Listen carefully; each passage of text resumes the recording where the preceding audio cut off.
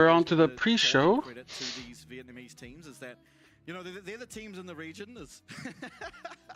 They're the teams within the region that ultimately don't follow other regions' methods, right? Yeah, that's timing.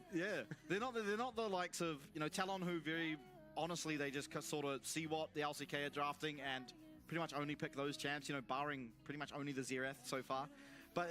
Vietnam. It's been played. It was in Europe, but still been played. Yeah, but I'm saying that the other teams pretty much just copy LCK, and the Vietnamese teams certainly do not. They come in with their own flavor to League of Legends, how they perceive the meta, how they think League of Legends should be played, and for the most part, it looks correct, because even going back to how they versed Talon, it was not ultimately, you know, their decisions on lane swapping that did them in. It was sort of these other decisions or capitalizations that Talon found on just uncharacteristic mistakes from Vikings. I'm thinking of in game one, the fight around bot lane. I'm thinking about Sulong going in too deep on the lane swap in the third game where Castle was actually there and was able to stun him up. And it's these mistakes that are not going to be reproduced all that much. It's things that you make that mistake once and it's like, okay, we're not going to do that again. So if they keep playing their flavor of League of Legends, I think they're actually looking good to make a deep run here. Well, I mean, I think that the interesting thing coming into the playoffs, I'd argue Talon, CFO, the most consistent teams in this competition. So they average sitting about here, but it's very consistent, very high level. I would argue the VCS teams, their potential sits here, but they're not averaging that. It's big peaks, big troughs. So sometimes they can come up. So there are days, there are matches where they are arguably, undoubtedly better than the likes of Talon, CFO, and potentially even international teams. But it's not a consistent thing because of the way that they approach the game, because of how volatile, how explosive they are. It can just absolutely fall apart at a moment's notice if they're not very, very careful. So while, yes, undoubtedly Talon, CFO top of leading, you know, the pecking order at the moment, it's not by any secure margin. They are not safe on any given game day. Yeah, absolutely. And then I think I'm doing everything against them, and I think for them to find a win here would be very surprising, ultimately. However, if they were to do so, I think it's going to have to come off the back of Evie ultimately stepping up a lot more. He is a very, very good player when he's playing his League of Legends, and I don't think we've gotten to see a whole lot of that here. Yeah, I feel like Evie this year has been like really underperforming. Allow Evie to play as facilitatory champs. He's not the kind of guy that wants to go up top, lock in Fiora and win. It kind of like feels bad because I feel like Evie is like really good. But when he's like underperforming and not doing well, I feel like that's just like sucks to see. Especially if you're like a SoftBank fan, because if Evie's not doing well, then like that team in general is not going to be doing well. Like double check player cams, but I'm like pretty sure. I'm pretty sure. To be fair, even if he doesn't, it's pretty noticeable. Like it is pretty distinct. So yeah, look, it's interesting seeing the current state of Japan. You look at the likes of DFM, Aria is just a standout player in that mid lane. He's consistently putting up numbers. Guon as well has been a huge supporter there. But then you look at SoftBank, they're just a little bit more consistent across the board. They're not the ones having the standout plays, but it is about that consistency. Their equivalency is probably Talon of the Japanese teams at the moment. Okay. But I think much like for you know DFM and Chiefs, this is sort of like a building split. You know, sort Yo, Puckle, what's up? Okay, sounds good. CFL's not playing today. We play tomorrow, so that's the match that people should make sure to tune in. We're playing one of these teams today. Most likely, we're gonna play Vikings tomorrow, but we'll be facing off one of these teams. It's a best of 3. The loser sent home. But if they're able to hit their stride, play 2 very good games of League of Legends, and take down Vikings, the playoffs get so the Vikings SoftBank match, I think it's gonna be SoftBank favored or Vikings favored is 0. But it's important to watch because we can see, you know, it gives a little bit more of an idea of like how good Vikings are, and maybe we can learn a thing or two from an additional match that they have to play. But SoftBank, I think honestly, they have all the parts of a really strong roster. They're just yet to truly piece those bits of the puzzle together.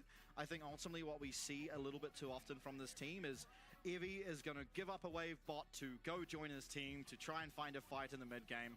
Fate does the same. The fight doesn't work out well, and then all of a sudden we've just lost a bunch of minions, lost a bunch of XP, maybe someone even died in the fight, and then they're just trailing for the rest of the game, trying to make up for that deficit that they found themselves in because of whether it be, you know, just a bad call, whether it be a micro mistake, which we have seen quite often from the bottom of the leaderboard here. And I think just clean it up, make sure you're getting as much gold as possible, wait for the other team to make mistakes, because Vikings certainly are a mistake-prone team. We've seen it a lot. I mean, Vikings does make a lot of mistakes. The problem is that they're also pretty clean. They didn't because they made mistakes, not because Talon was being proactive, because they were actively doing things that they shouldn't be. Yeah, Vikings tend to force the issue. Yeah. More than not. But the strength about Vikings is the fact that they start plays, you know? They're not just like AFK lose. They're actively looking to make plays and actively trying to win. Well, I've just had word. The voices in my head have informed me that we are going to go to a quick intermission. Once we're back, game number 1 will get all up and going. Playoffs. It's the first. Sounds good. Sounds good. It's going to be a banger. It's SoftBank going up against Vikings.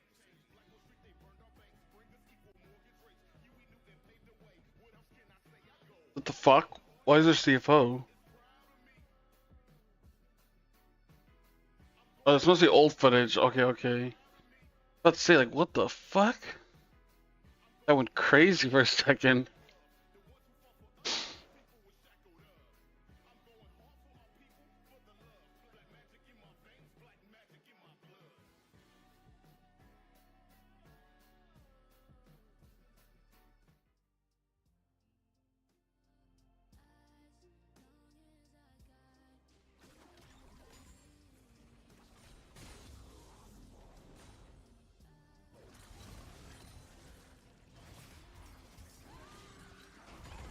Oh, nice interrupt, dude. That was actually clean.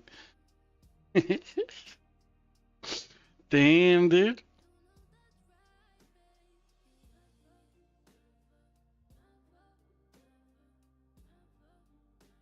Man, the Fucks Chiefs best team OC. They're out. They're gone already. They're done for this split. But you might see them next split. Their AD retired, so you know, it's gonna be like difficult.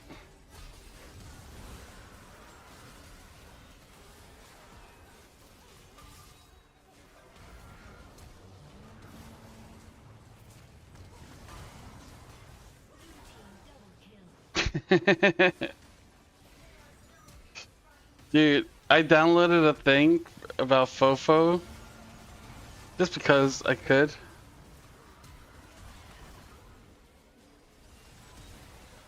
Boo! Boo! Boo! Fofo! Boo!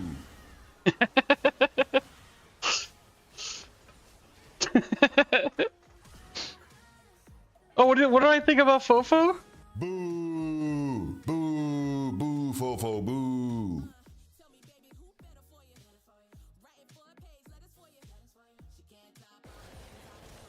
I don't know who they get for ADC.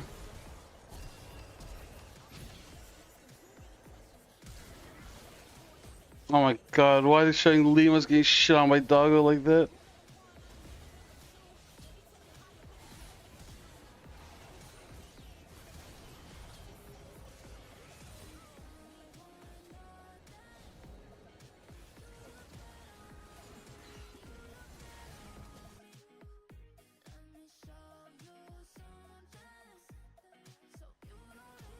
Oh.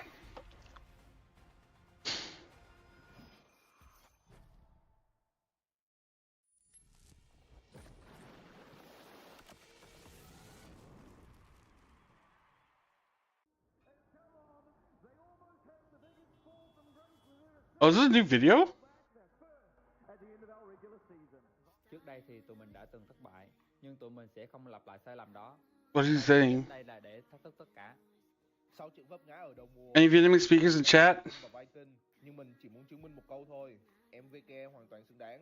Oh my god! Ceylon finds the triple! 俺はこの瞬間のために一生かけてきた。誰にも止められない。私たちはできないって言われたけど、私たちは続けた。それは私たちの地域の誇りだから。ただアーチーが硬い。それでも前振りがポポを狙いに行く緊急支援が入っている。それでもマーブル止まらない。 Phải đấu đầu với GAM ngay ở vòng đầu. Yo, Amanda, what's up? Nhưng tụi mình tự tin là tụi mình sẽ vượt qua được. Cơ hội chỉ có một và mình sẽ không muốn bỏ lỡ nó. Oh, there's no PCS broadcast today. Đối đầu với những người đồng đội cũ ngay tại thời điểm cũng khá là đáng tiếc. Nhưng mà ví biết sao vậy? Tụi mình không chỉ là một đội tuyển mà tụi mình còn là một gia đình và gia đình của mình sẽ cùng nhau. Yeah, there's no PCS broadcast, so we only get the VODs. Because I was thinking about like co-streaming PCS at the start, but yeah, also there's no broadcast.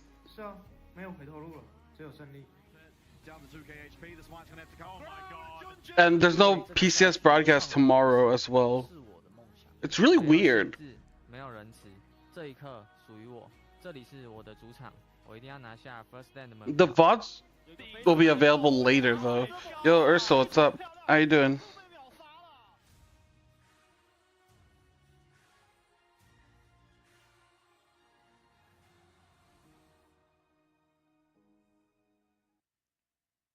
Yeah. And it's time for our first qualifying series game, and what an All right. exciting series we have on our hands. It is all on the line. It's weird. I don't know why, but there will be VODs. Maybe I'll like watch the VODs afterwards. The team do lose 2 games today. They're going straight home, which is an unfortunate thing to hear, but it's all the more motivation. Dude, what if GAM doesn't make the next phase? That's crazy. Playing the fearless draft in this split, we cull the team competition by a third in our first play day of playoffs. It just seems appropriate for the Noxian team. I mean, to be fair, Noxian would probably cull a little bit more if it was up to them. But I mean, coming into it, starting with what is a vast VCS rather majority, all coming from sort of the Pacific region. But the VCS teams have really exploded into this competition. We've seen some great rivalries coming out. Yeah, I'm predicting a 2-0. It's been very interesting to watch, see these teams actually get on. Oh, yeah, I saw that. I forget where. But unfortunately, I think it was LON Pacific. Yeah. Yeah, absolutely. And Yeah, GAM has played 50 different champions. VCS fans face today is no matter We what, played 39. no matter what. First game, of course, we have Vikings versus SoftBank, and either one of them ultimately can stay. But the second game of the night is GAM versus Team Secret. Yeah. So regardless, someone's going home. Fun fact, if they have a good day, they Dude, I don't know if this means much though. in the playoffs going into tomorrow. So so at least they've got that going for them. But I mean, on the whole, Like we play 18 games, and then this is our breakdown, I guess. SoftBank coming into this matchup, given But like, cause like when I see this, is like, okay, well, GAM has played the most champions, but they're also like 5th place, you know. But here it's like, oh, okay, well, SoftBank played the least amount of champions, and they're 6th place. So I'm not sure what to take away from this. It is interesting though. It is interesting that we played 18 games. Even the worst team played 15. Yeah, I think ultimately for Evie, this is the And then if you look at LTA, the like worst team played like 5 games, something like that. It's like, what the fuck? He's gone the furthest in terms of competition out of. Oh, there is no more darkest timeline. Evie coming out. Yeah, that's weird. Usually he only Okay. shaves after putting out a tweet along the lines of, "If I lose today, I'm taking off my eyebrows." Well, you know what they say. Rumble first pick for Evie makes sense. Corky mid blind. That's pretty interesting. Is there nothing else better for them to pick? I guess they want to get rid of as many like 80 carry champions as possible. Yeah, I don't understand the like obviously I have problems with LCP like format, right? Like I don't think the LCP format is perfect, but like when I see like LTA or like LEC, I'm like, okay, you know what? This is not bad. Because I know we get like way less funding. Like LCP gets like less than like other leagues, right? So like we should always have like the worst product. But I feel like our product is like underneath like the other major region, like, or I should say like other like LPL or LCK. No, we got best of 3 only. No, single round robin. I'm fine with that. Into playoff double elim. Okay, that's pretty good. Do I want more BO5 matches? Of course, but I understand there's limitations. When I see like LTA, they have 1 BO5. It's like, what the fuck? Even LCP has 3. Like, how is that even possible? Like, how can you have like a major region of LTA have like the worst format? They had like they had best of 1 as well for like deciding the placements. It's like so bad. Single elimination, like for playoffs. This is like, oh, dude, what year is this? That's 4 supports. I mean, 5 if you include Zyra, but not really. That's true.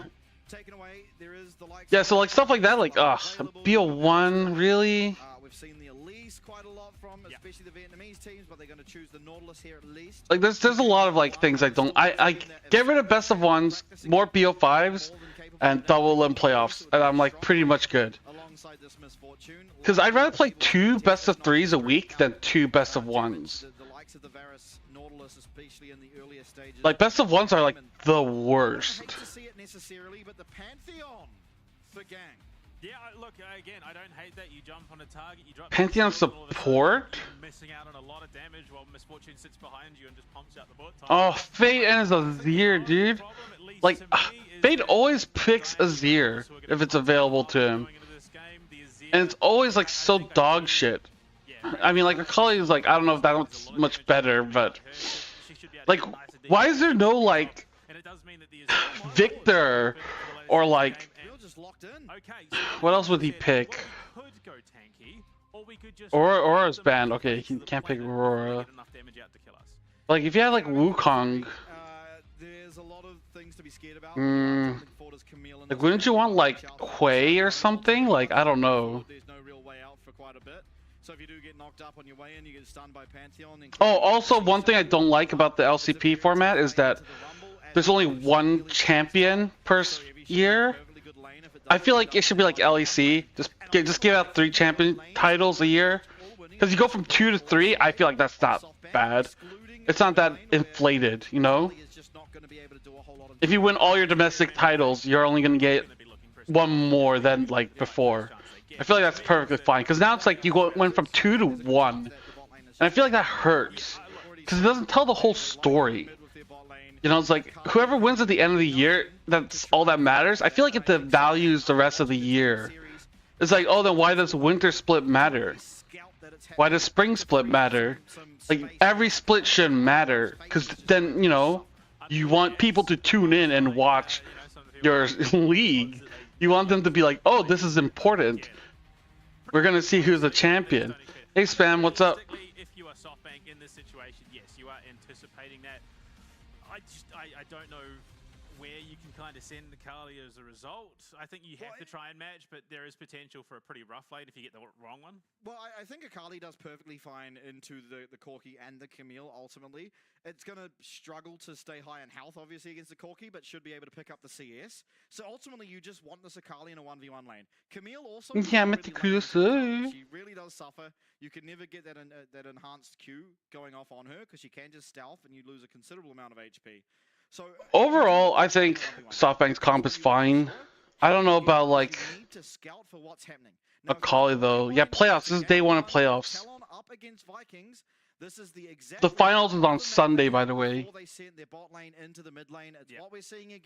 We're gonna find out. It's one of these teams. It's most likely gonna be Vikings though.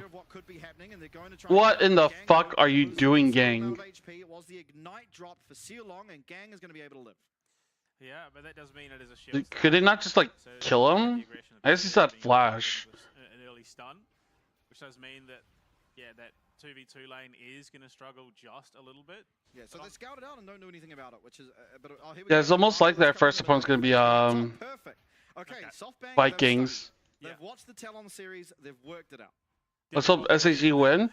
I think if SHG win, we'll face a different team, but I don't think SHG will win. Like, I think SHG are just like in such a bad spot. Look, it means that likely I don't know how they're supposed to win anything. But it really shouldn't be all that detrimental. Yeah, for sure. And this is a really good lane for Fate. So, and honestly, the bot lane for Corki against Rumble is completely fine for Rumble too, just because of how much damage that champ does level 1. Now, Hook going forward for Sealong is... Okay, I mean, good start from a gang, I guess. And keep in mind, there's a whole lot less kill pressure here in the mid lane because that Ignite was dropped level 1. I mean, the big problem being... The lane is also really short mid, so it's hard to like cat someone out and kill them. It's just going to be such a problem for this misfortune. I think if she's not careful, yeah, she's going to be chunked out pretty quickly. Maybe FaZe Akali is going to be the thing that helps them win. Who knows, you know? Off the back of that. Anything is possible. Gang's got his work cut out for him. Certainly does. Now, I'm watching him get solo kill at this point, dude. So I can just like lose my shit. Ugh, dude, I need some more white duck ass at this point. As you can see here, things now evening out a little bit here in the middle lane. Obviously, I do think next year LCP will be like a lot better. So I'm not really like. I think this year is like an okay start. As they are currently for the rest of this lane, is going to be able to get that. I'm gonna consider whoever wins Winter or LCP kickoff as an LCP champion. That's just how I'm gonna treat it. Like if Talon wins, yeah, they're another title added to their name. I think that makes perfect sense. Because yeah, some teams have like 8 titles. It'll take us, if you're a new team and another team has 8 titles, it would take you 8 years to match their title. The game will be dead by then. Old system would take you 4 years. If there's 3, then it would take you like, 2 and a little bit. That's if you win every single split. No one willing to potentially risk going down to finish that off and to collect themselves a first blood. Marble probably wishing he was lethality there. Oh! Yeah, Gang going forward. That's the ignite used. There is still barrier, so Shogun ultimately is not within kill threat. Oh! Is Gang in trouble? The shield for Gang, yes there is. He's going to have to flash. There's Flash. Hope of living, but it's the flash match by Guri. Wait, what? Well overstepping where he was allowed to go. Oh, Gang didn't flash. Respect to Gang. He figured he was probably going down. He holds the flash. Yes. That is insane summon discipline. Yeah, definitely. I mean, many people we've seen. That or he's forgotten he's had it. Saved. Dude, I think Gang is so bad. Like the problem is that like if you're a Japanese team, you need 3 Koreans, right? Obviously with Courage Gang. And Gang is like a Japanese resident. So like it's like okay, well, if you get rid of Gang, then you're only gonna have 2 Koreans. Like Gang counts as a Japanese player. The slow's coming out as well. He also held the flash, so I mean, I guess it shouldn't flash. But I think that flash is far more valuable in his life at this stage. Kratos, no shield available to himself, is going to flash away, but he gets hit by absolutely everything. And Gang is going to be able to tank up. Oh, nice. Okay, there you go. That was a good flash use. Immediately answered back. Evie. The hook, but he flashes away. Cardi still trying to find the damage. Will be nice. Well played by fucking Vikings on that tower dive. Yeah. I think, given the fact that Camille... So long as that flash, so he could have flashed out if needed. I mean, they were even 9 CS ago, or at least it was 9 CS ago for Kratos. Now, yeah, like a lot of these teams, like I don't know how I would try to fix them. Teleport to the backside.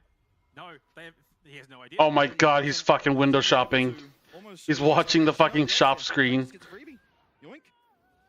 Perfect. I mean, just great work by the side of SoftBank, realizing that. Dude, I like TP'd. Ultimately, it's inconsequential if they don't find the kill because he would just be able to go collect the wave. But finding himself a kill. I hope Vikings has a mental breakdown. Middle laners, he's also dude, I'm like, I feel like I'm gonna get in trouble for all the like unhinged shit I say about other teams. Dude, I remember people would get so mad whenever I would wish, like, I would pray for other teams' downfalls.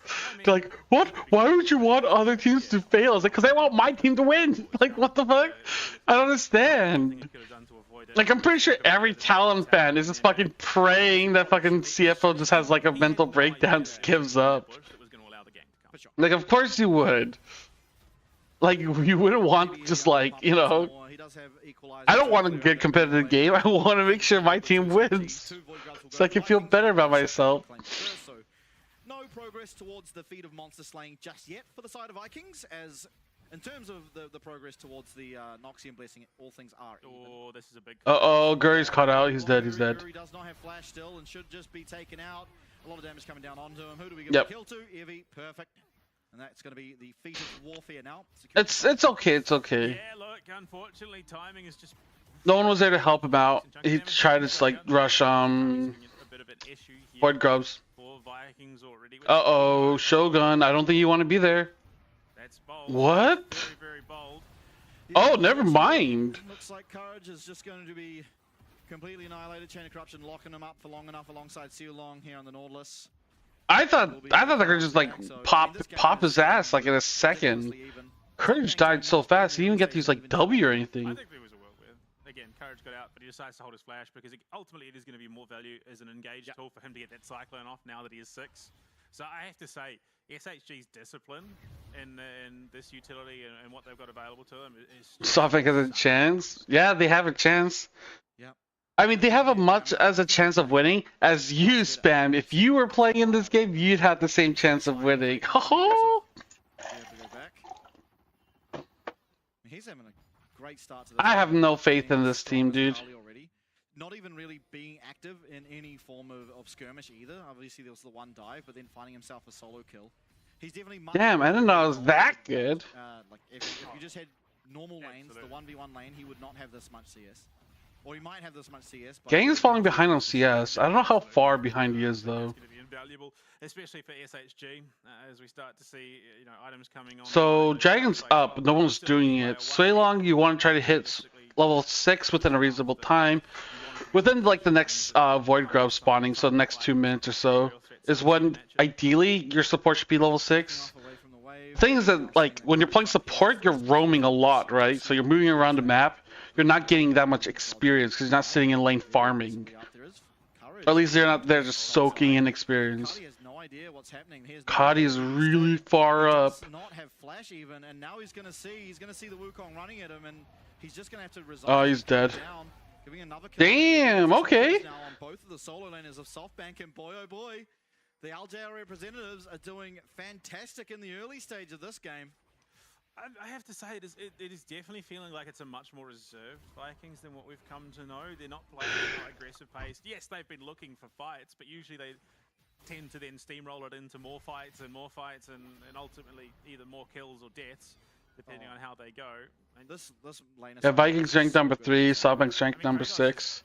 I feel like there's a big gap between top 3 and like the next 3. You actually cannot interact with Akali as Camille. I don't think he can interact with anyone. I think there's a very strong argument that Akali might be one of. It's very close to Camille's hardest matchup.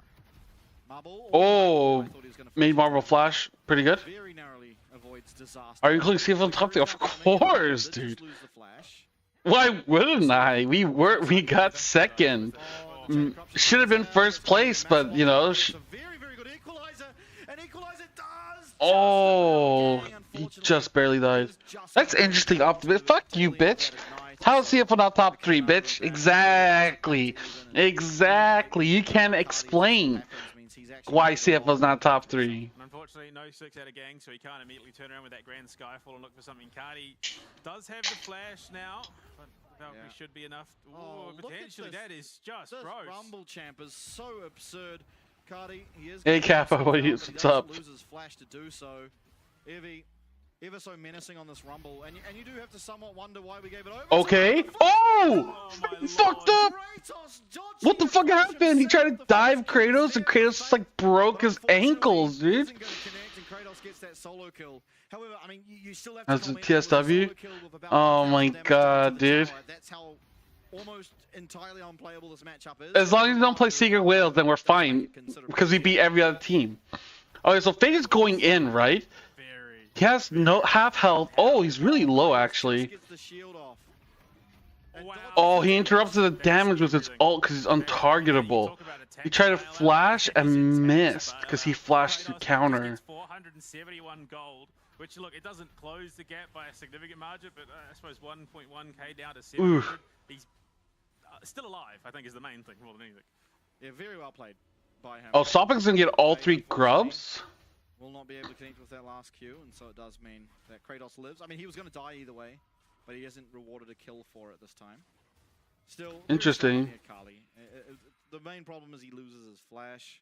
He's not going to have that for a while, but yeah, on cooldown, unfortunately as well. Long time no see. For most of these players on Vikings at the moment, I'm hydrating. Been very long-lived.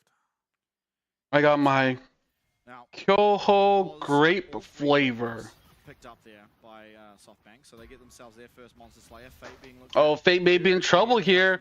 Oh, he dodged rockets though. the perfect execution. Can he get it off? No, he can't. Oh, Fate almost got his ult off. Once again, the 2-0 Akali now unfortunately finds himself two quick deaths on the back-to-back. And Vikings are slowly but surely taking a lead here. And They're going on to Curry. They're going to be able to get the Huh? No, they won't. What just happened?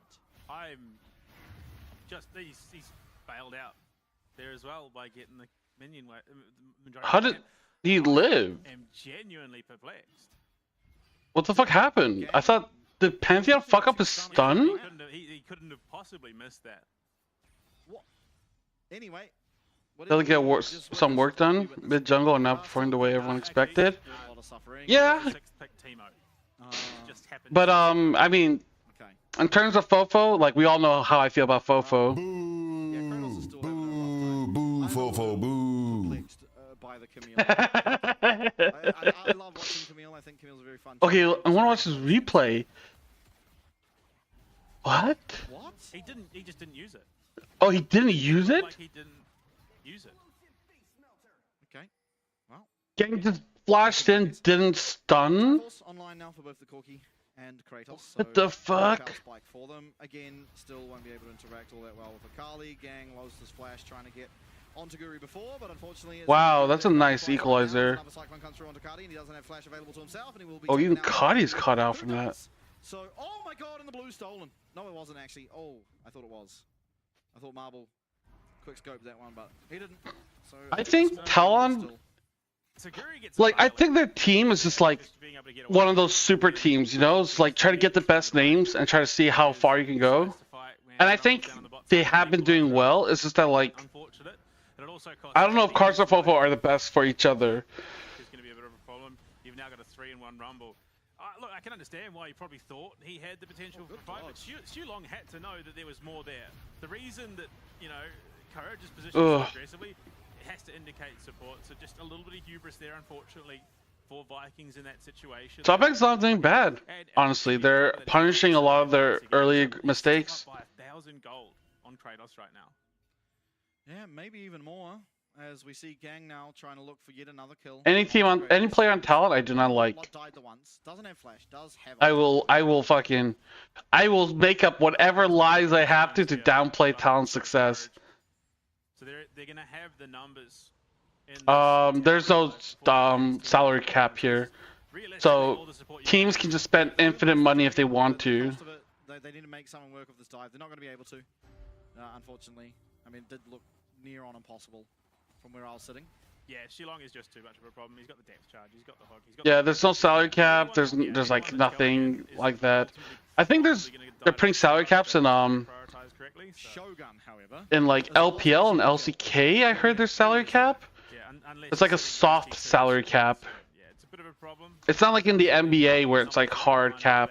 Yeah, Dragons hand it over. They don't find the dive top side. Yeah, I thought this would be a quick 2-0 for Vikings. I mean, that would be feat of monster slaying for Vikings, which would keep them in contention for that. Yeah, the top teams in like LCP, they spend quite a bit. Yeah, I agree. I think skirmishes at this point of the game. Overall, yeah, but I would say like the top teams in LCP, they probably spend close to like mid-bottom of like major teams like LEC or LTA, as far as I know. Dominating currently in the LCK globally are controlling that vision. So at this stage, Vikings have lost out on a lot of control. You can see. I mean, no one in LCP is making $500,000. Maybe $250,000 is like the most paid player. Now up is going to be started by Courage. A little bit over that, but yeah, it's quite like. It's still good money though. It's not. It's definitely like not like major or. I keep saying major region, but yeah. Yeah, they just got to concede it. If you went overseas, you could probably make more money. And this next dragon is probably going to decide if SoftBank get it or if it's going to come down to the tower. Yeah. And I think in terms of just global priority, SoftBank... Oh, Fate doesn't know that Diana's down here. Uh-oh. Okay, he doesn't... if he kept hitting that... Still doesn't know. He doesn't, but he should be safe under his tower. He has the Shroud available, as long as he doesn't use it. Oh my lord, that's a lot of damage. Yeah. It's a... 1.5. Yeah, the objective fights are all over the place. Into the Seekers. Like giving up Rift Herald for like nothing. It's like weird. Darkseal is ultimately just decorative at this point because he picked it up and then died twice back to back. He did have 2 stacks. He got it before his second kill, but yeah, just died afterwards. Now, pace of the game certainly has slowed down, but we probably are gonna come to a head really as soon as this dragon does spawn. Yeah, Dragon and Otacon are spawning at the same time though, but ooh. But also give the option to have that massive boost for the side of Vikings if they then do manage to get the tower first. uh-oh. Out of Shogun, but all the damage is gonna be I don't know about that. I don't know why Shogun's trying to like... Damage, there it comes. Bullet time's even there too to finish off some damage on a Guru. Oh! Gang know the triumph Wow, is there. Gang lived. They do, however, Dude, I can't believe they would do that. Like, why is he trying to like... Shogun's is trying to like delete people. Why is he trying to delete Pantheon? Pantheon literally has like a shield that can like stop him from taking damage. Now given to SoftBank, and they've still got the threat of those global ults. Kratos under Dude, maybe SoftBank just like woke up. Yeah, I think you'd be a bit foolish to follow that up, Kratos. But I mean, ultimately, it's been surprisingly neck and neck from these teams, given what we've been seeing so far in the tournament. Yeah, great hook combo from Shulong. They lock him down. Damn. Damage at this point to melt through him. Well played. But that flash hook into ult. Equalizer in the back pocket, so if a fight does start around the strike, to be fair, it's still, you know, a minute 20 out, so he should realistically have had it up. Is the macro like 18? Yeah, I know. I don't think SoftBank's gonna continue this momentum forever. 600 gold though. Yeah, very, very close. Much closer than we would have expected coming in, but again, it's sort of what we said, right? Is that Vikings are prone to making a lot of mistakes. Typically less than they've made, and honestly, usually it's Shulong who gets too aggressive. This time he's actually played a very consistent game for himself. It's really the parts around the rift that have... What happened to SoftBank? They just have a worse team than last year. Very, very far ahead. He is up 1.5k gold. 4 and 3 now on the Corki. He's making his way towards a 3rd item. So this Corki is extremely strong. They changed a lot. Yeah, the only problem being is there is a lot of team fight potential. I mean, just the setup with the equalizer, I think largely... I mean, Vikings should not be afraid to take this fight. Courage looking to get some deep wards, and this is it's starting to very much look like a problem for Vikings that they are struggling to maintain any sort of real vision control. Heavy up on the top side takes a damn amount of damage from Kratos there and says, yeah, actually, you know what? No, I'm good. I'll just leave. Camille does a lot, actually. Overheating and then just punching Camille in the head. But Otacon, Dragon, both now up. SoftBank, again, if they do want the feats of strength, they are going to have to contest this. Whoever gets this Dragon ultimately will secure that Noxian Blessing. We see Gang off on the side, often where he is tending to play these games, trying to find that flank, find that key target, lock him down, set up the team. Courage, he's waiting. Yeah, but I mean, I also, obviously, I'm fucking like biased towards like PCS, but I also think the PCS teams play a lot worse. Coming and join his team now means that they do have priority around this Dragon. They're going to start it up. Still, though, but yeah, like, I think SoftBank just needs to figure out their roster situation, or at least like how they want to work together. Also, they have 2 players that don't speak any Japanese, so that also hurts. Kratos, buddy, where are you going? Guru's going to face check into massive chunk can come out, but he's not willing to pull the trigger. Why are they so split like this? I think that's probably the right call. They're just giving it up. No, surely there's no way. I suppose Courage is just getting health back. Courage is getting health back off this red. He'll be able to come and now join his team I think again. that's why they were going to give it up, is because Kratos just takes that tower for free. He's going to do it anyway. They're looking for the collapse, but there should be enough distance. Yeah, Dragon's very low. Wow. He's going to go wow, okay. Absolute steal. Yeah, Vikings just macro outplay, really, leaving Kratos... They got tower and Dragon for free. Everything they want and more. I think they would have ultimately just been happy getting one or the other, but, I mean, indecision that came out of SoftBank there, truly coming back to cost them. Yeah, I think Kratos... yeah, that's true. Actually, with that Trinity Force, I do give it damage. I'm going to shred that tower. And they are lost when they have to make, like, complex decisions. They have to rotate to answer. Vikings make the right call. And I don't know, I always thought it was weird, like, that the Japanese players aren't studying Korean. Because that way when, like, new players come in your team, you don't have, like, a huge like language gap. Like if the Japanese players like was learning like basic Korean, like then even if they swap out like any Korean player, they can still like get some sort of basic communication while the Korean players slowly learn how to speak Japanese. But because of macro misplays, they're down 3 dragons. He's Mm. going to be losing his flash now, as Gang does commit that Grand Skyfall, lands on him. But again, they're down 3 dragons. Yeah, they're sending 5 people bot, but there's nothing to do bot. What are they like? Yeah, like this is an example, right? Like they're sending 5 people here, but if you look at the mini map, there's a split pushing top, they're pushing mid. Yeah, he's hitting very, very hard now. Kratos not at this fight. Like they're just taking so much abuse from like the Otacon. So another gold explosion in favor of this Camille. Things are just But they're not gonna get it. They're just gonna die if anything. Yeah, mid push. Like look at that. Like the minion waves. Like the mini map tells the whole story. Okay, they actually turned this fight around. It was a late teleport. Sitting there toying with him, is Fate likely to lose his life as well on the backside. Fate actually, Hectic Ultimatum comes out, but he has the Shroud, and the rest of the team's going to be able to get there. The perfect execution out. The clone used perfectly by Courage to deny any forward movement still for the side of Vikings still misplay that, but I feel like overall is not that bad. And SoftBank ultimately don't have the resources to be able to take this Otacon, so it is just the kill gold going over. And no real massive impact to the game. Yeah, like poor... Like a lot of times you see like SoftBank just is like lose down in gold without anything happening. So far, for the most part. Yeah, I mean Gang just denying all that. Yeah. The equalizer on top of Shogun. This was like a little bit too early. Like if they could commit, they needed to be able to come in sooner. They look to try and turn it around, but with the tools available to Fate, there's a lot of time that he's just untargetable, which is a bit of a problem.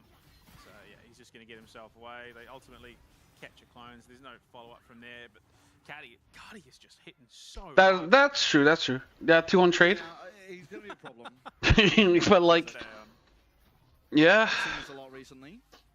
Like, I think if Vikings played a little bit better, it would have been a bigger advantage. But I think Vikings in the end like won out, They managed to get him off that top lane wave. or at least they evened it out because of the one misplay. That is in a tower, especially when soloed. But they'll just do this again, right? Like, I mean, Fate used TP, Kratos used TP, but Cardi's able to just like TP. That it feels a little difficult to get through. Now, he did stop off to get those upgraded boots, which is a little bit of a gold sink. Not really the most impactful item. Yeah, Gang second round, or Kratos. Able to get out. Perfect execution. Hmm. Flip. I don't think he goes under that tower again. We've seen how that one goes.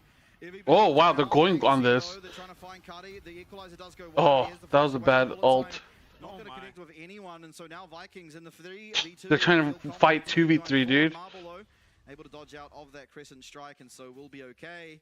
But still, a lot of ults used ultimately across the map. In fact, 4 of them. Only Gang getting his up very shortly. I thought they were gonna just take mid tower. I think I'm getting into this. I thought that was the trade. It's a large chaos potential because there really is. Any game can just flip on its head as the all-in happens, and chaos ultimately ensues. Right now, Vikings, to be fair, they are down a couple of kills, but they are ultimately... Oh, Dragon's up in 30 seconds, actually. Pressure. I mean, they're sitting sold... Oh, Rumble no ult. Ooh, actually, that's really big. No Rumble ult, no Akali ult. At least not for a little bit. The Rumble ult should still be down by the time Dragonfly comes around. Oh, Misfortune ult's also down. Oh, shit, dude. Ult timers. You gotta look at the ult timers. Okay, Akali will have our ult. But... And... Guri will have his ult soon. Now, SoftBank have managed to make it into the pit with Fate and Courage. The Grand Skyfall... I don't know about that, gang. Maybe it's okay. Camille's nowhere inside. Where the fuck are you, Camille? Oh, yeah, it's just so doomed. Oh, here's the Rumble ult. It's a pretty good Rumble ult, actually. It's pretty good Rumble ult. Oh, it doesn't matter, though. Wow, dude. Soul GG. Kratos TP top is now taking out tier 2 tower. It is his mission, day to day, game to game. Wow, that's really well played by Ceylon. I thought Kratos fucked up by being so far away from the fight. His only job is to make sure Shogun stays alive. Yeah, and what a great team fight out of him. Ultimately, yeah, let's watch this replay. The gang goes in first, right? He like jumps in. He has the shield, he's okay. Yeah, right here. They're all so low. Ceylon is getting great hooks in. Yeah, by the time Kratos showed up, then Evie got his ult out. But that was a pretty good ult, this line here. But just Shogun's just like too healthy. And they're already so low by then. Look, at this point, like Misfortune was probably in a bad position as well. I didn't really look, but it just looked pretty like doomed. I mean, there was a moment there where it looked like SoftBank might just be able to turn it around, but it was shut down pretty quickly by. Yeah, using your ults right before Dragon starts is like very risky. I think in the midst of that, you know, Evie's equalizer slightly mispositioned. If it went down the line instead of through the wall, I think there's a very real world where SoftBank might be able to take that, but you know. I thought that ult was pretty good. It did divide them and did burn them. Equalizer is put down onto Ceylon, but there comes the chain of corruption. Oh, dude, look at fucking Marble. How can he play? First of all, and Golden does go Evie. It's another kill, and Guri gets Shuriken flipped on. He flashes away. Wow. Okay, actually, wait. What is happening? Shoguns will not connect with that piercing arrow. Wait, what the fuck? Offering the damage.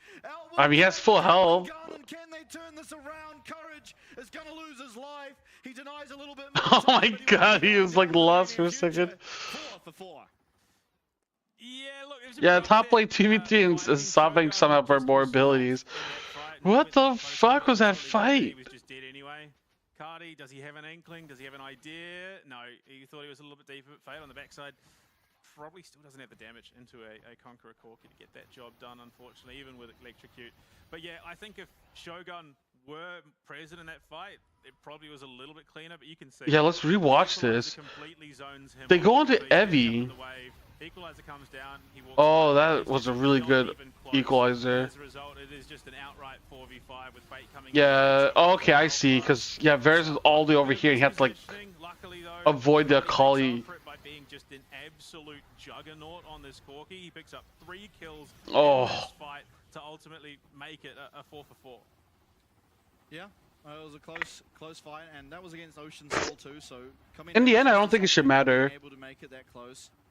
Ultimately, though, you see here, Cardi will be able to finish up this kill. Going to the Gatling gun. That's a rough one. What? Oh, the entire Maw now. Yo, in my pants. Welcome back. How you doing, dude? Long time no see. Kratos going to find Fate just strolling down the river. That is going to be the shroud used. But he's also onto his last whisper as well. So, I mean, Cardi is just... Yeah, Cardi's just soloing this. Yeah, and any resistance that you might have had... Yeah, this is what I do now. I decided to just leech off of others because I am unfunny and unsuccessful. So Ceylon and Shogun, it's going to be a 5v3 if they do contest. Can you solo Otacon? Oh my lord! Otacon is going to go over 100%, and it's the Baron picked up by SoftBank. They've been very good at their Baron calls. This is the second time we've seen them make an intelligent one, so they do give over the Otacon. Wow, he barely lived through that. Very untalented. Well, you should know me, dude. You should know how untalented I am. Basically, you use this Otacon buff to secure yourself an objective. What? Why would you trade like that, though, if you're Vikings? Like, if you're Vikings, like, why would you want to, like, lose Baron for Otacon? Yeah, I know. And you know best, dude. You know me too well. Fate goes gold in the middle of that, getting hooked, and we'll be able to get out onto Shogun. Evie's there. What the fuck is happening? They're spending so many people to come here to kill Shogun, but they're just dying instead. Is the kill there? Oh. Evie narrowly avoids a very problematic situation. Gang, he gets hit by the phosphorus bomb. Now the positions are very much known. What is happening? Teleport now coming in. They're looking for Kratos and Cardi. This is going to be... Who is it? Evie. Oh, it's Evie. So, welcome back, Evie. No, Ceylon's here. That's a problem for Evie now. Yeah, bullet time not going to be good as the flash is there. Evie trying to beat some heads and we'll get one withdrawal. Marble should be... Oh, Marble shut him down. Not the worst situation. Yeah, it's been like years, dude. Who was that? Kratos teleported. No. Someone died inside the fountain. Inside the base. Okay. I just run 24/7 battles, dude. I don't really do much else. I've had the time to do anything else. That's insane. But yeah, they're shutting down. I was trying to milk one last little bit of it. The mid inhib tower, but the min inhib as well, into a Baron buff team. So I think, yeah, there is no doubt that Vikings ultimately came out on top there. There still is some time on the Baron, and the Elder's going to spawn before it times out. So Oh, he's just taking towers for no reason. Like, this feels really sloppy by, like, Vikings. Like, it feels like they're just, like, forcing fights and, like, doing stuff for no reason. Courage, it's still up on Marble, who's using it on the midway. Fate also does have it too, but he's in the jungle, so... 30 seconds, less than 30 seconds, 20 now on this Elder Drake, and I mean, this will likely be sort of the fate sealed for SoftBank if they can't comfortably contest this, and with Guri having that Adakan still up, he's got that little bit of a freebie. Looked at some time. Yeah, they have priority over the middle. Oh, that's all gone, dude. The company's shutting down in a month. Big chunk of damage coming out onto Fate. People are trying to desperately run scamathons, try to milk any last bit of money. Oh, Gang is really far up, but they weren't able to delete anyone. Oh, nice Wukong. Fate's in there. Oh, dude, what is going on? I feel like Vikings are playing so sloppily. Wow, okay. Team fight, well and truly won for Vikings. Trying to find Fate, isn't going to be able to do so as the teleport does come through, and the Elder Dragon is going to be able to be picked up here by the 3 remaining members of this Vikings lineup, and the fight ultimately very, very close. I mean, I stopped giving a fuck when they stopped giving a fuck, so that was like years ago. Every single fight into Vikings' favor. We saw how low Guri got, how low Kratos got, and that was off the back of the healing that we do see from the Ocean Soul. So Vikings now with the Elder Dragon, all the momentum in the world, should be able to close out game number 1. Yeah, and unfortunately just no HP on Fate to reasonably be able to even try and contest it. Even if he did, he was going to die. He was just dead to rights in that situation. Guri holding it. Holding it. They're trying to bait something. Oh, sorry, yeah. Wait, oh, 1 HP. Nah, it doesn't go lower than 1 unless you... 1 HP. Nah. They're just waiting for Kadi to appear, so they can all get the Elder Dragon buff. Go on to CFO it? That's not a thing. Shut up. If they were to CFO it, they would win it. Alright, well thanks for stopping by, dude. I miss hanging out with you, man. Like, no joke, dude. It was so much fun hanging out with you back in the day. I hope everything's going well in your life, because you're one of the few people I don't actively hate. That means something to me. The point where teams suck, not to make you do anything funny for my amusement. Okay. What do you suggest then, Kay? I'm not doing push-ups or squats. I can't do any of them. I'm too fat. Keep their base up during the duration of this Elder Dragon. They do have good tools. Oh, yeah, sounds good, man. Yeah, anytime, dude. You're more than welcome. So as long as they're not engaged on, they can maybe look to put up a base defense. It is a minute and a half they've got to do it for. They're using Rumble ult to clear the wave. Yeah, makes sense. Oh, this game's gonna be forever. They will get rid of the fat? Yeah, but I'm lazy though. Do you know how much effort that is? Like, why is Kratos going in and no one else can follow up? You have Elder Dragon! Elder Dragon makes you do so much damage! I don't understand, man. I hope they play this bad tomorrow, dude. To be found. I think, yeah, look, ultimately there was maybe some setup off the back of that Elder Drake, but realistically it was a pretty risky call at the best of times. Yeah, Kratos sent it. Yeah. I'll be honest, Kratos just completely sent it. He committed to the bit a bit too hard. But I mean, look, it gives them the kill threat that they can set up for this Baron, which is now up and on the rift. It is going to be just a little bit longer before Kratos. Yeah, I know, like, I don't know why they're not just like... If they just did a normal 5v5 with Elder Dragon, they would have won the whole game. So I mean, ultimately Vikings did weaken. It's just like so weird. Yeah, they should be able to get this Baron though. The Elder Dragon is going to be away, and SoftBank know they're not starting it, although now they... He's been lost in the hardcore realms, dude. I don't know if they have any more oracles is the problem. How else are they supposed to check? He's a gooner. It's not happening. And they also know now that the Elder Dragon's gone. So they legitimately can play these team fights. It's still going to be difficult because they are ultimately... And McCrae's looking for another flank. But it's a whole lot easier than against the Elder Dragon. Yeah, absolutely. And unfortunately, yeah, Vikings definitely erring on the side of caution. I think this is probably the most... Oh, they don't have vision. In a game I only count 4. Lack of vision, this could punish, but Shulong's just so hefty right now. Gang's gonna get caught up though. Oh, they're going in. Fight that Vikings ultimately do want. Ult's the clone. They're able to take that out. They do take out Gang. I mean, Gang is dead. They land the chain. Or the hook rather onto Evie. Evie hasn't got the... Okay. He flashes away, the bullet time. Oh, that was a bad misfortune ult. Oh, that Rumble looked even worse. Valkyrie off, and the perfect execution will take him out. So it's a 2 for 2 as things stand. But now it's made a 2 for 3. Okay. Is going to be taken out as Marble. Oh, so long. Just keep the distance from that Nautilus hook. Keep himself alive. And a defense onto this Baron might just be possible. We need to get Evie back. He has the teleport. He can come. He can try and spot out what's happening. Try and poke around the rim. There's going to be a Grand Skyfall available for Gang. God damn, dude. Oh shit! Here comes Evie. Especially not the lethality one. Oh my god, so long! They were blind. He's going to get locked up, but he is going to be taken down. Now Marble has to... Marble's fighting for his life, dude. Run, Marble! Oh my god, dude. Back to Marble though. Can Gang make it? No, he can't. And Guri just holy shit. Gang going a little bit too far forward with the Grand Skyfall and double kill to Vikings. Oh, Mr. Shrimp is running it down, dude. He's been doing that this whole split. They've got a minute 40 until that Elder Courage is looking for a flank. The teleports coming in though mean that realistically there is just no follow-up. There's not enough damage just coming. Oh, they're just not gonna do Baron? Just fuck it? Okay. Fate maybe on top. I mean, Vikings look like they might just try and end it here. Dude. Yeah, Courage being escorted away 50 kills in 40 minutes. To make it at least inside his shroud, but he's going to be taken out there on wow, okay. And that, ladies and gentlemen, was a back and forth game, 40 minutes in. But Vikings will take our very first... I don't know, man. And now lead the series 1-0. I'm feeling pretty good about our game tomorrow. If this is the Vikings we have to fight, like, holy shit, dude. All about the chaos. They just want to brawl. They slow it down. Ultimately, I think they look fairly similar to the way Talon approaches the game. Very paced down, looking for those key item spikes, and then looking to fight as a team with poke setting it up.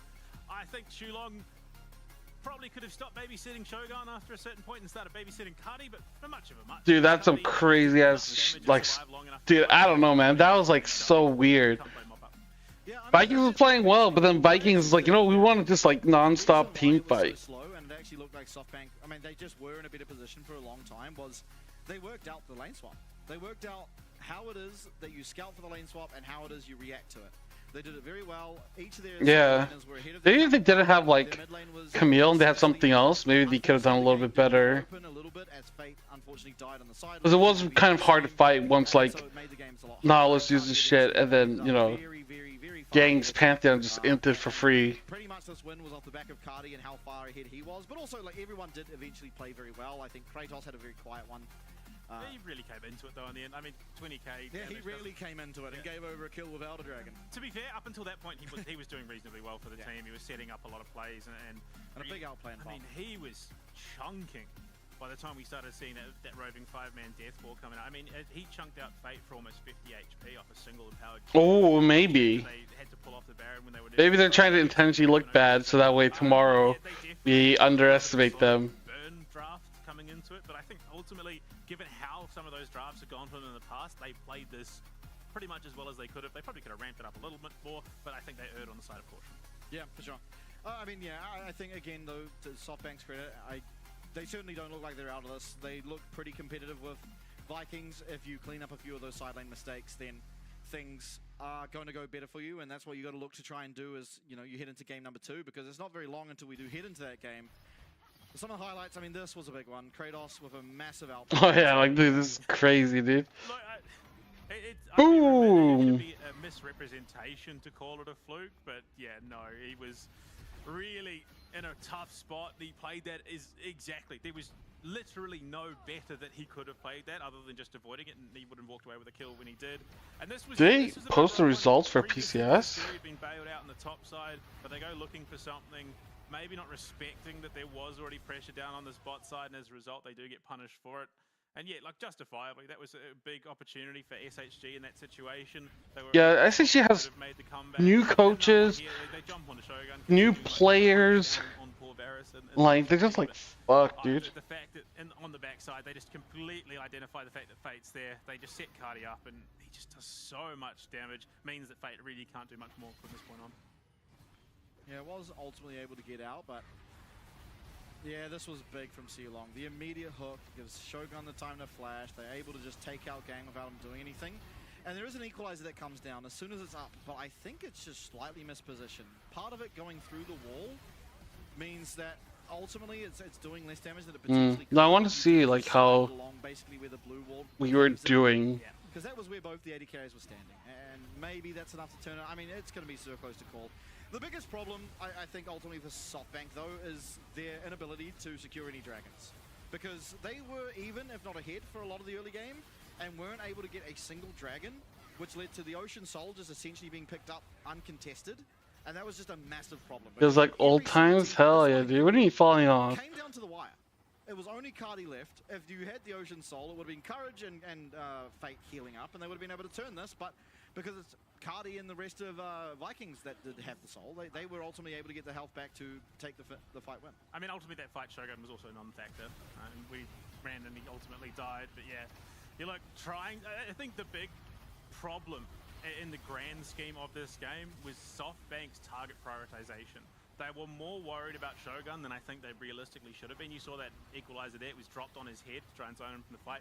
Ground Zero got stomped? Dude, that's every game, dude. He's a lethality Varus, his job is to sit back and poke. Have they won a single game yet?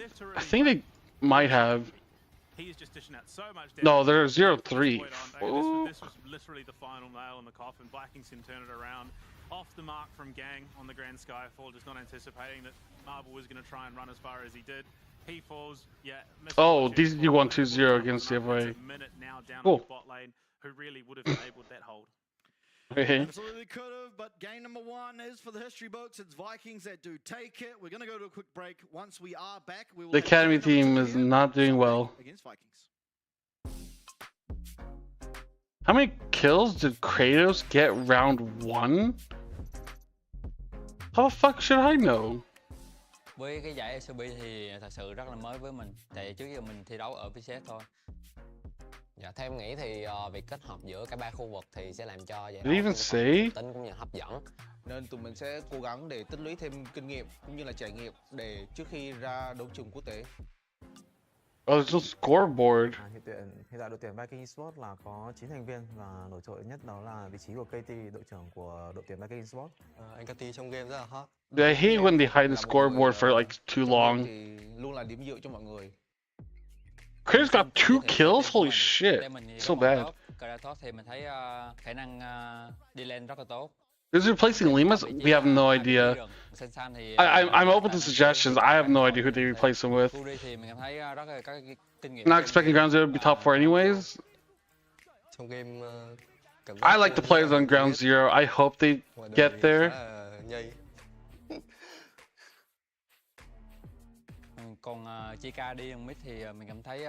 That's it. That's the only reason why I like Ground Zero. Like I'm a huge Koala fan. I know B-Water. I wish them success. Yeah, they kind of look like ass. Em rất là bất ngờ về điều đó, nên là em cảm thấy bản thân em cũng cần phải cố gắng rất nhiều để có thể bắt kịp đồng đội. Với team của mình thì có 2 vị trí AD, Shogun. Shogun thì mình cảm thấy nếu mà Shogun chăm chỉ luyện tập thì còn phải tiến bộ hơn nữa.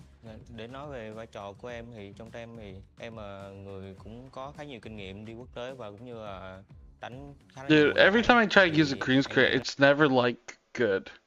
It's always like ass. Em có kinh nghiệm, em có thể truyền đạt cho support của em và cũng như I don't know how people do it where they like it looks normal. Với những cái thứ mà ở trong game thì mình thấy rất là ok, còn chỉ có những cái tính thì mình nghĩ người ta suy nghĩ về điều đó thì càng phải còn phải tước bột hơn nữa. But here's the Còn, thing. hai sợi bọt thì siêu So, long thì mình thấy Talon gets to choose who they want for their opponent from round 1. So I'm guessing Vikings win, and maybe Secret Whales will win this. This one's a little more tricky. But Talon should pick one of these two and not Vikings, right? So Vikings should go down here and fight us. Talon would probably choose the winner of the second series. And then here, this is where playoffs begins, dude. It'll be exciting. Em cảm thấy rất là vinh dự khi mà team em được đại diện cho khu vực VCS tham dự LCP. Tại mình biết khi đi qua Đài Bắc thì tụi mình phải cần tập luyện rất là nhiều, vì ở đây là không phải khu vực VCS mà tụi mình đại diện ở khu vực VCS và fan của VCS luôn. Em nghĩ là trách nhiệm của các đội VCS ở LCP rất là lớn. Đội của em đã tập luyện rất là chăm chỉ, cũng như là toàn bộ các thành viên đều hướng đến chức vô địch của LCP. Nên nghĩ đó là điều quan trọng nhất, giúp cho đội của em chắc chắn sẽ giữ được cái slot này. Thì em muốn gửi lời cảm ơn đến tất cả các bạn fan của Viking là hãy tin môn mình nhé, môn mình sẽ làm được.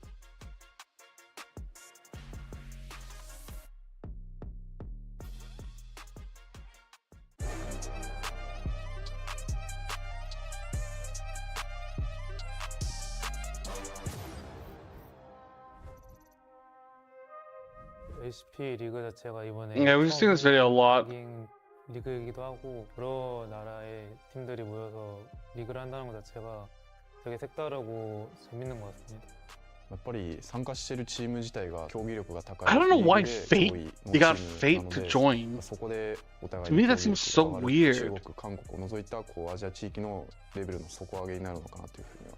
今回のリーグだともうおそらく全員が本当に最も強いレベルの相手と常に戦うことになるってことで。 Also, another thing, like in the LGL, when you play, you face a lot of like terrible teams, or teams that just cannot スター win. も去年と変わってすごく手堅いチームになったなっていうふうに感じるし。 저희는 이제 소프트뱅크라는 AJL 팀이고 저희 팀원들이 이제 많은 좀 AJL 팬분들이 아실 만한 탑에는 이제 에비 선수가 있고 에비 선수는 팀에서 이제 든든하게 탱커를 맡아주는 역할이라고 생각하고 리더 같은 역할을 하고 있고 팀 이제 분위기 메이커도 하고 있는 것 같아요. 모두를 놀라게 할 만한 선수요. 그거는 제가 될 것 같습니다. 항상 하면서 이제 발전하고 있다고 생각해서 I don't know much about Courage. 시작한 만큼 But Courage 깜짝 놀라게 할 수 looks pretty good. I don't know why I like Fate is like a weird one still to me. I can't get over why they got Fate. Motherfuckers been playing forever. 일본어에 대해서 되게 유창한 It 편이어서 has never like looked that good. 잘 통역처럼 해주는 것 같아요. またソフトバンクホークスゲーミングっていうチームの名前を背負って大会に参加できるっていうのもすごく貴重な経験だと思うので、はい、貴重な経験だと思います。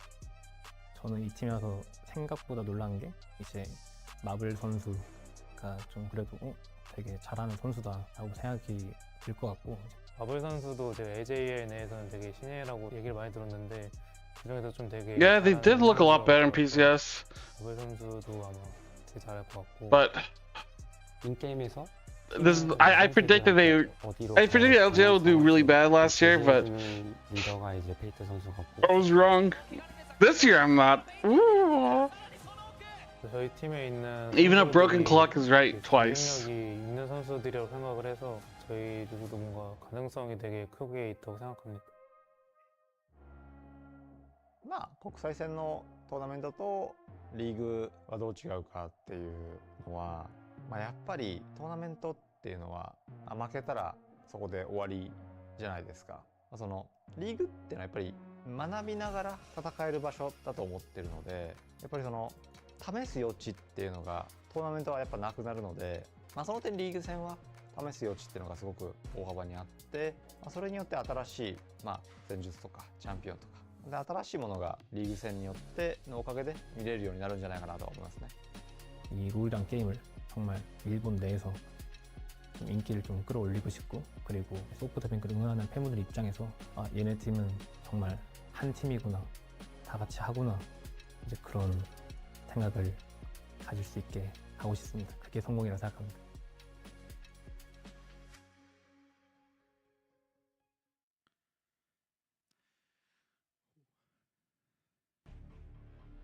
Welcome back, everybody. Game number 2 now, getting prepared for the championship. Oh shit, here we go again. 0-1, Vikings who took that game number 1 from them. Yeah, I mean, it's going to be interesting coming into game 2. Obviously, the Fearless Draft it's just been so exciting to see teams play. But, I mean, it was interesting in that last game. Vikings were quite happy to let the Vi through more often than not. Yeah, it is their opening 2 bans. It is the 2 most banned champs by this team. You want to guess which one has the higher ban rate? Callista. Vi. 71%, Callista 65. So, on the other side of the rift, Nocturne, actually the second most banned champ against them. The other has not been banned yet. We'll see if it makes it through. I don't think it will. It's just been too high priority in the ban phase. But that onus is now on Shogun. Oh, sorry, not Shogun. SoftBank. Shogun is probably going to be pretty free, I think. And no, okay. So the most banned champ against Vikings. This split has been Zyra, and it has been let through. And there's also an Udyr with the Ambassador ban. This suddenly got little bit concerning for SoftBank. Yeah, I mean, I think SoftBank are probably going to want to take the Zyra. Has a good matchup into the Skarner. Yeah, with Israel, does well with Israel. I think Vikings are really laying down the gauntlet to SoftBank at the moment, saying, look, we're just not going to ban My bad. I got distracted. I was looking at tits on Twitter. And that shit is like, I don't know, man. I don't know how my fucking Twitter feed works. It's always esports. I always subscribe to esports, but I just get like all this other shit. And instead of clicking away, I always like start clicking through it. It's just like it grabs me, man. I am only human. You're on a down phase in PCS? Oh, dude, I think top 4 is gonna be so good, dude. Vikings, Talon, Flying Oysters, and then I'll throw in like GAM for fun. Like that is already like pretty insane. The thing that I find most crazy is that like to me Skarner is so broken. Yet they don't ban it. They don't first pick it. They pick Udyr first pick. This is like what the fuck? I mean, Ash Zyra is okay, I guess. I think Vikings are gonna win. So clearly, it's something that he is a real threat on. Even I'm sorry. I'm trying to refocus back in. Listen, when I have titties on the mind, it's hard for me to like bounce back. It takes a second. It takes you a second, dude. It takes you a second. But I think Vikings should win. So the left-hand team, like who do I hope wins? I don't really have one. It's like both like, because the thing is like Talon gets to pick their first opponent. So we face whoever's stronger. I mean like, I guess the worst teams make it through. I hope. She becomes very vulnerable. Dude, it's like hypnotizing, dude. Dude, it's hypnotizing. Dude, I only follow people on Twitter for League of Legends analysis and shit. And then every time I go on that thing, it just gives me a whole bunch of other shit. But this tournament, that has copped so many bans, and when it's been let through, it has just been to devastating effect. He is really just. It's not even that he blew maps wide open. He blew open maps that were already just exploding around the other team and made it that much worse because of the acceleration that he offers. Yep. He's been a pretty standout support player all split long, and oh my lordy lord, we might have a Zac top. I mean, look. It's a great AP tank. It's I'll stop. AP tank in League of Legends. Oh, are they being Zac top? That's interesting. What the fuck? I mean, Zyra will do less. Ash already a champ that struggles to get through. Do they want to go Braum? Yeah. Ain't no way, dude.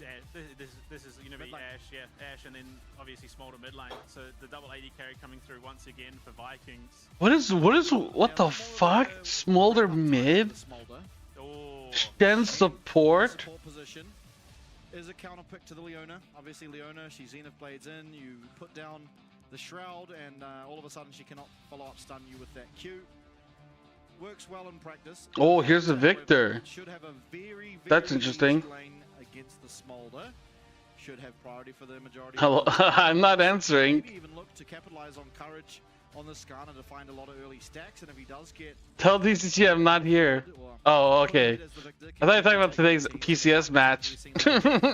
Fights decided by the fact that this Chaos Storm is just ramping up and getting bigger and bigger. It's happened quite a few times already here in the LCP, and it's Fate that's looking to do it again. Dude, DCG, I like their drafts, but dude, when it comes to playoffs, they just draft like dog shit and then just lose the game. Like last year when CFO played against DCG, I'm sorry, like yeah, CFO won, right? But I was like, dude, your drafts have been like, what the fuck happened? How do you go from regular season drafting well to come to playoffs where you have to beat, you know, like you have to beat CFOs? Like, oh, we'll just give our jungler Sejuani 3 games in a row and watch him just run it down. Oh, we lost. Let's go home. I was like, what the fuck? It really just felt like it's like intentionally lost and just like fucked off. Run through the team fights like that. Whereas the other side of things, kite back, let Smolder just fire off these Qs. You're going to be able to find a lot of damage late game if they're able to do that. But ultimately, I think a lot of this game is going to depend around Guri. If he's playing safe enough, okay. If he's staying well clear of threat, Let's get into the game, guys. But in saying that, it's not very easy for him to do that. It's a very difficult job against Skarner, against Zach, against Leona to find yourself in a safe position that you're still able to offer. I mean, SoftBank's comp, I'm going to say it again. I think SoftBank's comp's better. We've got a Hail of Blades Ashe. Shogun, so it's going to be looking for that immediate ramp up of damage. Unless if Guri pops the fuck off, like, I don't know, man. Caddy was a smolder mid. Ceylon, Shen support. Oh. You're going to be sharing a lot of that damage, and BCS continue to look for that early brawl. Yeah. As we've come to know and love. Honestly, it's such an exciting thing they do. Oh my lord! What the fuck? Find it just like that. How easy can it be? Vikings make it look pretty simple. That was a 4v5. And that's a terrifying concept. First blood on the Ashe with Hail of Blades is likely going to go back. He's going to come back to lane with a. Oh, he's going to go boots rather than longsword. So yeah, look, okay, smart rather than aggressive. I think identifying that. I mean, it's 300 gold, right? So you can only buy boots, you can't buy a longsword. Maybe Mir isn't the worst player in the league. I mean, the other worst player I'd have is probably Gang. I think Gang is up there as one of the worst players in the league. Like, Mir is also criminal, don't get me wrong, dude. I don't like Mir. Oh, fuck, dude. Like, Mir and Gang are so fucking bad. Yeah. I mean, early lane is going to be pretty miserable down in the mid lane, I guess, as things stand. The classic Vikings love their mid or their. They just love their lane swaps. Yeah, they like the chaos. They do seemingly do a lot better if they are able to find a successful. I wonder if I had to make a best of the like the team of the worst players. Who would I have for like 80 carry mid and top? Like low key, I think top lane Evie is also probably the worst. It definitely enables their team comps a lot more as the lane swaps, and I think they do deliberately draft that way. So yeah, and you could see. Why both bot laners mid? Because Vikings like to go 1-2-1, and SoftBank don't understand why, so they're just matching it. I think with Fate being as low as he is, there is a conceivable kill threat, honestly. But yes, it's just going to be a wet noodle fight between Gang and Shulong. Ultimately, Shulong has a kit that's more geared towards fighting, and Cardi as well is going to follow up onto Fate. Yeah, a lot of damage coming out. A lot of just getting shit on. By Cardi as he looks for these trades. Fate, unfortunately, has a pretty easy time against the Smolder in the mid lane. It's a lot harder in the long lane where he can be chased down and chucked out. Oh, dude, that fucking what's it called? I mean, ultimately, Guri's not going to be able to. The rune. Oh fuck, I forgot what it's called. But the Zyra rune just interrupted a recall timing. Yeah, I mean that's big. They have the fucking flash, dude. Arcane Comet, that's what it is. Fuck me, man. What the fuck? Oh wait, he has his passive. Okay. Ultimately, and Kratos might live, might die. I'm not exactly sure yet. Looks like he'll live, and Evie's going to be able to. Wait, what? On up. It looked like Courage flashed. Oh shit, dude. Maybe that's how we got to win. I'm gonna talk to the coaches later on, and I'm gonna ask them how many arcane champions are you picking. Yeah, look, in my solo queue game, that would have been a very dead idea. G2 won with Warwick top. He was an arcane. I mean, yeah, Kratos, it may not be the outright kill, but it does mean that Evie now has to play much. Dude, I stayed up late to watch Fnatic versus G2, thinking that it was going to be different. Instead, G2 just won 2-0. I'm so mad, dude. I wasted my fucking sleep. Because it starts at like 1 a.m. It's like so late for some reason. Yeah, that combo was pretty fucking disgusting. Our Panther was game 1, wasn't it? And then Warwick was game 2. Eventually coming down here means he will be able to get it in eventually. Still, I mean, Cardi's having oh shit, Gang is in trouble. He doesn't have flash. And just the last tick of damage gives over Cardi another That's kill. 2 deaths down. SoftBank very quickly are having their playoff hopes wiped away from them. Yeah, and I mean, the thing is, okay, well, Gang is Korean. Who can you replace him with? Because he counts as a Japanese like player. The problem is that like, well, shit. You're kind of fucked. Kratos up in the top lane is just putting Evie to the press. See along though, he is in a very troubling position. He's not going to be able to get that shroud down this time. Zenith Blade's there. Oh shit! And be able to take that kill for himself. No one's coming, so may as well. That's an assist though that does go. Seilong was way too deep in. Uh-oh, is Shogun also too deep? Fuck, okay. You need to cleanse that, but whatever. Yeah. Look, I think it's the best of the situation. Means that Shogun, while he does still have the flash up and available, if they go for a regain attempt here, which, I mean, Courage is probably a little bit more focused on that dragon, given how rough it was last game when they gave... Do people actually care if there's 5 imports? Was potentially looking for something, but the support from Shulong here means that it's... I don't know. Gang has potential to do something. I don't really give a shit. Like, watching NA teams, I didn't give a fuck if there was, like, more imports. Yeah, your Victor definitely not where he wants to be. He doesn't have ult. He's very low in mana. And ultimately has no damage item, just the Doran's Ring and a Ruby Sapphire Crystal, rather. Though the dragon is going to be picked up, Marble coming up to help. But I mean, like, they still care in League. Shulong wanted it. He wanted it so badly. But I mean, that's a very, very bold play. Goes wide whoa. As he takes a large chunk of damage, and Cardi is kiting out perfectly. Oh shit, that Ash ult. I thought that was one hell of a job to try and survive this. He does just get claimed by Mom. That's a bit cheap, isn't it? You know, calling your mum in to help you in your ranked games, your comp matches. Surely there's, you know, some competitive ruling about it. Whatever the case. Oh, Caddy is pretty good. Strength as well.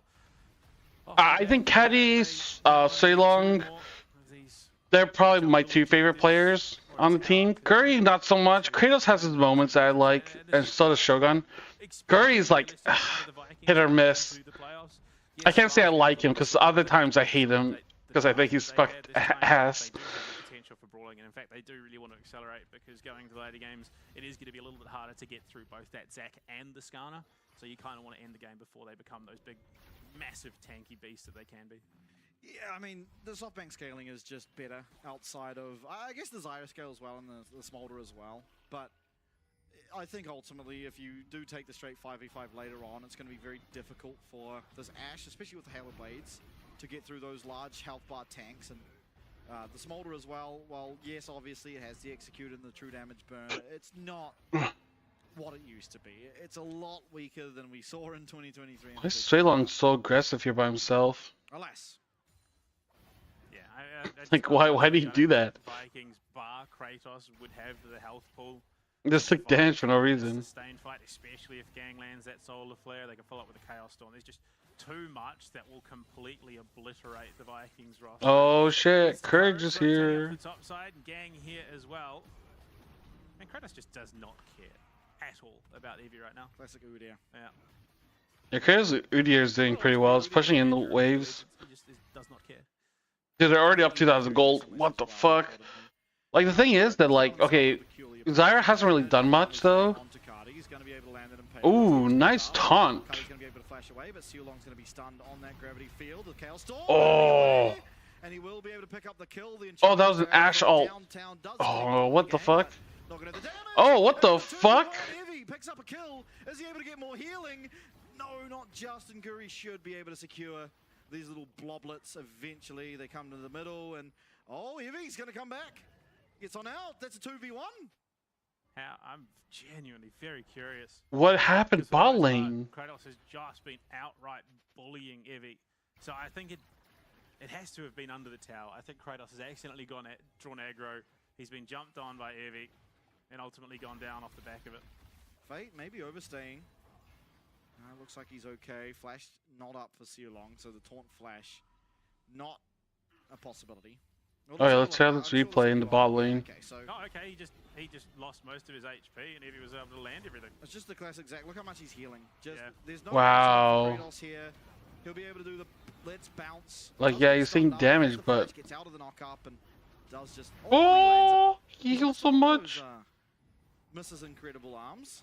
Yeah. Smolder stacks? I'll try to see. That's a massive turnaround. You get the kill up I'll keep an eye out for it. It says 125 something. So, what looked like a pretty poor map state for SoftBank, they've now truly turned. Dude, they're laughing. They're in high spirit still. Yeah, I think that definitely is afforded to them by having a map advantage. I think if SoftBank had ultimately walked away with LCP UI could be better in this matchup after what just occurred. But I mean, look, realistically, the fact that they've claimed the feats of war first mean that Viking don't lose out on as much as they could have off the back of that third kill going over to SoftBank. They're going to get themselves at least a 1 grub, so denying a feat of monster slaying away from SoftBank. Best it is going to be for them is 2, but Kratos, in the thick of it, they do have the setup for a potential team fight here. Yeah, Courage is there too, as Evi tries to. The thing is that like Long is not level 6. I mean, neither is Gang. I mean, went on to fucking the Leona. Who gives a shit? So that's another team fight ultimate now gone for the side of Vikings, and they don't find anything off it. Smite for Courage there does secure themselves that Void Grub.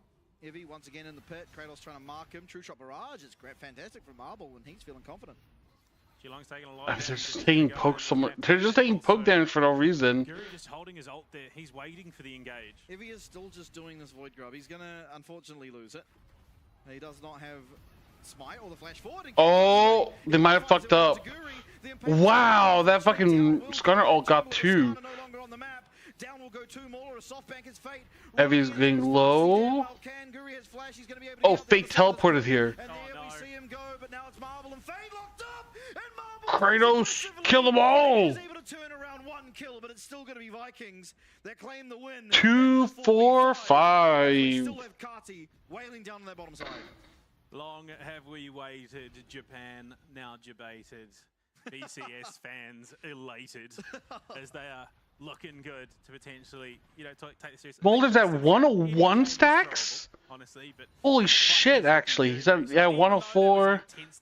Smolder's so far behind. What the fuck? He's going to ramp up that tankiness even further. Look, it was a pretty solid attempt to start off with there from SoftBank, but the fact that Courage is just so low means that Impale doesn't ultimately achieve what they want it to. They do get a couple of kills, but Shogun just able to turn, dish out some big damage on the. I mean, they went in on Guri. Dude, they were getting shit on so hard. Shogun goes down, but yeah, 2 big kills. I mean, ultimately 800 odd gold into the pockets of Kratos means that he can start finishing up those items a little bit earlier.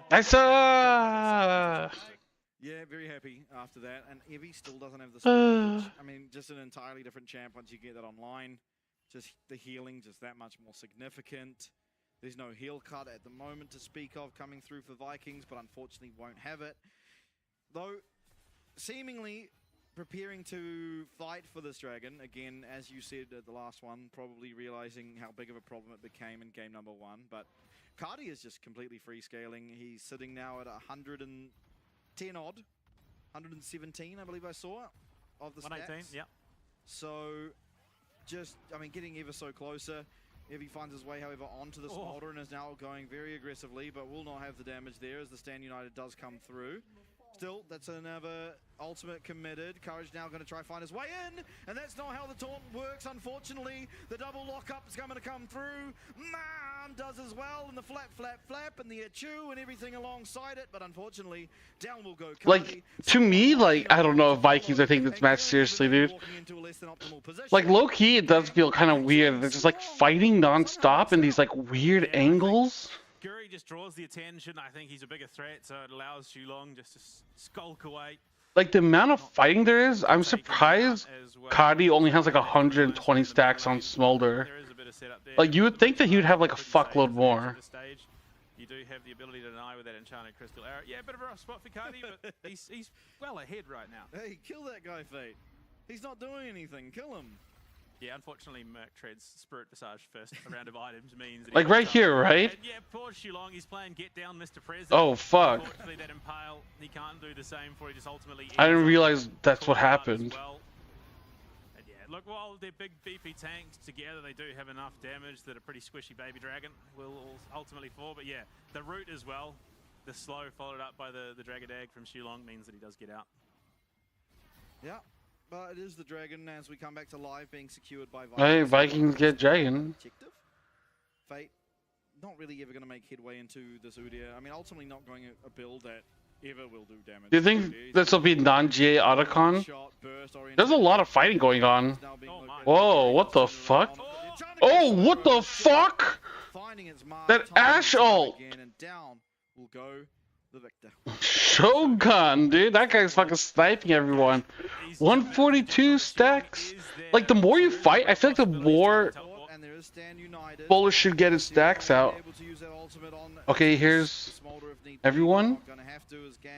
Taking a substantial amount of damage as Evie trying to peel for that Leona's not going to be able to. In fact, now he's just got to try and find a way to run for his life. He's picking up his blobs, he's getting his health back, and the leap will get him out, but still, it's just... What the fuck? Oh wait, what is going on bot lane? Free reign on the bottom inner tower. That is rough for SoftBank right now. All that while, I mean, we've seen it's been a bit of an issue with them target prioritization. They're so focused now on Cardi after that last game because they were focused on Shogun. Cardi was the problem. Now they're focusing on Cardi when realistically he's still not the problem in this situation. It's that macro control that Vikings are now putting to use. Yeah, I mean, I don't know why they're trying to dive him like this. There's not really much to see here. They try, but there's... I mean, but like, okay, why are they going two-man in, like, to dive, when the Skarner just decided to fuck off? Oh my god, they sent 5 people top. They do this every time. They send 5 people top, 5 people top. Fortunately, he's got no more mana, so he's just dead. The last breath of Sealong.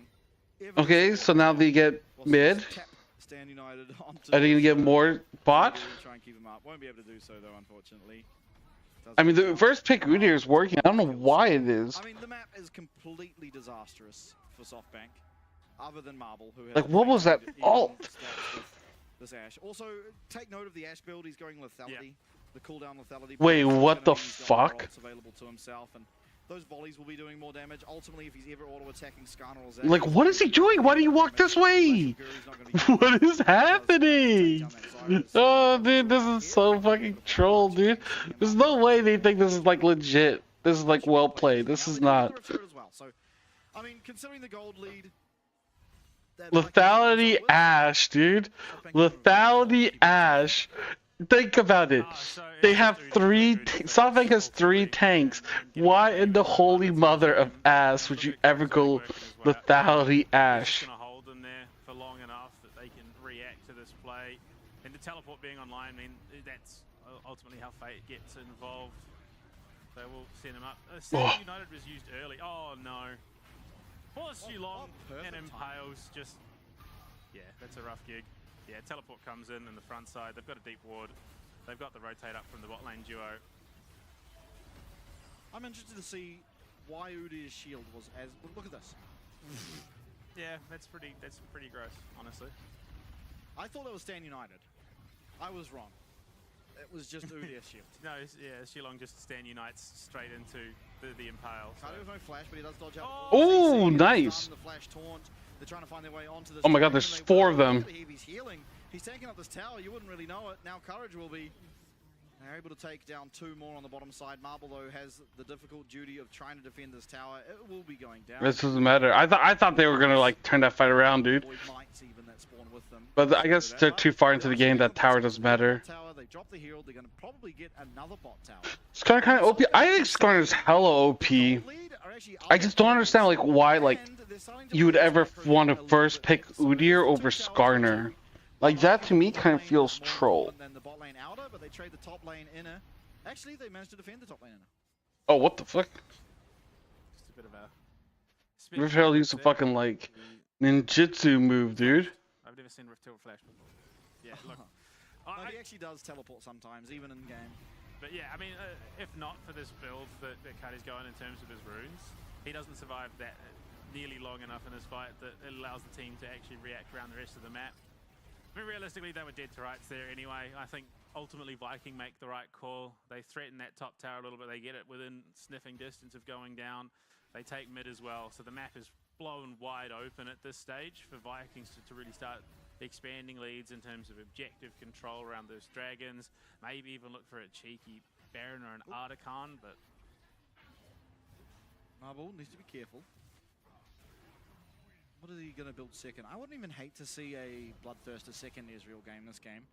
Oftentimes you don't go that. You go for the Spear Shojin or Armor Pen, but... It is Voracious. Why is it Voracious Otacon?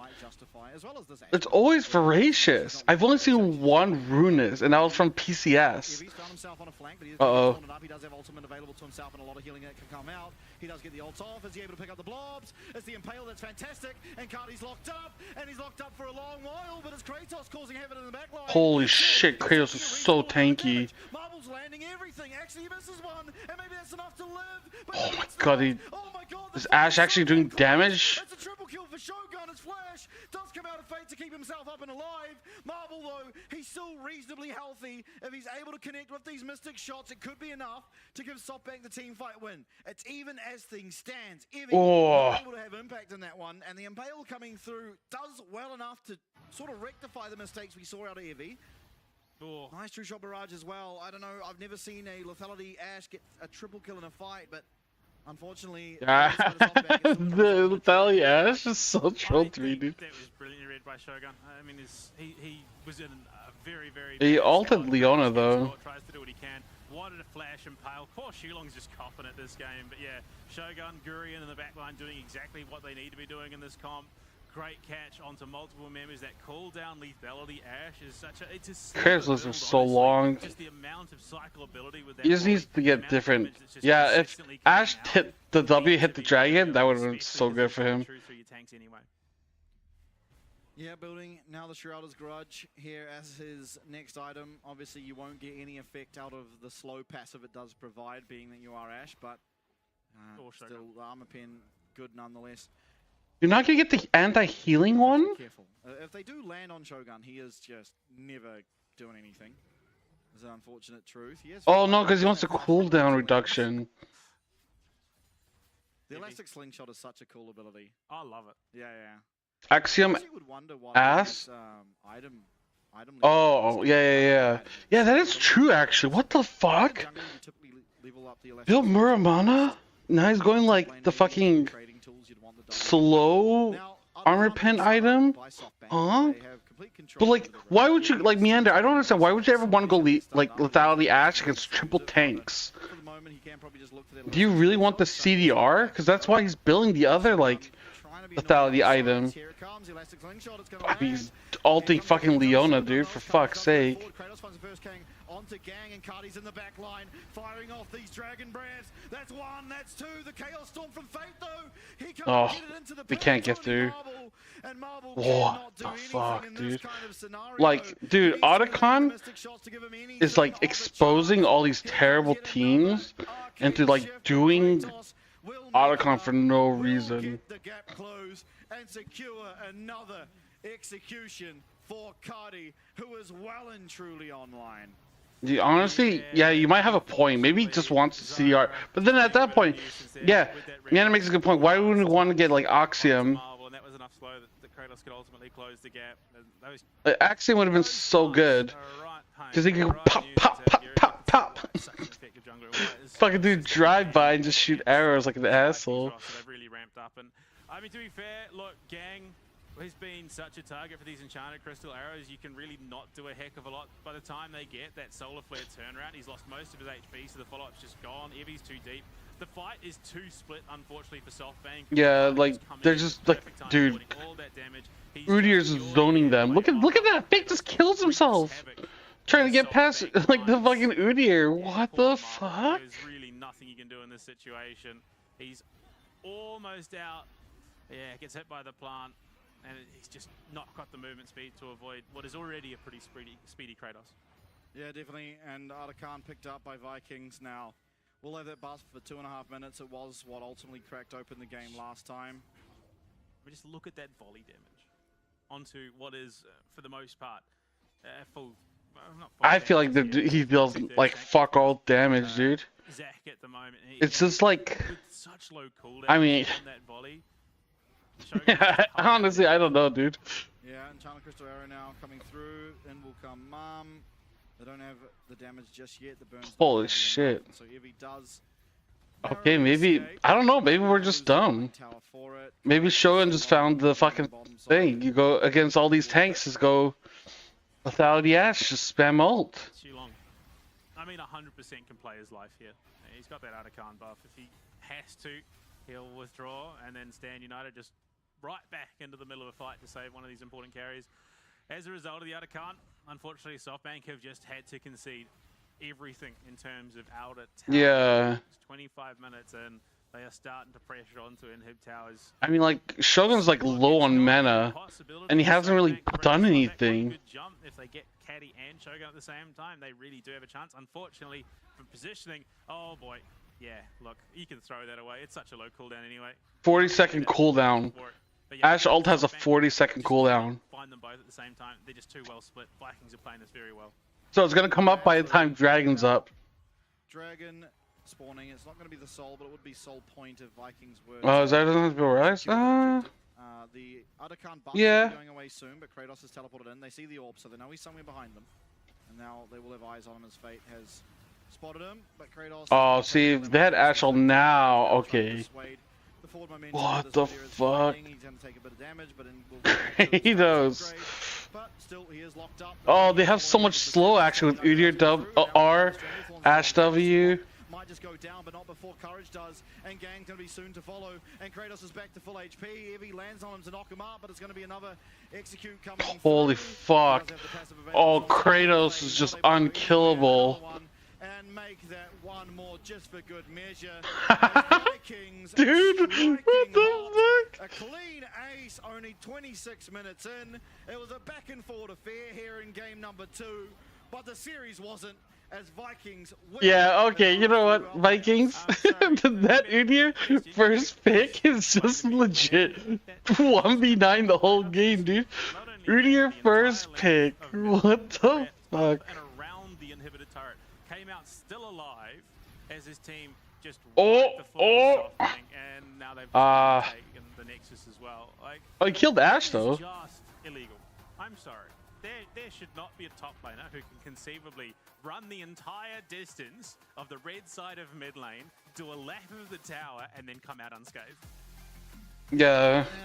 While fighting 1v5 for the majority of it.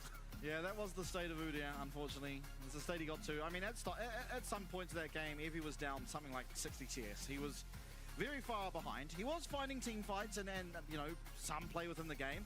I ultimately think Fate kind of trolled his build.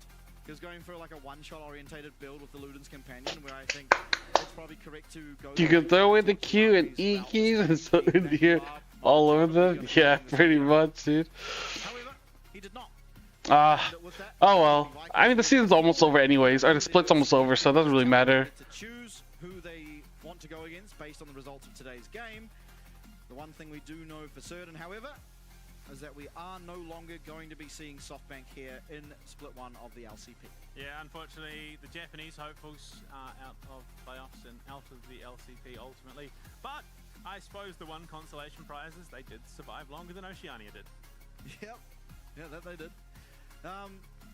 Yeah, I mean, it's been I think ultimately looking at SoftBank, their game, especially game 1 today against Vikings, was a step up from what we saw from them. I don't know how you can improve SoftBank. Maybe just more time, more scrimming.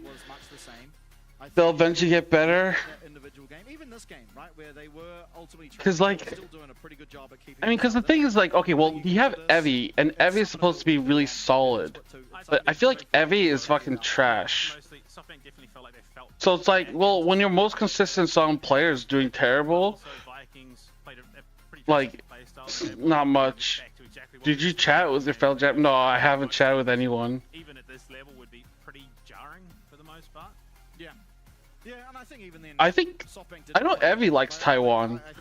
Like, he likes the food here. And it's also like very similar to like Japan.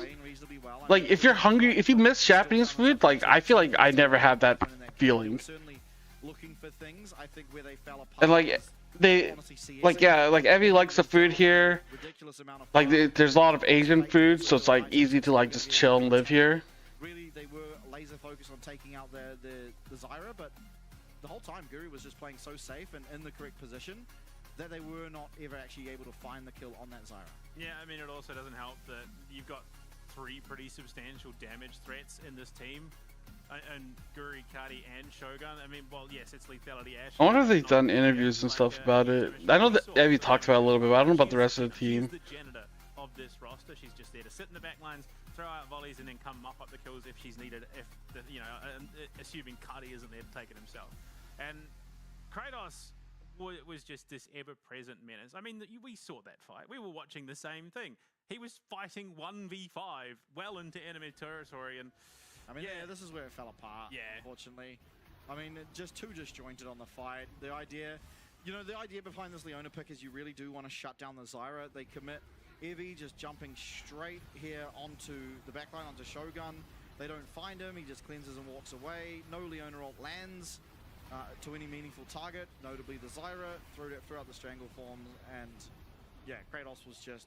Yeah, this your pick, I insulted it, and just fucking ran the game. He wasn't facing it, so he didn't get stunned up. But I mean, on top of that, Evie was realistically a little bit deep. He should have been playing in the back lines, waiting for them to push in. He then jumps in, he gets the let's bounce off, and the turnaround is just an absolute collapse, and cinematic is all heck. Kratos...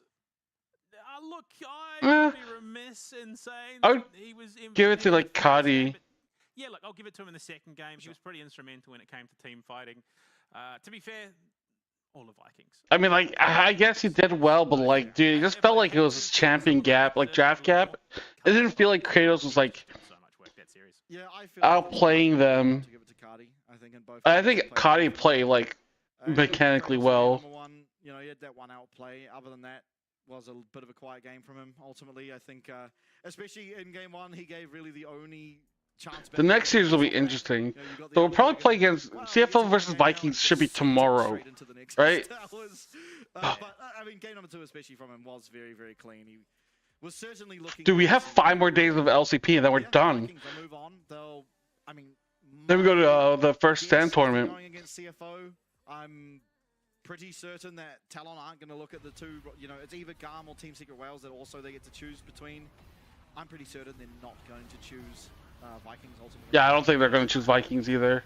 I'm very, very shocked if they picked Vikings. We are going to have yet another best of 3. This time it's a VCS Civil War. It's GAM against Team Secret Wales. We'll see you after the break. Alright, I'm gonna go pee. I'm gonna go grab a drink, and I'll be back. BRB. Với cái giải LCP thì thật sự rất là mới với mình, tại trước giờ mình thi đấu ở VCS thôi. Dạ, theo em nghĩ thì việc kết hợp giữa cả 3 khu vực thì sẽ làm cho giải đấu thêm phần kịch tính cũng như hấp dẫn. Nên tụi mình sẽ cố gắng để tích lũy thêm kinh nghiệm cũng như là trải nghiệm để trước khi ra đấu trường quốc tế. Hiện tại đội tuyển Viking Esports là có 9 thành viên và nổi trội nhất đó là vị trí của KT, đội trưởng của đội tuyển Viking Esports. Anh KT trong game rất là hot. Đội trưởng team em là một người trong game thì luôn là điểm dựa cho mọi người. Mình xin tự giới thiệu về team của mình. Team mình thì có một top, Kratos thì mình thấy khả năng đi lên rất là tốt. Team mình có vị trí hai vị trí rừng. San thì là tài năng trẻ thì cần phải học hỏi nhiều thêm. Curi thì mình cảm thấy rất là có kinh nghiệm trong game và khả năng bắt rô. Trong game cảm giác Côn rất là nhiệt huyết, ngoài đời thì khá là nhây. Còn Chika đi mid thì mình cảm thấy bạn ấy là tài năng trẻ thì điều đó để tiếp cho sự động lực của mình thì càng phải cố gắng nhiều hơn. Về cảm nhận đầu tiên của em khi mới vào team thì mọi người đều rất là thân thiện cũng như là tập luyện rất là chăm chỉ. Em rất là bất ngờ về điều đó nên là em cảm thấy bản thân em cũng cần phải cố gắng rất nhiều để có thể bắt kịp đồng đội. Với team của mình thì có hai vị trí AD, Shogun thì mình cảm thấy nếu mà Shogun chăm chỉ luyện tập thì còn phải tiến bộ hơn nữa. Để nói về vai trò của em thì trong team thì em là người cũng có khá nhiều kinh nghiệm đi quốc tế và cũng như là đánh khá là nhiều mùa giải, thì em nghĩ là em có kinh nghiệm, em có thể truyền đạt cho support của em và cũng như team của em. Cuộc xì tay thì mình cảm thấy với những cái thứ mà ở trong game thì mình thấy rất là ok, còn chỉ có những cái tính thì mình nghĩ xì tay suy nghĩ về điều đó thì còn phải tiến bộ hơn nữa. Còn hai support thì siêu long thì mình thấy khả năng chơi game thì mình thấy kỹ năng cao, còn hiểu biết về game thì mình thấy anh Di sẽ chỉ cho siêu long những cái vấn đề đó thì càng tỏa sáng hơn nữa. Còn siêu quốc ạc hả? Thì với kỳ vọng của mình thì khi mà được đánh cùng với siêu ạc thì em nghĩ là một người có khá nhiều kinh nghiệm và cũng như là từng đi quốc tế nhiều và từng áo quân chung kết thế giới, và em nghĩ là em rất là mong được siêu ạc chỉ dạy. Em cảm thấy rất là vinh dự khi mà team em được đại diện cho khu vực VCS tham dự LCP. Tại mình biết khi đi qua Đài Bắc thì tụi mình phải cần tập luyện rất là nhiều, vì ở đây là không phải khu vực VCS mà tụi mình đại diện cho khu vực VCS và fan của VCS luôn. Em nghĩ là trách nhiệm của các đội VCS ở LCP rất là lớn. Đội của em đã tập luyện rất là chăm chỉ cũng như là toàn bộ các thành viên đều hướng đến chức vô địch của LCP, nên em nghĩ đó là điều quan trọng nhất giúp cho đội của em chắc chắn sẽ giữ chỗ, giữ được cái slot này.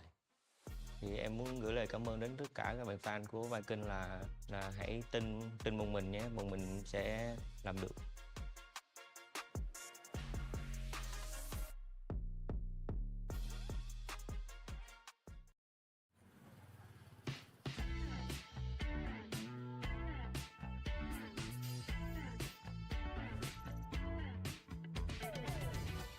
Đầu tiên thì em nghĩ là em sẽ cảm thấy rất là vui vì sẽ được nếu mà được thi đấu ở LCP năm sau các thứ. Mình rất là hào hứng khi mà sắp có cơ hội được thi đấu với rất nhiều những đội tuyển mạnh ở những khu vực rất là mạnh. Em cũng đã chuẩn bị cũng như là em đã tập được những cái mà về chiến thuật, về cái cách mà em vận hành đội hình khi mà bước vào trận đấu. Còn em trông chờ thì em rất là mong vào đến học nhanh ngày 16, 17, 18 gì đó tháng 1 này.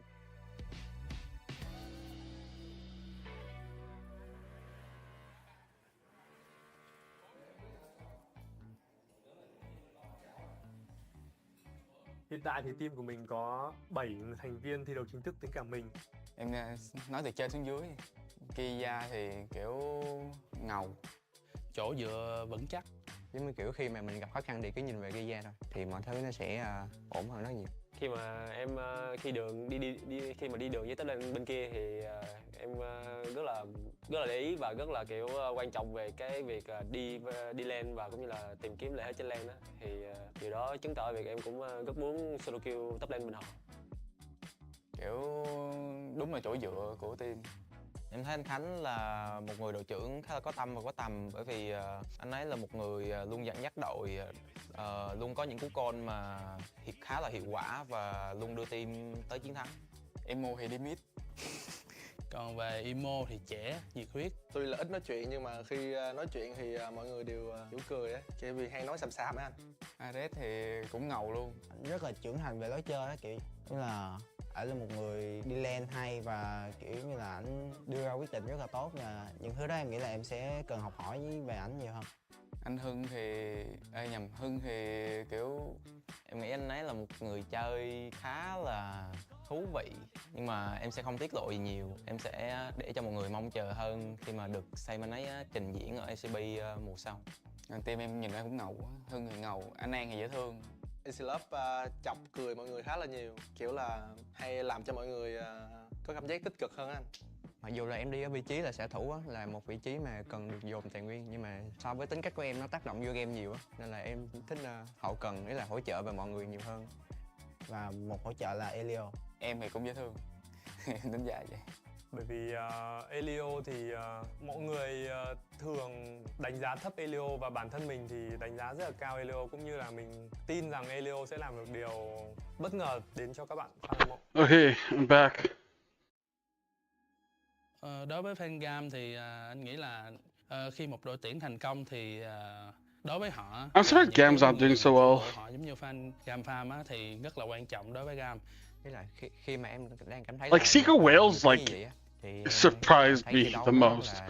So I'm like on the Secret Whales hype train. Mất hết, mình có nhiều tài nguyên như vậy thì lý do gì mà mình không chiến thắng những đội tuyển khác? How are you doing, Spam? Ở LCP sắp tới là một cơ hội để khiến cho các đội Việt Nam có thể chứng minh cho mọi người thấy như vậy.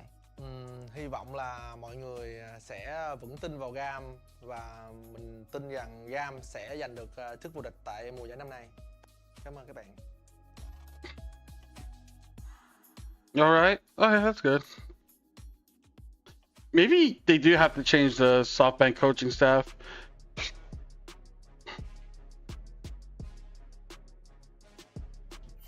Like they have Moment and Gammon. I don't know who the fuck Gammon Cảm is. thấy rất là hãnh diện và tự hào khi He's just like some guy. người Việt Nam có cơ hội cọ xát. There used to be an A carry player. Đây là một cơ hội tốt để First time coaching. thủ giỏi ở những khu vực lớn. Đối với em tân binh Your team train squad. thì em nghĩ cũng hơi áp lực. Nhưng mà 1, em sẽ tự tin để 2, 3, 4, 5, 6, 7, 8, 9, 10. Oh man. Woo. Kiểu tham vọng thi đấu với tham vọng thành tích các thứ này nọ. Hiện tại team em đang có 7 thành viên và anh Taki là đội trưởng. Yeah, he did it. Oh, Spam, you're so stupid. Khi mà dẫn dắt được những người You're so easy. hơn mình làm tốt vai trò đó. Cá nhân em thấy một điểm khá là riêng biệt là em có thể tự tin đánh với bất kỳ mọi AD nào. Thanks, no problem, man. Anytime. You know what? For my loyal viewers, whatever you need, I'm here for you. Khác với Taki một xíu. I want to make sure you're happy. Chậm tính, ít nói và cũng rất là hòa đồng luôn. Em nghĩ là lần chơi lại này thử thách lớn nhất là bản thân em. Còn những đội khác thì em nghĩ là em với mọi người có thể làm được, là lo chính bản thân mình với đợi trước là được, không quan ngại những đội khác. Tại vì vừa rồi em nghỉ một thời gian ấy, nên là em hơi dè chừng một xíu về bản thân em. Còn người đi rừng, mình có tới 2 người đi rừng thì mình sẽ nói Hito trước. Em nghĩ là em cần thay đổi nhiều thứ hơn, kiểu nói nhiều hơn cho đồng đội mình hiểu mình hơn. Còn người đi rừng còn lại là Gcom. Thì anh ấy lúc nào cũng là cười vui vui, nói tạo không khí. Thì em nghĩ là với em là người chơi trẻ. Dude, why you gotta lie about me like that, man? Các bạn nói. Mình cũng có 2 người chơi đường trên. Thì một bạn Why you gotta try to like spread false like rumors? Cũng khá là lâu rồi, cũng là một người chơi về dạng có kinh nghiệm rồi. Khi mình đối đầu gặp gỡ với những tuyển thủ mạnh như vậy thì nó làm mình có ý chí phải cố gắng nhiều hơn để có thể đối đầu với những đối thủ đó. Còn bạn còn lại là một bạn nhân tố trẻ mà Secret Whale vừa mới tuyển về. Bản thân em đã chuẩn bị cùng với đội rất là nhiều thứ, từ luyện tập rồi đến giờ giấc sinh hoạt, rồi các chiến thuật thi đấu các thứ như nào. Em đã rất là cố gắng để có thể thích nghi với giải đấu lần này. Dimic thì cũng là một tân binh của từng thi đấu tại... Dạ, em nghĩ em chuẩn bị tinh thần thật tốt khi đánh giải LCP lần này. Team Whale trẻ, đó chính là Daire. Kevin's an asshole. There you go. That sounds much more like it. I have an image to protect. If you don't start thinking I'm a nice guy, I'm gonna lose all my viewers. Vì đội của mình trái mà nên áp lực là đương nhiên là có, nhưng mà bọn em sẽ cố gắng để thích nghi. Em nghĩ đội em đánh khá là hay, nếu mà cố gắng thì thành quả nó sẽ gặt được thôi. Em mong chờ em và cả đội cùng nhau vô địch giải LCP lần này.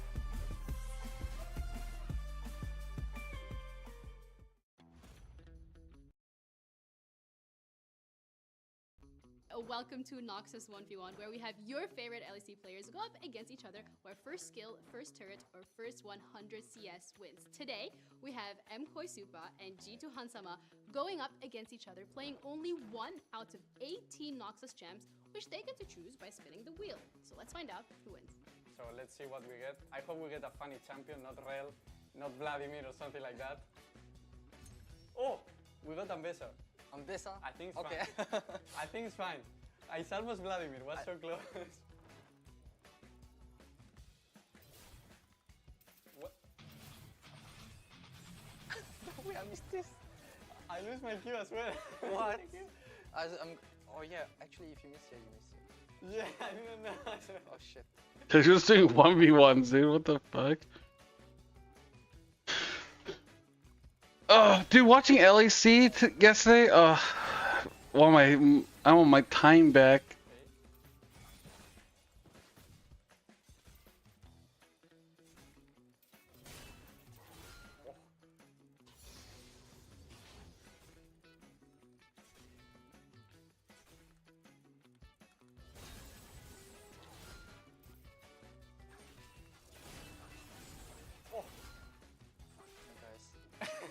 I don't know what I'm doing, but this champion looks so fun.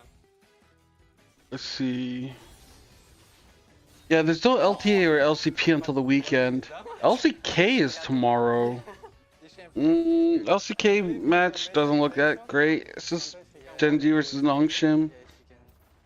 Ooh, wait, actually no, Wednesday, tomorrow is damn one. Was Hanwha.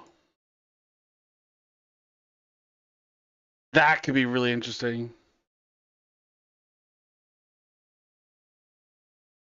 When will Moonsman Starvis or Tatsu show up? Moon is busy, Star's on vacation, and Tatsu's gone. Dude, I haven't changed any of that.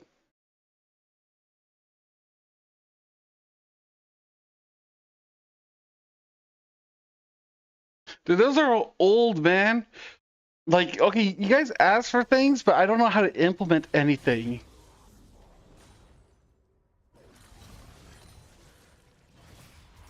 When are they gonna upload the PCS matches?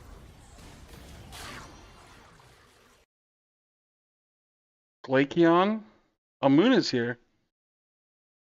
Who's Glaceon? You know who Glaceon is. I wonder what he's up to. I haven't spoken to him in like fucking forever.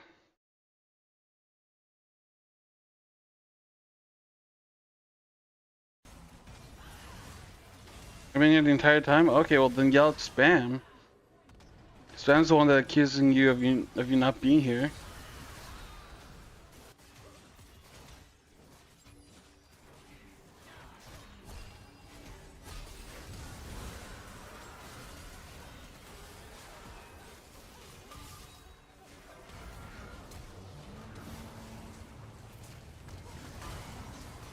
Sorry, I'm blind. Oh, okay. You have your D&D game? Oh.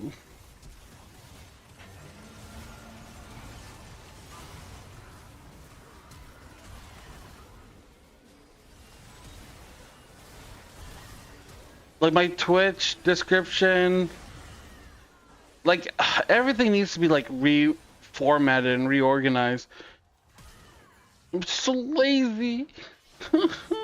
So lazy.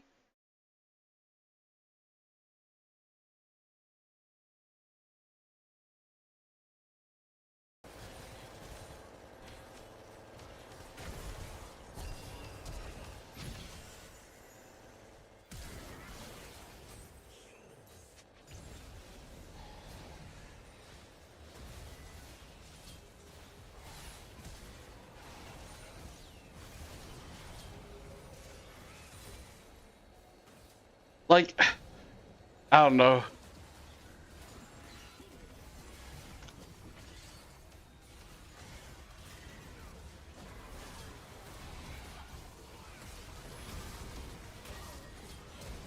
Holy shit. This is the fucking CFO Keith match.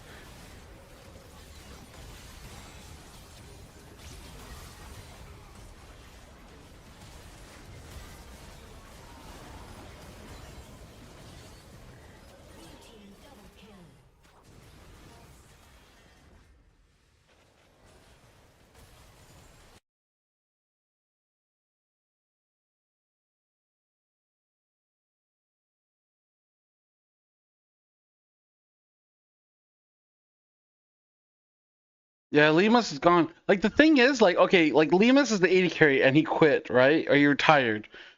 Who can you get? Who's a good Australian 80 carry? Or Oceanic 80 carry? Besides FBI, because if they got FBI, that'd be fucking wild, dude. That would be like a huge upgrade, actually.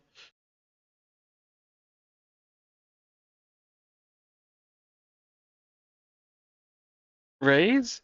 Rays, last time I saw him, he roll swap mid. I don't know. He could be.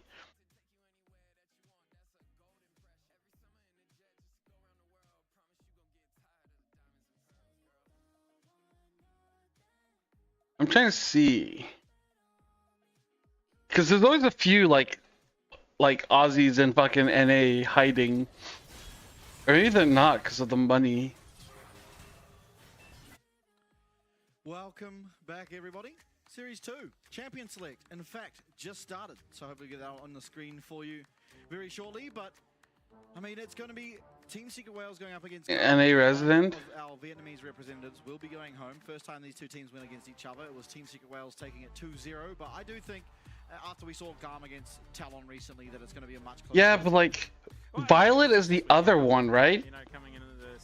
So there's a 80 carry called Violet that was on like Team Bliss. The question is like, does he count? Because I think he's like originally from like Hong Kong, right?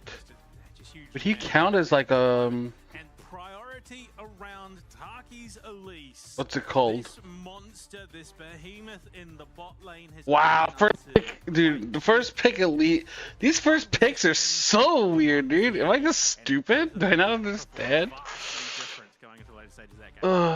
That was Taki, importantly. That was the Shen. So less than That's a bait. Yeah. Do not fall for it, Panda. Do not fall for it. I can see you getting excited. There we are, baby.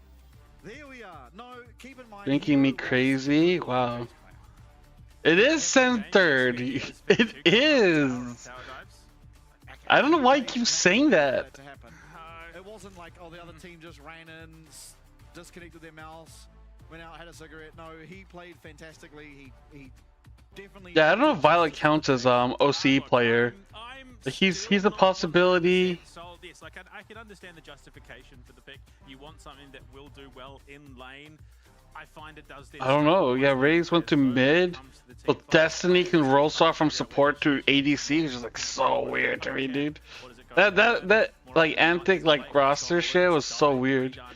So yeah, I think it prompts a lot of discussion about, well, if Jace isn't that viable, Or maybe you import ADC and bring in like Theon or something. Oh no, but Theon Biopanther's already there. Fuck. Maybe you bring in Shurnfire. Give him another chance. What about Foreigner? Foreigner looked pretty good. Fuck yeah, Destiny. Vietnamese, not Hong Kong. My like, yeah, but like, okay, listen, whatever. My bad.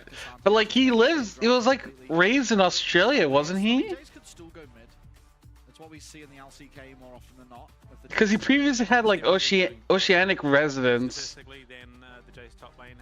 OG laughing stock. Mid Jace has been the one that has won more often than compared to its top lane counterpart. Cassante. Like when I look at the drafts, I feel like GAM's draft makes way more sense. Sante's just too beefy to, you know, realistically go down in a 1v1. Mbessa, much the same. So look, Misfortune to pick up. Misfortune. This setup from GAM means that there is one person who just outright dies at the start of a team fight. The fuck is up with his ear? Pretty much the purpose of their draft. Galio does a good job of denying it. Galio actually an incredible pick here. Ultimately, it's not going to suffer against the RE. It's also really good. I wouldn't know how to. I think you'd have to like switch it up. Maybe kick out Mir, bring in like Foreigner, and bring in Korean ADC. That might be your best chance of winning, actually. I mean, I'm liking what Team Secret Wales have put together ultimately, and another press R on someone. I mean, this Galio is just continuing to get more and more and more and more and more value.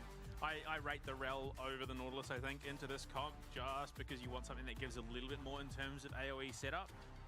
Especially paired with a Misfortune, I think the Magnet Storm is going to do. Ooh, Rel coming in. Catch the Jaces in the Galio all in a clump. You can really just murk their health bars. It's not going to outright. Yeah, I think I like GAM's team comp a lot more. I feel like it's really easy to like commit and fight around objectives. Perfect Magnet Storm.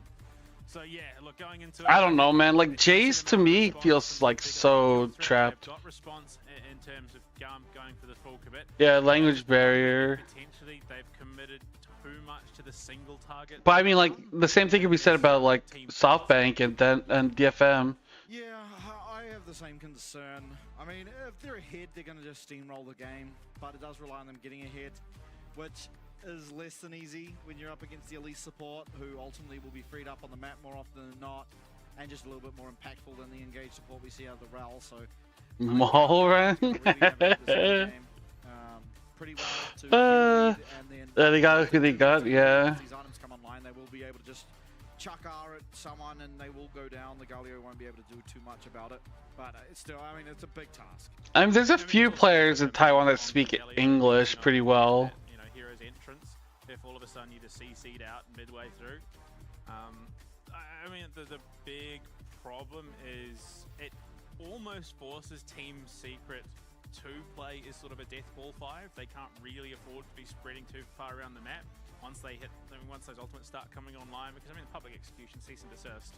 You are locking someone down for a very long time. If you then chuck an Ari charm on top, yeah, you're not conceivably getting out of that situation alive.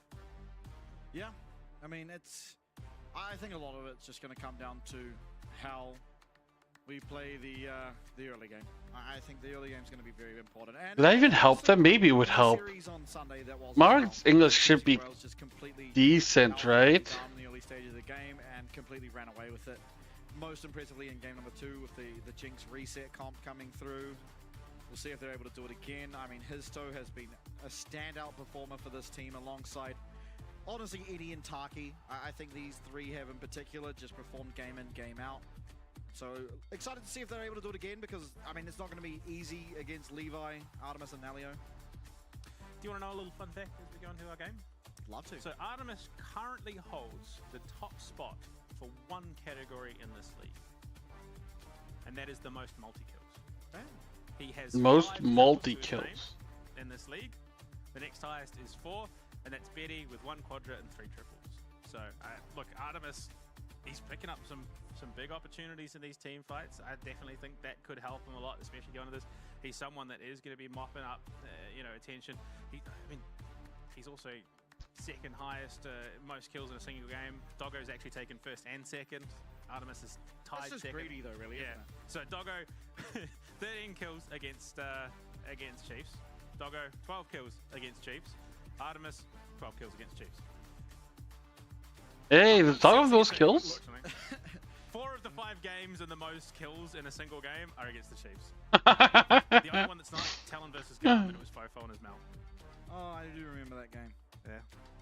Now, big jobs. I'm also not sold on Mel. Mel also seems kind of like whack, dude. Unfortunately, at the moment, it's due to the coach disconnecting. So hopefully we'll get the coach back in so they can watch the game, because it wouldn't be very easy to guide your team going into game number 2 if you didn't get to watch game number 1, ultimately. So pretty important that he has access to that. Get that back up and running and get back into game. I mean, it's an exciting one. It's unfortunate for the VCS fans, as I said before. They do have to lose one of their teams. Obviously, LJL unfortunately met that same reality. And Osa's waiting at the airport for both of them. No, all teams live in Taiwan now, so they don't have to go to the airport. I think They can just chill. Big benefit a team like GAM has coming into this matchup, because really, I wonder if they'll probably take a short break, right? Except for Chiefs. Chiefs gotta figure out what the fuck they're gonna do with their team before they can even take a break. bring to the table. GAM seem to be this absolutely beast or famine team. Either they do really well, or they do. I don't know, man. I would see, okay, who's the best, like, overall OCE player you can get, and then I'd go from there. Like, I feel like roster construction should not be looking at imports. Like, if you have a support that's, like, the best, then I would get the OCE support, and then import to fill up your weak spots. No. We got to focus on the teams we still do have. There's 5 of them, soon to be only 4. Interesting though, we've had 2 series, we're eliminating 2 teams, and we will not eliminate another team for at least another 3 series. Wow, it's a lot of games with the League of Legends potentially. There is. Friday in particular. Friday could be a long day. I mean, it has the potential to be, but it also has the potential to be just a regular sized day, depending on, I guess, how the games go. But I mean, we still got to get to there as well. Yeah, I mean, looking at what both these teams have brought to the table, I think, again, GAM has shown that they are ultimately capable of doing a lot in this competition. They've had a couple of very near misses across the board. I think realistically they just got a little bit ahead of themselves, but they do have that potential to really pull out some big matches when they really hit their stride, and their drafts have really, sort of backed that up. I don't know. The problem being is, I just don't know which GAM is showing up today. They did take a game away from CFO. They have looked very solid on paper, and Talon, but unfortunately, they've also, it's felt like, dropped some matches that they really shouldn't have as well. Yeah, I think it's been a bit of an underwhelming showing from GAM. Now, important to note, of course, over in the VCS back when they compete in it, quite often Civil War. regular season looking pretty weak. I don't think even if one of these teams looks like way better than the other, I don't feel like you would ever want to pick them over Vikings. Typically, it's not unheard of. Because like one best of 3 should not like derail you from your like plan. Series, and all of a sudden they find their groove and they're perfectly fine to play out the rest of the playoffs and end up coming out on top. And so, I mean, if you are a GAM fan, if you are one of the players, one of the coaches, whatever, that's what you're hoping has been achieved here. Kaya and Levi in particular, often known to be leveling up throughout the year. They can start off a little bit weaker, look a little bit rusty, but then when it comes down to it, they ultimately show up better than almost any of their counterparts in their given region. So obviously, this one particular game is a VCS game. So if they do, We're in. Fine, let's go. Okay. Result for the side of GAM, but I mean, we just saw this exact matchup on Sunday. GAM or TSW? I want to go on the fucking TSW hype train, but I think GAM should win. Concern for me, at the very least, is that Taki's really he's been given what has become his signature pick, which is that elite support. He's really shone on it. It's only made 2 appearances, but that's how impactful it has been. So I think there's justification to be concerned. Levi. Oh, what the fuck? But GAM are looking for the claps here. Yeah, he should be fine, and ultimately it's now a. Oh, flash into a charm? Yeah, it doesn't really bode well. What the fuck was that? It's going to start with an early kill, and if the Jace has been so weird, dude. Well, that's just going to make it all the more hard. Now, admittedly, 300 gold isn't enough as a top laner to get anything of importance immediately. He could, opt into a cloth armor, which you don't really care about. You could possibly get a glowing moat, but nothing that offers all that much just yet. Yeah, I mean, Team Secret just walking in on a ward, and this is what I've talked about. The problem with this comp is there is just too much lockdown, even in just the level 1 charm for RS. Damn, dude. Such a long time.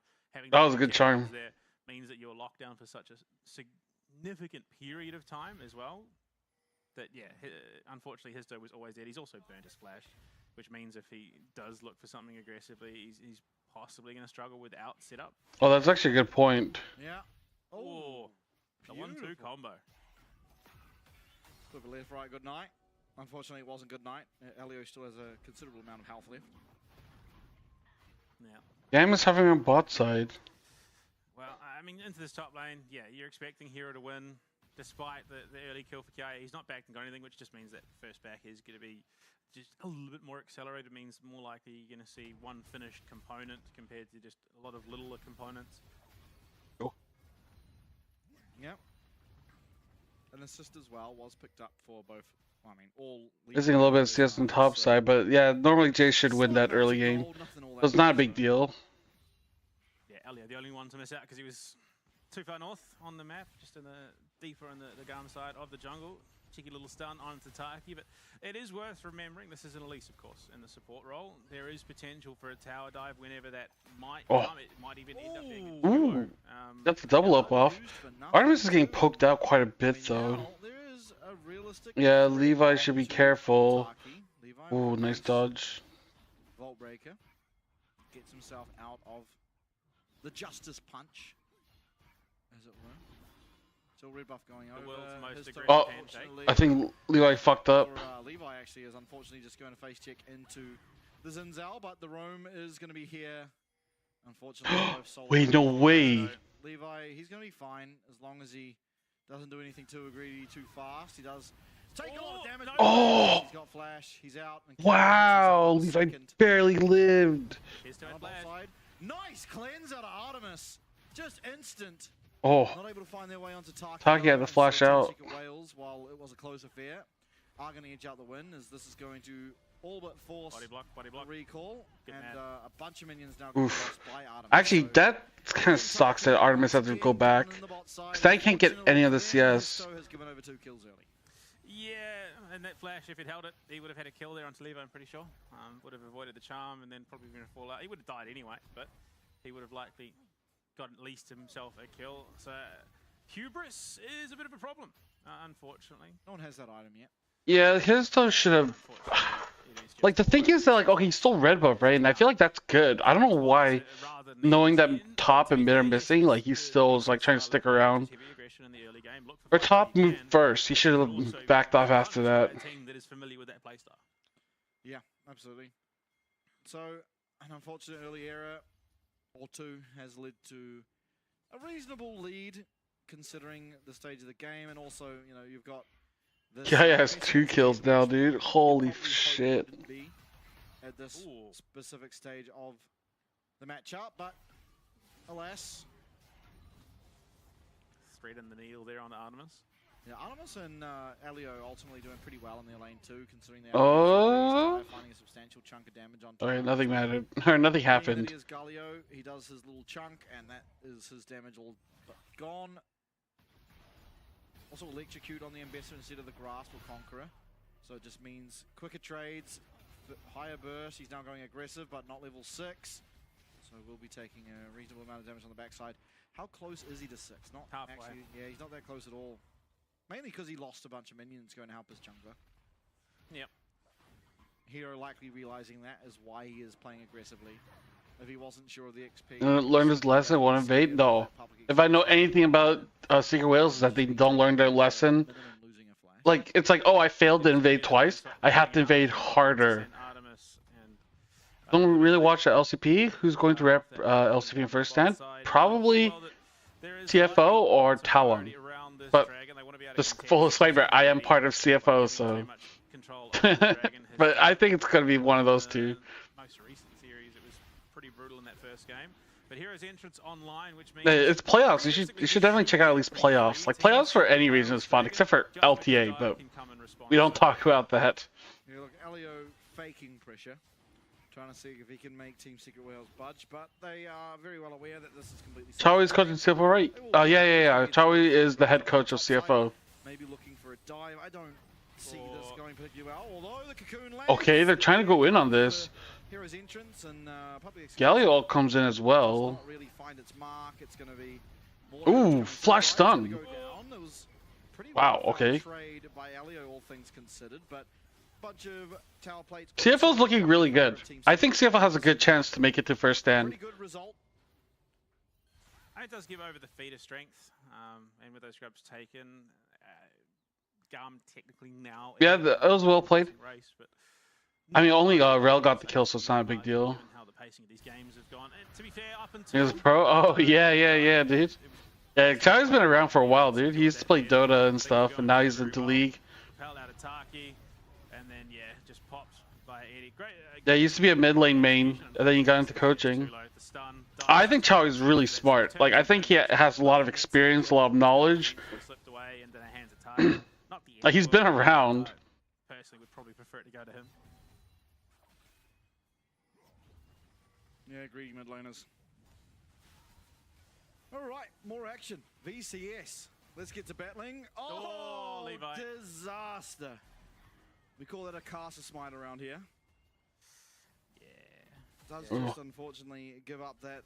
Three Whales has a small lead though. Dude, even after that disaster early game by his though, it's looking okay. Despite the fact that 2 kills have gone over to Kaya early, he's up 30 CS. He's up in gold. Singapore is still on the scene. Yeah, dude. To be fair, it's because he's not just running it down. And Team Secret also haven't been looking for fights. Ice. Oh yeah, Ice. Yeah, that was the guy. In the middle, ultimately died and has come out worse off. So yes, I think situationally he's doing. Yeah, I always see him at the international. Doesn't do so well. I watched a little bit, but I'm not an expert. Every game of Jace we've seen from Hero since the nerf, he's played well. Situationally, contextually, yes. But yeah, look, I'm definitely keen to see. Yeah, it sucks that we don't see more Singapore and like LOL.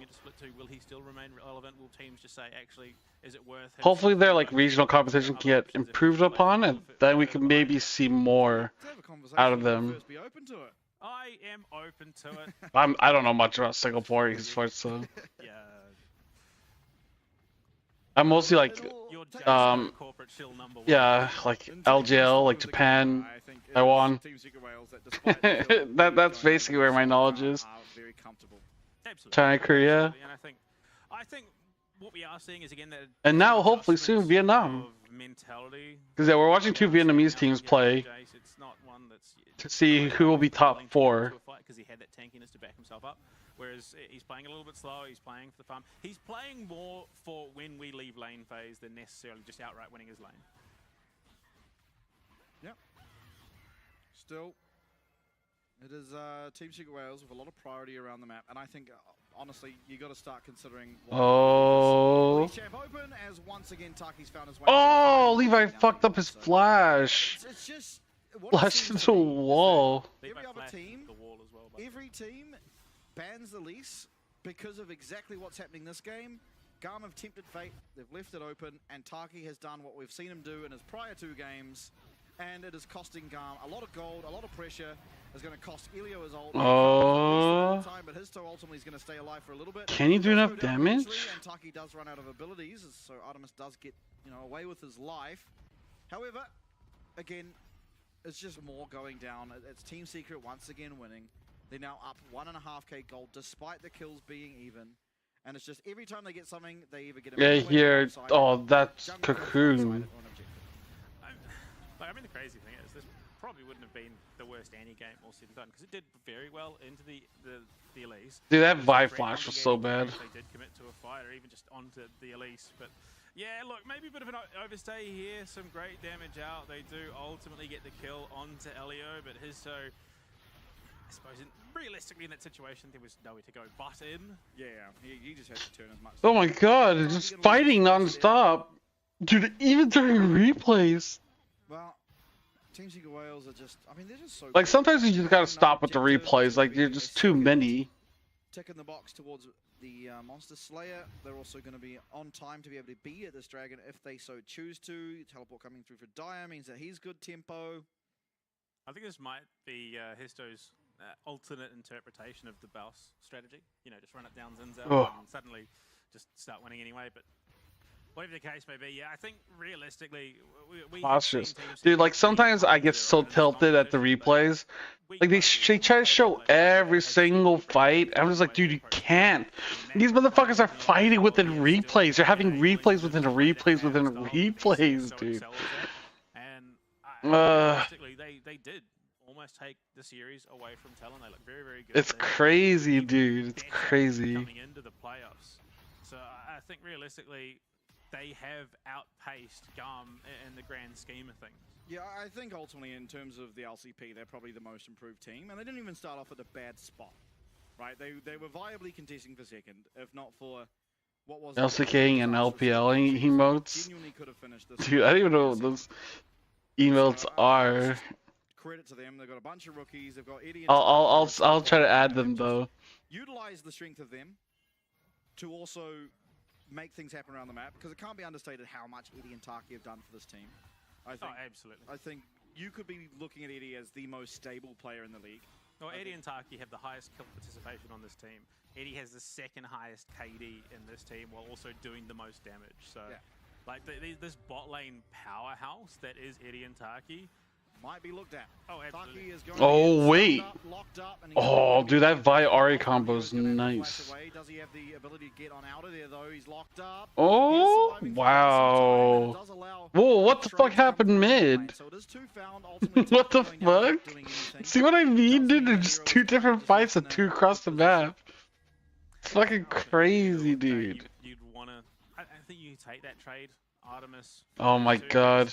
Yeah, you'd ideally not lose anyone, but finding Artemis, he is so integral to the damage output. These two dudes beating each other.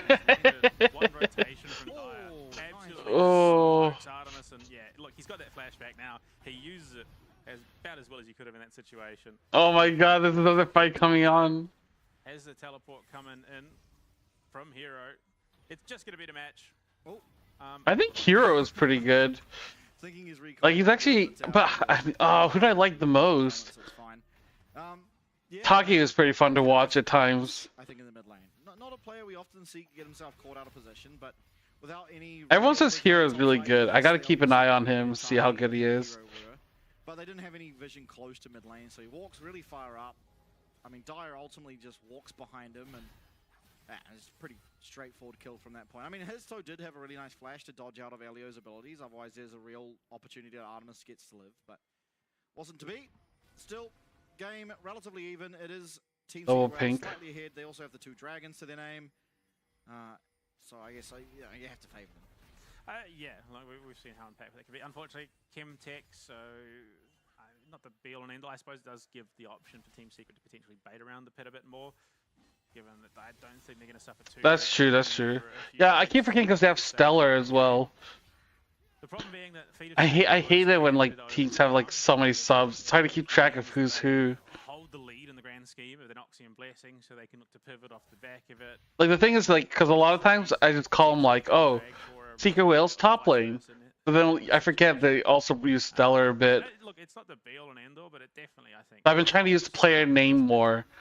Saying Hero, Histo, Dire, Eddie. It does feel like it should be. Well, they are feats of But I think Hero's probably better than Stellar. It's all very confusing to me still. Lots of feet. Yeah. It's like a lease. She got 8 of them. Talking about finds Elio clearing vision, but should be fine. Oh, I mean. Okay, I don't know why you'd want to go for that Q. Threat on Taki there, but he probably didn't know what was behind Elio. Ultimately. Oh shit! Take down this Jace. He's relatively tanky. I mean, Oh my god. Oh my, that's 3 ultimates. I mean, ultimately you're gonna lose your tower now. That was 4. Yeah, 4 ultimates. 4 ultimates for 1 kill. Anything you want on the map now. That is gonna be feats of strength though, going over. So I suppose in the long run, I'd say worth it, honestly, just purely for what it offers you in terms of the boost. It's probably worth. It is the Rift Herald going over. I mean, I don't know what else they can do. Like, I mean, they can't fight Rift Herald. Team Secret Whales. Ultimately, there's no way this can be fought by GAM. So, yeah, I mean, they get the kill, they get the tower. I guess it's worth it, as long as they don't give up too much off the back of this Rift Herald. Yeah. In the grand scheme. Can he get bot tower? No. Artemis is that much harder to tie down, depending on which boots he does go, but yeah, they were another hungry for Hero. I don't know. They show literally every single fight. I don't know if that Misfortune Hulk's even hitting him. Is generally an insignificant position, but just being they're all on the bottom side of the map, they're able to this doesn't matter. Off that vision. And that is what their team comp is designed to do, ultimately. Absolutely. They're just supposed to find one person, lock them down, take them out. If there's any real team fight, you're trying to hope that you're able to lock someone down for long enough that between the Magnet Storm and the bullet time, you actually have done a significant amount of damage. You can eventually mop up the team fight, but that essentially is what this team comp wants to do. You don't usually want to commit all 4 ults to it, but I mean, they haven't really. Well, they answered the tower back, so. Sorry, I just can't get the thought out of my head. You know, our conversation about feet. So Elise has 6 legs in spider form, not 8. So technically, humans, yeah, 8. Because she has the 6 on her back. But technically, Elio has the same number of limbs. She's just wearing them as pants. Oh. Oh, limbs, yeah. Yeah, with a horse. Yeah, but then Elise has 10 when she's in human form, limbs. Because she has the 2 legs, she has 6 on her back. She's got 4 on her back, doesn't she, right there? 4 on her back. We have to see it from the side. Yeah, it's 4. Okay, it is. Yeah. Is it? So in the feet game, no one really comes out ahead. Why are we talking about champion feet? What the fuck is going on with the broadcast? Yeah. Wait, is it? That's 4. That's 4. Okay. Meanwhile, mid's about to go down. So. Yeah, that is the Rift Shield. Dragon as well is being started up. Oh, actually, they're turning around. Okay, Elio's getting caught out, but it should not matter. So the crash down does have to go backwards, making this Magnet Storm a lot harder to land. Oh! But it's only on the Dire, the charm. Can he not fight this? Oh, they're getting poked out, dude. Oh, this is still bad, actually. This is getting really bad. And with that, all pressure towards the mid lane gone over to Team Secret Wales, and this Dragon sure to follow. Yeah, and I mean, look, that was pretty solid read from his but interesting. So No Dragon started up though. Remove GAM's priority there. And okay, well they can do Dragon now. On the top river. They recalled faster. Yeah, I'm just a little bit confused by that, and GAM appropriately reacts. They can ultimately still come down here and fight though. They also look for a reset onto Eddie, so maybe he had an item to upgrade, and if so, I mean they have to look at the scoreboard, but it would make them stronger. Hero's gonna go. Oh! Here comes the public execution. Wow! Eddie almost died from that. Are they able to do much? Okay, Taki's caught out. Oh, but they used Vial on the Taki. That's not. Oh, might not be okay. It's fine. And I think ultimately the big mistake that came out of Team Secret Wales here is they go for the reset on Eddie, but Hero doesn't, and then Hero runs out of mana in the middle of that fight. Yeah, I don't know. So he got the mirror mana, so it is the correct thing to recall, but I think you commit Hero to recall too, because he ran out of mana in the middle of that fight. Yeah, and he would have come in with a well, not quite the Fimble. It is like a hybrid tank chase. Yeah, I don't know. It was a bit odd, I think, ultimately. And yeah, not having any mana there. Yeah, here, like, oh my god. By Elio, just draw so much attention. Yeah, Eddie took so much damage from that misfortune ult. I mean, I think ultimately this probably should have been a good fight for Team Secret Wales. Just poorly handled, really. Like, Eddie just gets everything, lands straight on top of him. There wasn't even any CC that caused it. He just got hit by a public execution and then got locked up.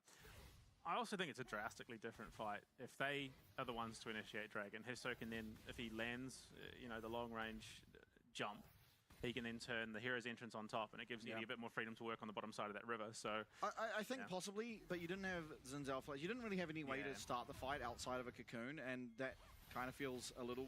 Yeah, look, it was not a great situation, all said and done. I think it is correct for Eddie to recall. Oh, absolutely. But I think also if Eddie doesn't get locked up immediately by a random public execution, they probably wipe that fight. Because everyone living on GAM had... Hey, this is the big question that everything fucks up is Otacon. Eddie did none of that damage. Like when to do it, how to do it, how to bait. For Team Secret to find themselves in, and look, the game's still close. They've still got an avenue back into this. They do end up into the mid to late game. I mean, we're mid game, well and truly. We're heading towards the late game. They do find themselves pretty comfortably there. Eddie's got his 2 items, so he's going to be hitting reasonably hard. There isn't a huge amount of tank that is being built on GAM. So I think, look, ultimately, it's not the biggest of setbacks, but unfortunately, it seems very on brand for the VCS teams for these things to just happen. Yeah. I mean, it's like the macro. I mean, like the next thing they gotta do is like look for Otacon, right? But shouldn't like GAM be trying to pressure bot? Like I feel like they should be looking to pressure bot and pull attention away from the Otacon.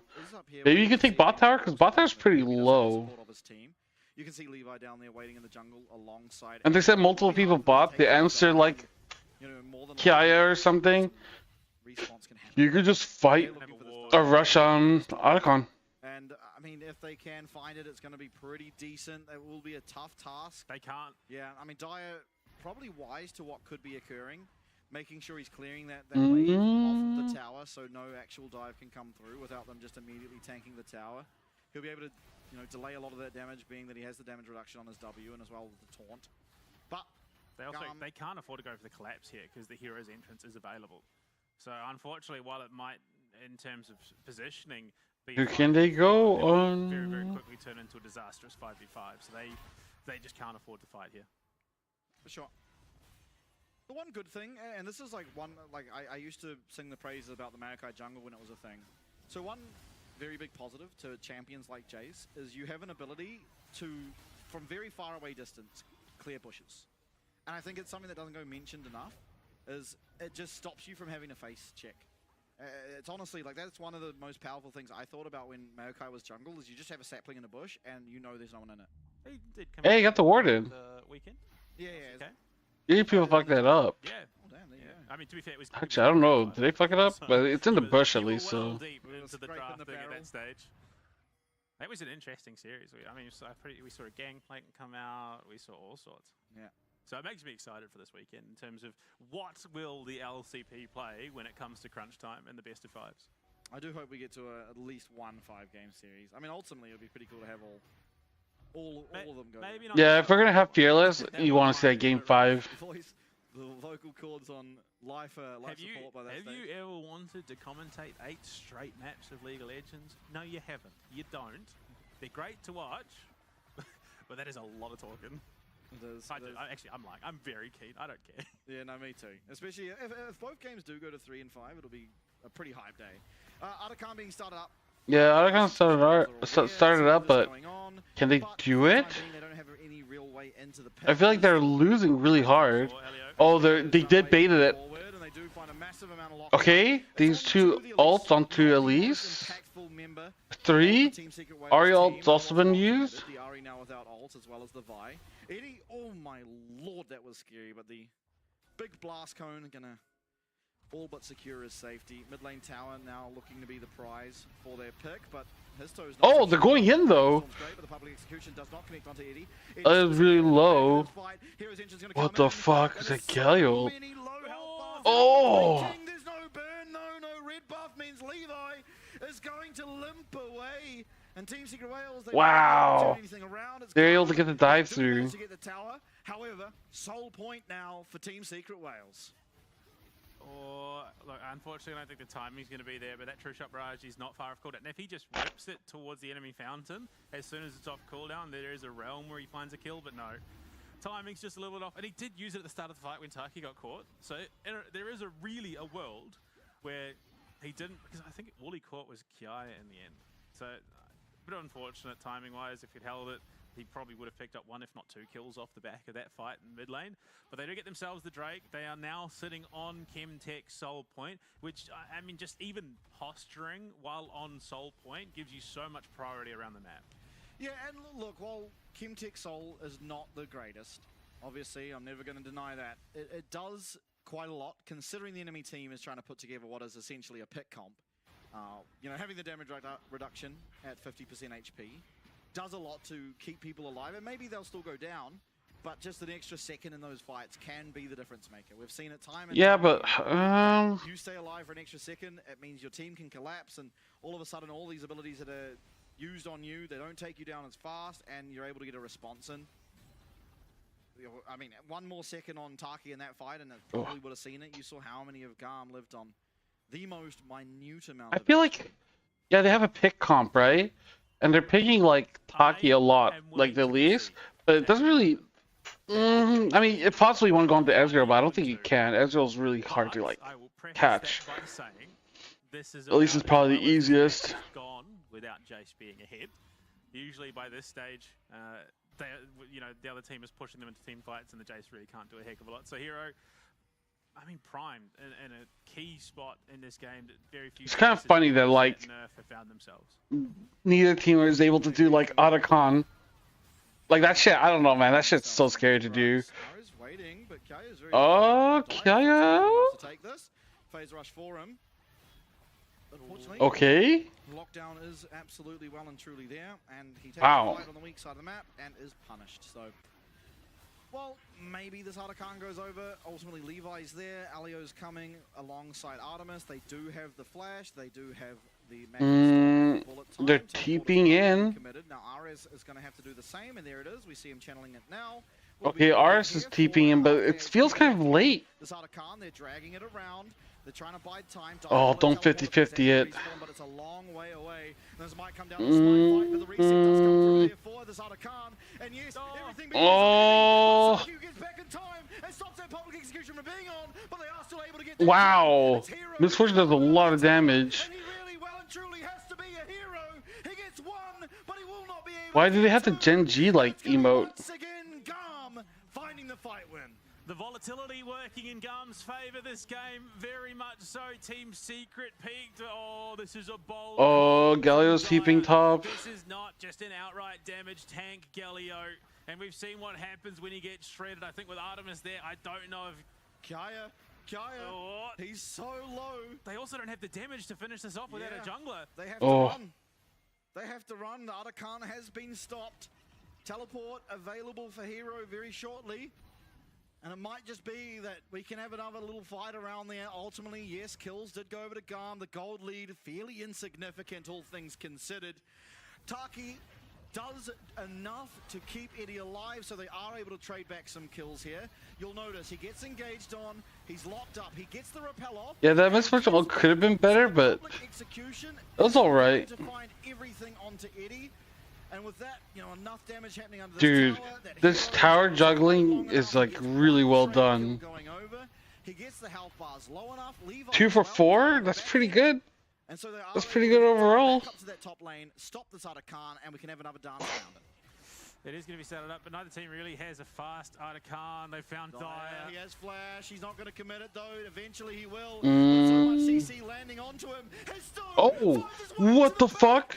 Assassinates Ares. He gets himself a double. And comes all the damage on. Oh, Histo's killing everything. Some way, somehow, Histo is saving the fight. Oh, never mind. Down though as Artemis is able to find him. Oh. Jumping on that Misfortune will find it. And this Jace is the only champ left up against Kiaya and up against. I mean, he's not gonna have the damage. He's not gonna. Soul, Dragon Soul's up. This Ambassador for the time being. He does go aggressively though. Public execution not available. In like 20 seconds. But you see Kiaya running at him. You see him slowing him, and you see. Wow. As GAM again win the fight. So Jace is doing well until he wasn't, unfortunately. Yeah, look, I think he definitely falls a bit flat in the face of an Ambassador who is also 7-1-5.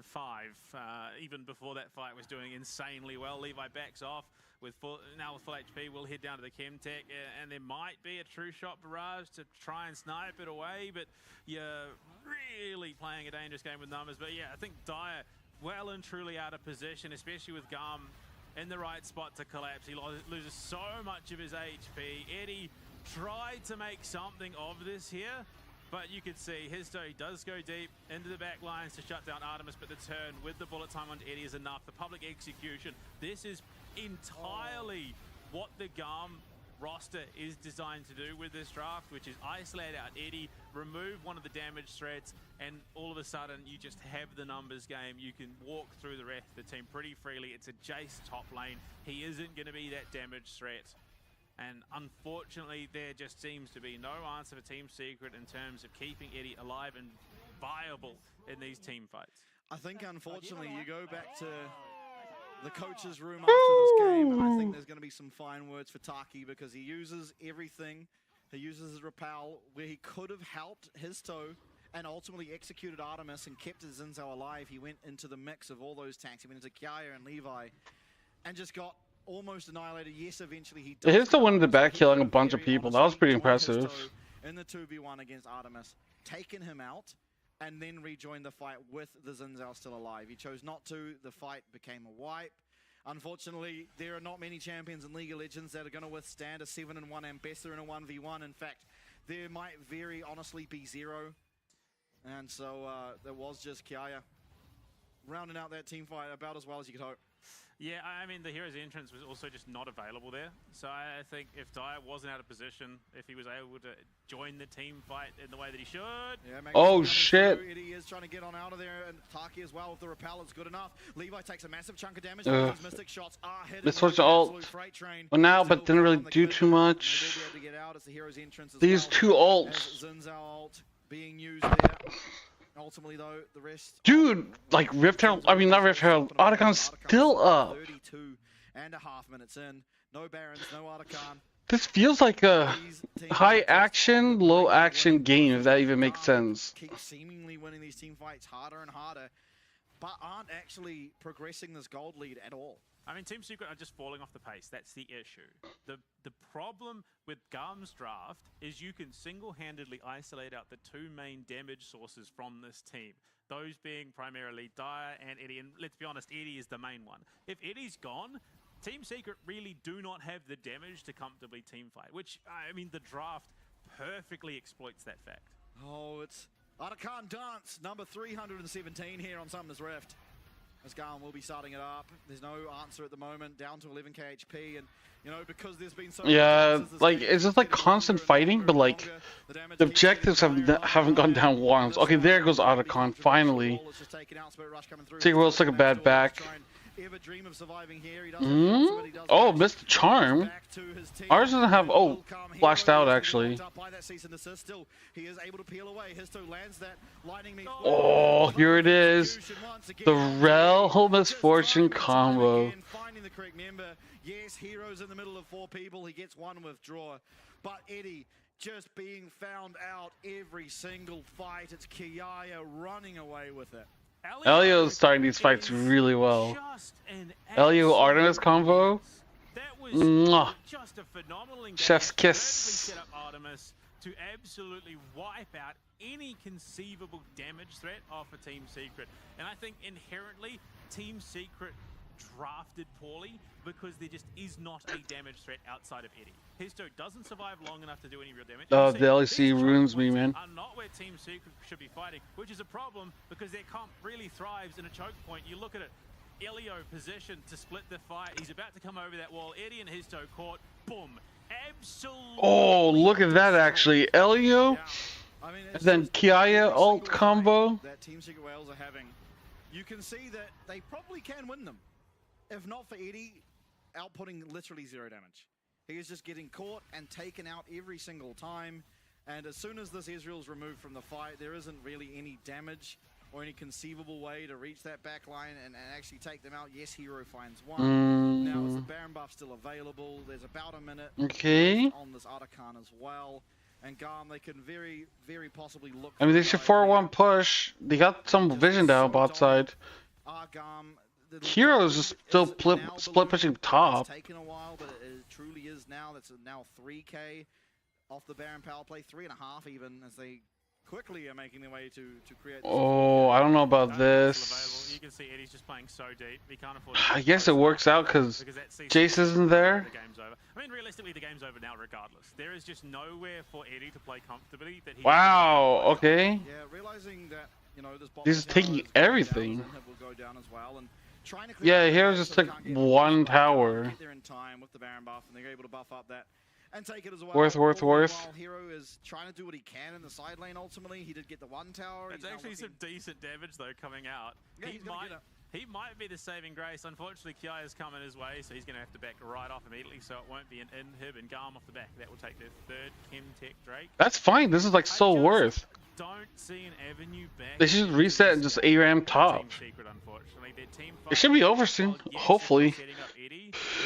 But you know, I feel like the games are kind of like slow, but I guess it's because of elimination. Setup from Elio has just been so clean. You drop the bullet time on top of it, and immediately Eddie is just a non-factor. So, yeah, look, I think realistically they backed themselves into a spot with this draft. The big saving grace for Team Secret is they will not have to worry about public execution or cease and desist again today.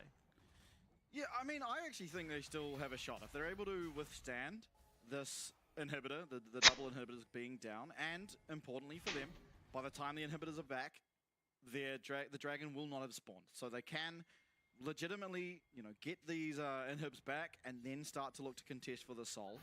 The problem is they are now going to have to try and defend this top lane. The Baron will be gone almost by the time the wave is in. There's still going to be a sizable wave, however, and you know they see the Yeah, but they don't need to like worry about the wave. at least withstand one engage. Like look at the bot wave, dude. There's like at least 2 super minions down there. Oh shit, Levi. This time. In comes the hero's entrance. A sizable amount of damage being dealt to the side of Team Secret Wales as Histo is going to have to flash away. But Dyer finds a 4-man taunt. What the fuck? If it isn't, I don't know what they possibly can do. As Kiaya, so menacing on this Ambassador, now 9-1, has claimed one. Okay, their base is getting fucked. Not able to find it just yet, but still a lot of these. They lost one Nexus turret. Probably enough to just have this many members. Minions marching in bot. Taki not offering the damage. It's one Nexus tower going down. Hero does now join his team again as Kiaya is just so damn strong on this Ambassador. Inhib number 3 also will follow. I mean, the sickening fact is that is about as good as it could have gone for Team Secret. The fact that Eddie's still alive Reveal the secret weapon. as good as it gets in this situation, despite Dyer hitting what has to be one of the best. The mind control powers, you mean? Galio, we've seen this split. But mon ami, I do not have the mind control power. Yeah. I mean, they dropped everything trying to target Eddie, and still GAM came out on top. Yeah, Eddie ultimately this time escaping from that engage. Seeker's now gone. Next time Levi looks for it, it could be very Should it reset? It's a nice true shot barrage, and this time they'll find maybe. everything onto him. He doesn't have flash, he doesn't have anything. Hero will get 1 kill in response, and then will come Dyer. He's all that really stands. Hero does have to try and get his teleport off. He will. Oh my god, Jason is keeping back to base. Be able to clear this out. Dyer with a good taunt over onto Kiaya. They clear out the minions. The grubs are still there. Hero The tower went down so fast. Oh my god. Oh shit. Down goes Dyer, and down for the first time this split against GAM.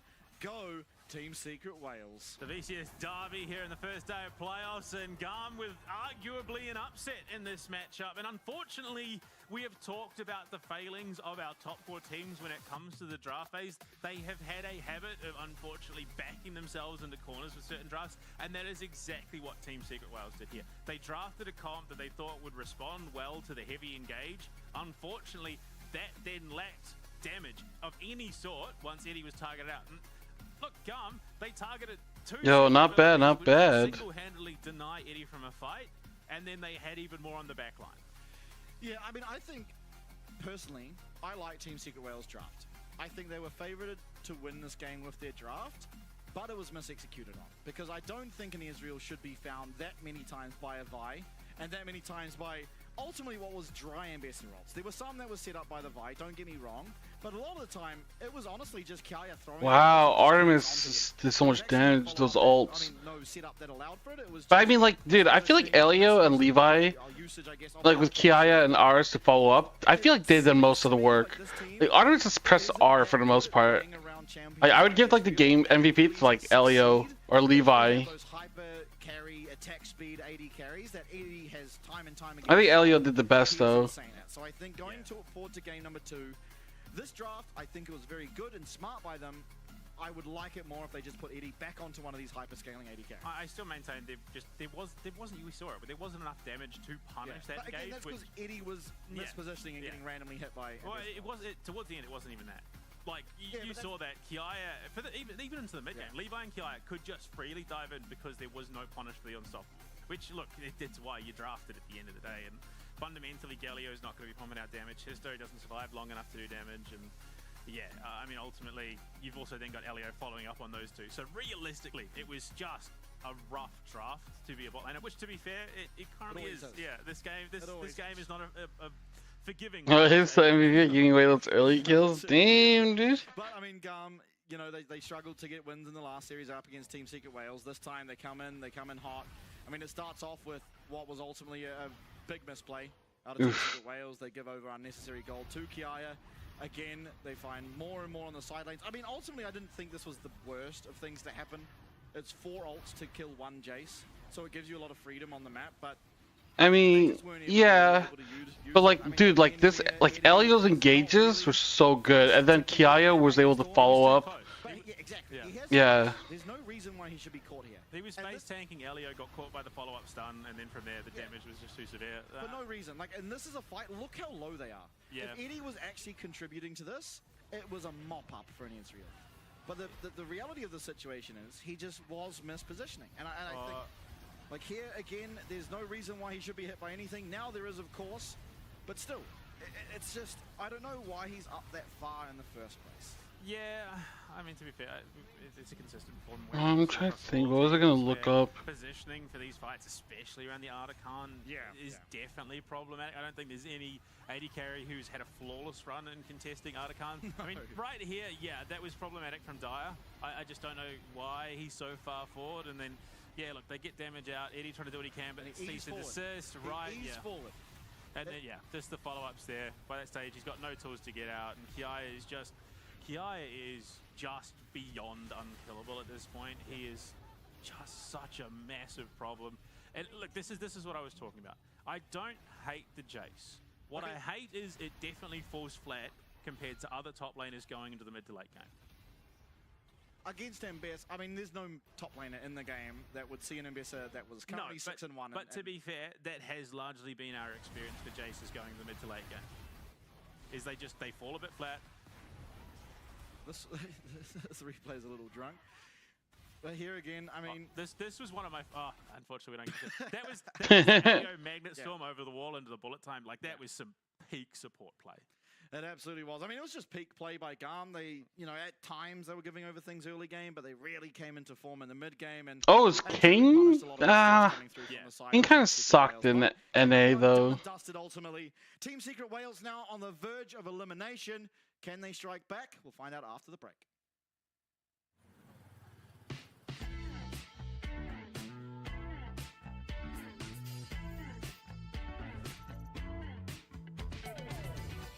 Đầu tiên thì em nghĩ là em sẽ cảm thấy rất là vui vì sẽ Oh, you retired as a player. LCP năm sau các thứ. Never mind. Rất là hào hứng khi mà sắp có cơ hội được thi đấu với rất nhiều những đội tuyển mạnh ở những khu vực rất là mạnh. I'm gonna go PP. Cũng đã chuẩn bị cũng như là BRBB. tập được những cái mà về chiến thuật, về cái cách mà em vận hành đội hình khi mà bước vào trận đấu. Còn em trông chờ thì em rất là mong vào đến họp nhanh ngày 16, 17, 18 gì đó tháng 1 này.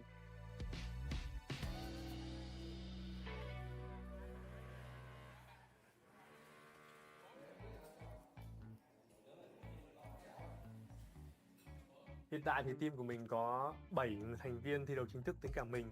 Em nói từ trên xuống dưới. Kia thì kiểu ngầu. Chỗ dựa vững chắc. Giống như kiểu khi mà mình gặp khó khăn thì cứ nhìn về Kia thôi thì mọi thứ nó sẽ ổn hơn rất nhiều.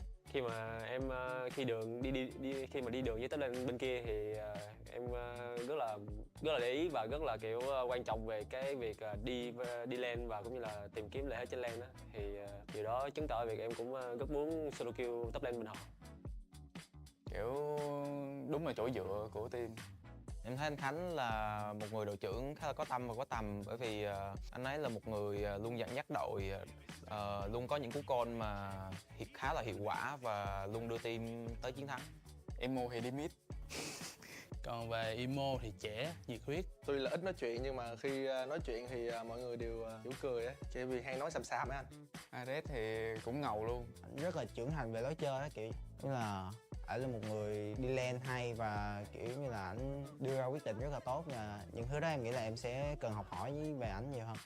Anh Hưng thì Hưng thì kiểu em nghĩ anh ấy là một người chơi khá là thú vị, nhưng mà em sẽ không tiết lộ gì nhiều. Em sẽ để cho mọi người mong chờ hơn khi mà được xem anh ấy trình diễn ở LCP mùa sau.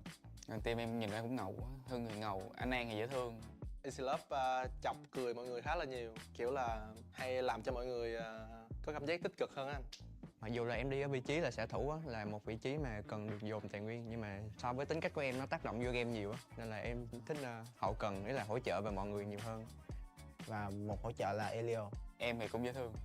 Tính dài vậy. Bởi vì Elio thì mọi người thường đánh giá thấp Elio, và bản thân mình thì đánh giá rất là cao Elio, cũng như là mình tin rằng Elio sẽ làm được điều bất ngờ đến cho các bạn fan hâm mộ.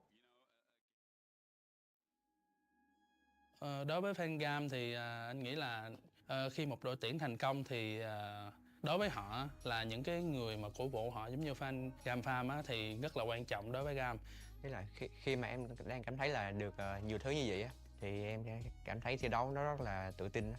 Em sẽ cảm thấy là kiểu như mình không có gì để mất hết, mình có nhiều tài nguyên như vậy thì lý do gì mà mình không chiến thắng những đội tuyển khác. Và ở LCP sắp tới là một cơ hội để khiến cho các đội Việt Nam có thể chứng minh cho mọi người thấy như vậy. Hy vọng là mọi người sẽ vững tin vào GAM và mình tin rằng GAM sẽ giành được chức vô địch tại mùa giải năm nay. Cảm ơn các bạn.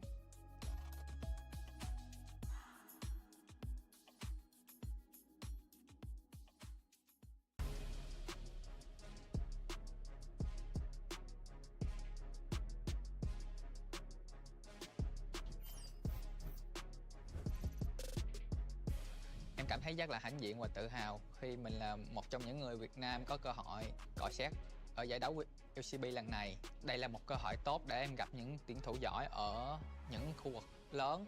Đối với em, tân binh mới đánh giải như em thì em nghĩ cũng hơi áp lực. Nhưng mà em vẫn sẽ tự tin để đánh giải LCP lần này. Ý nghĩa với em là cái giải đấu lần này chắc là coi như là lần đầu tiên em đánh ở quốc tế đi. Tại vì nó cũng lớn rồi, nên là cái tham vọng của em là sắp tới là rất là cao. Tham vọng kiểu tham vọng thi đấu với tham vọng thành tích các thứ này nọ. Hiện tại team em đang có 7 thành viên và anh Taki là đội trưởng. Và trong game thì Taki cũng làm rất là tốt vai trò đội trưởng của mình khi mà dẫn dắt được những người trẻ hơn mình làm tốt vai trò đó. Cá nhân em thấy một điểm khá là riêng biệt là em có thể tự tin đánh với bất kỳ mọi AD nào và em cũng có thể tạo ra được sự tự tin cho mọi người với cái vị trí của mình. SD thì là khác với Taki một xíu. Thì em cảm thấy anh ấy rất là trầm tính, ít nói và cũng rất là hòa đồng luôn. Em nghĩ là lần chơi lại này thử thách lớn nhất là bản thân em. Còn những đội khác thì em nghĩ là em với mọi người có thể làm được, là lo chính bản thân mình với đội trước là được, không quan ngại những đội khác. Tại vì vừa rồi em nghỉ một thời gian ấy nên là em hơi dè chừng một xíu về bản thân em. Còn người đi rừng, mình có tới 2 người đi rừng thì mình sẽ nói Hito trước. Em nghĩ là em cần thay đổi nhiều thứ hơn, kiểu nói nhiều hơn cho đồng đội mình hiểu mình hơn. Còn người đi rừng còn lại là Gcom. Thì anh ấy lúc nào cũng là cười vui vui, nói tạo không khí. Thì em nghĩ là với em là người chơi trẻ nên là em nghĩ em có kỹ năng để em đọ với các bạn đó. Mình cũng có 2 người chơi đường trên, thì một bạn là Hero 02 thì bạn ấy cũng đã thi đấu ở Viset cũng khá là lâu rồi, cũng là một người chơi về dạng có kinh nghiệm rồi. Khi mình bắt đầu gặp gỡ với những tuyển thủ mạnh như vậy thì nó làm mình có ý chí phải cố gắng nhiều hơn để có thể đối đầu với những đối thủ đó. Còn bạn còn lại là một bạn nhân tố trẻ mà Secret Well vừa mới tuyển về. Bản thân em đã chuẩn bị cùng với đội từ luyện tập rồi đến giờ giấc sinh hoạt rồi các chiến thuật thi đấu các thứ như nào. Em đã rất là cố gắng để có thể thích nghi với giải đấu lần này. Maybe I'll go back and watch PCS games. Từng thi đấu tại Just like live react to them, except I know the results, so. Thật tốt khi đánh giải LCP lần này. Team Well trẻ, đó chính là Daire. Em nghĩ nó không có gì quá là đặc biệt, chỉ là có những tuyển thủ trẻ lần đầu được thi đấu một giải đấu lớn với niềm khao khát được chứng minh bản thân mình. Thì em nghĩ phong cách chơi của đội em tại giải sắp tới khá là thú vị. Chắc chắn khả năng cao sẽ được về cho đánh kiểu máu chiến. Vì đội của mình trái mà nên áp lực là đương nhiên là có. Oh no. Em sẽ cố gắng để thích nghi. Em nghĩ đội em đánh khá là hay, nếu mà cố gắng thì thành quả nó sẽ gặt được thôi. Em mong chờ em và cả đội cùng nhau vô địch giải LCP lần này.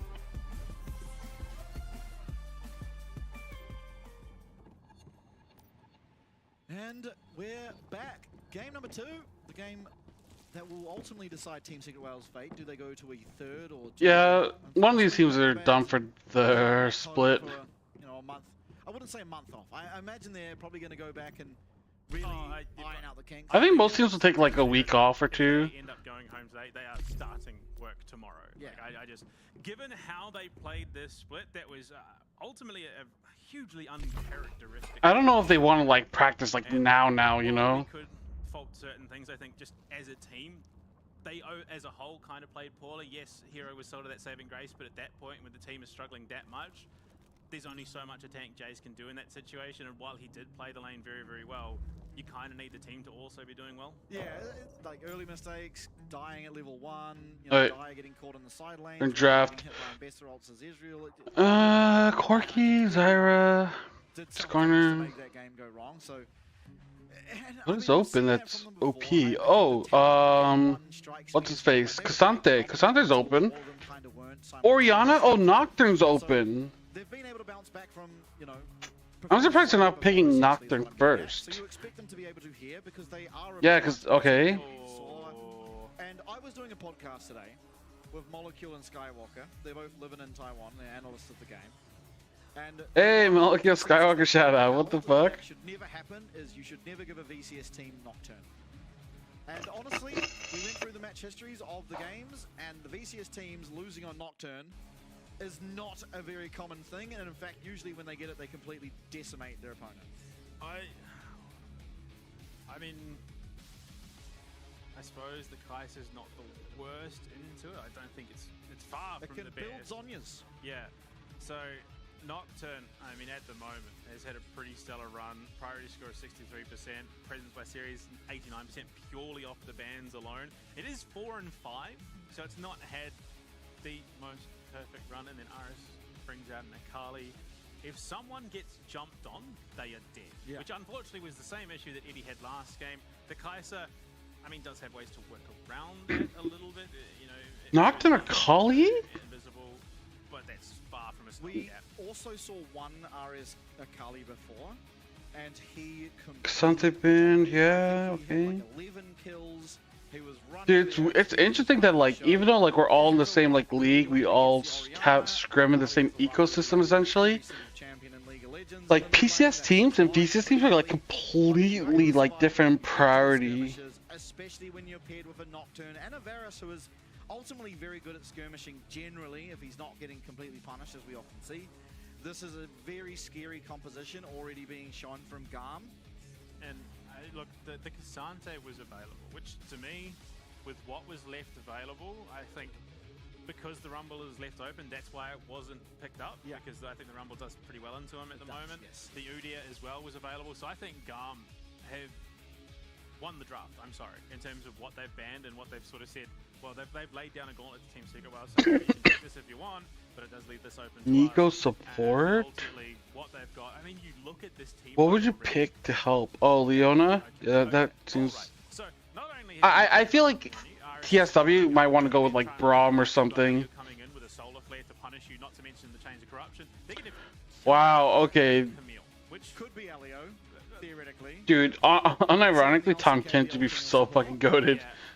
Like, if you pick Tom Kent here... Poppy is about as good an answer as you could possibly get in the situation. Yeah, Poppy is probably the best option. Realistic option. Sort of back themselves into a corner. If they ban Poppy, it leaves either Udyr or the Cassante up and available. Which, look, the Poppy, yes, does do a lot to punish their draft, but the Cassante and Udyr, arguably two of the strongest top laners in the competition. So now it's top lane, right? Into Camille. Oh, Jax is banned. Oh my god, I gotta pull up my sheet. Rumble ban. Ornn? Oh, I don't know about Renekton. Oh, but Ornn would be bad too. Is Renekton the best option? Survive the early game though, the Renekton matchup becomes a lot easier in the later stages of the game. Possibly, yeah. Possibly it's a Renekton. Saw in our first series, second Camille of the night, interestingly enough. Ooh, Renata would be interesting. I mean, I don't hate Renata. In fact, I really, really like it. Yeah, because of the turnaround.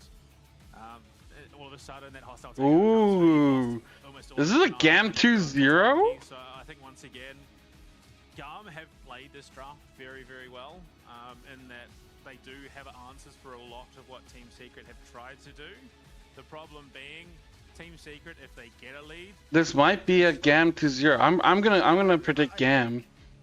I think this Kai'Sa feels a It's little the true. homeless. It's true for both sides. Yeah, I think that the weakest link of this secret draft is. Why does the predictions end so fast before even draft even finishes? Honestly, this is a game. Who the fuck? Predictions ended 12 minutes ago. Why? A game where you can play Xayah, you would have to find a lane swap. There's no doubt about it. You cannot lane a Xayah into Varus. Why would I ever predict before draft ends? At that point, you might as well just flip a coin and just go with like power ranking. Oh, this team's 5th, that team's 4th, so I'll just pick on the 4th place team. Oh, what the fuck? As well as Poppy cannot lane into Varus Renata. And so, I mean, it's going to be interesting. I think this Kai'Sa does feel a little bit homeless, though, because there isn't all that much setup for it.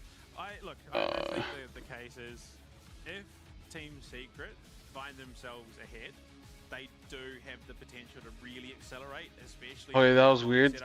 Predictions are back up. If you get that Wukong into the back line, all of a sudden you can then have Eddie there at a moment's notice. Renekton as well offers some of that setup for the Kai'Sa jump in. So I think realistically, yeah. I mean, I feel like predictions end the moment we get onto the Summoner's Rift. Team Secret, where they kind of need to do well going into the mid lane, but they're not as punished, I think, when being behind. Or at least wait a minute or two until after draft ends. Has the potential to do a lot of work here. Yeah, it has a very good matchup up against the Camille. It's pretty hard for the Camille to navigate this lane. Ultimately, as long as the Renekton's keeping up his Fury, you do that auto attack. Cool, you've got a shield, he presses W, gobbles it up, and does the damage after it. So, I think it's interesting, especially looking at what Team Secret has played in considering that last draft. Ambessa was Hero's most picked champion, and I think maybe they just got baited a little bit into not taking it as a first option there for themselves, and as a result, it goes over to, because it was first picked by GAM. That was their first pick for the top side, and look, I don't know, whatever the case may be, yeah, it just definitely felt like a rather deflated draft by the end of it. Like, yeah, in theory it does work, but when your sole win condition is just Eddie not dying immediately in the fight, it's a bit much. It is very much on top of his shoulders. I think just putting that win condition solely on one person is a bit rough. yeah, I mean, they do. That is how this team's operated, and I think they usually do it on him on these hyper-scaling attack speed 80 carries. They didn't in that game, and Okay, we're getting in. I'm excited. I'm excited. I think GAM's gonna win. I predicted GAM to win. There is going to be a pause heading into this game. There's a ping issue. Oh, there we go. As I Oh, say it. nice. Never mind, there won't be. Flag that. There was no technical issue, and we are in the game. We timed it perfectly. Yeah. That's right. Now, look, I think Team Secret Okay. hesitant to go and feed over a kill at level 1 in the jungle after how last games went. So I don't think we're going to see too much other than just a couple of skill shots and a bit of damage traded back and forth. Looking across the map, I'm not seeing anything just crazy out of the ordinary.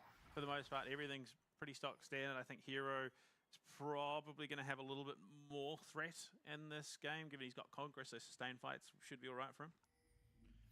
Yeah, I mean, you kind of need the laning rune on Camille, so the grass was his option, as well as the just entirety of the resolve tree, really. But I mean, it'll be interesting to see. I think generally in these matchups, in solo queue at least, you kind of want the ignite. It's been red.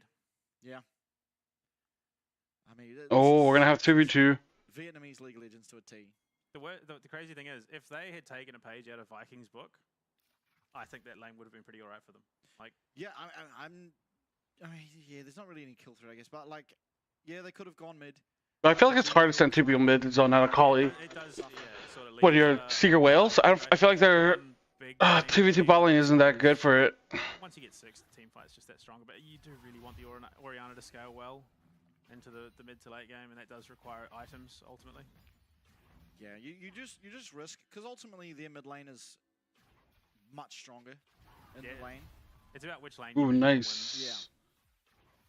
I think the more consistent option is probably to just leave the Orianna. Nocturnes are top side though, that's the difference. I do agree with not going there. I mean, it was just a good read ultimately. I mean, the other thing is, you know, especially... Camille Renekton. That's a lovely time. What we've been seeing out of AD carries is they don't really stay that far behind for very long. They play the macro game very, very well in terms of, you know, lane swaps and finding farms. So I don't... Well, okay, Dire. Yeah, a problematic trade considering. Electrocute is a bit rough. Yeah, much stronger now, I guess, but still, it probably shouldn't. Yeah, the buff to electrocute is crazy to me. What? Now the handshake's going to be flashed away from the piercing arrow. Ooh. Nice amount of damage, but got a little bit excited there. I thought it was a 40-minute Varus. It's not. Yeah, they really want their crown, dude. Still, good advantage there. They use the heal for the extra. I mean, GAM has been looking like pretty sus the split. I mean, yeah, Renekton versus Camille, level 3 now for Renekton. He has Flash, and he has the Fury if he builds up just a little bit more. Oh. I mean, Levi's what side? So, I mean, look, if he rotates down, there is potential for a counterplay, but... I think GAM will win this game. I think it will be a 2-0. Health bars, luckily, pots in pocket, the cookies as well. I'm pretty sure Talon's going to still pick GAM over Vikings.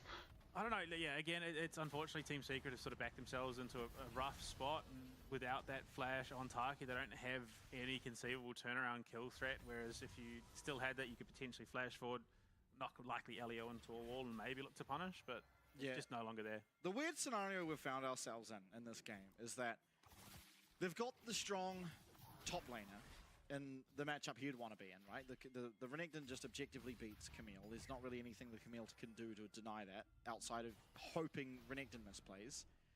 But to pay for that, their AD carry is going to suffer. You see, the CS totals are pretty much echoing that sentiment.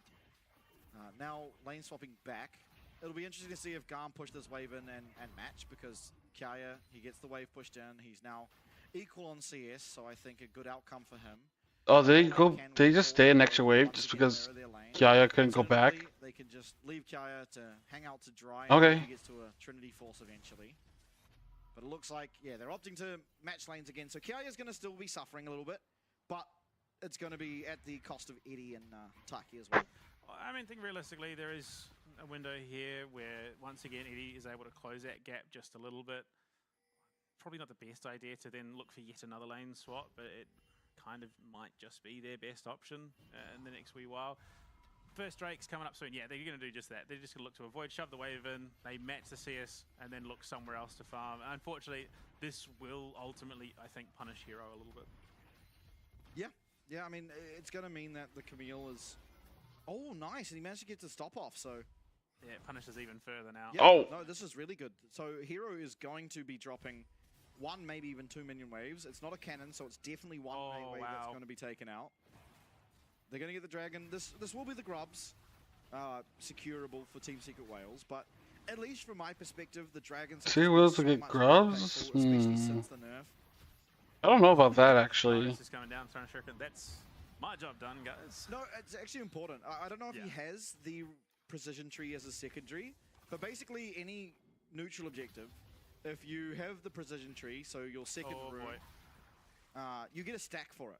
So it speeds up the stacking of those runes quite substantially.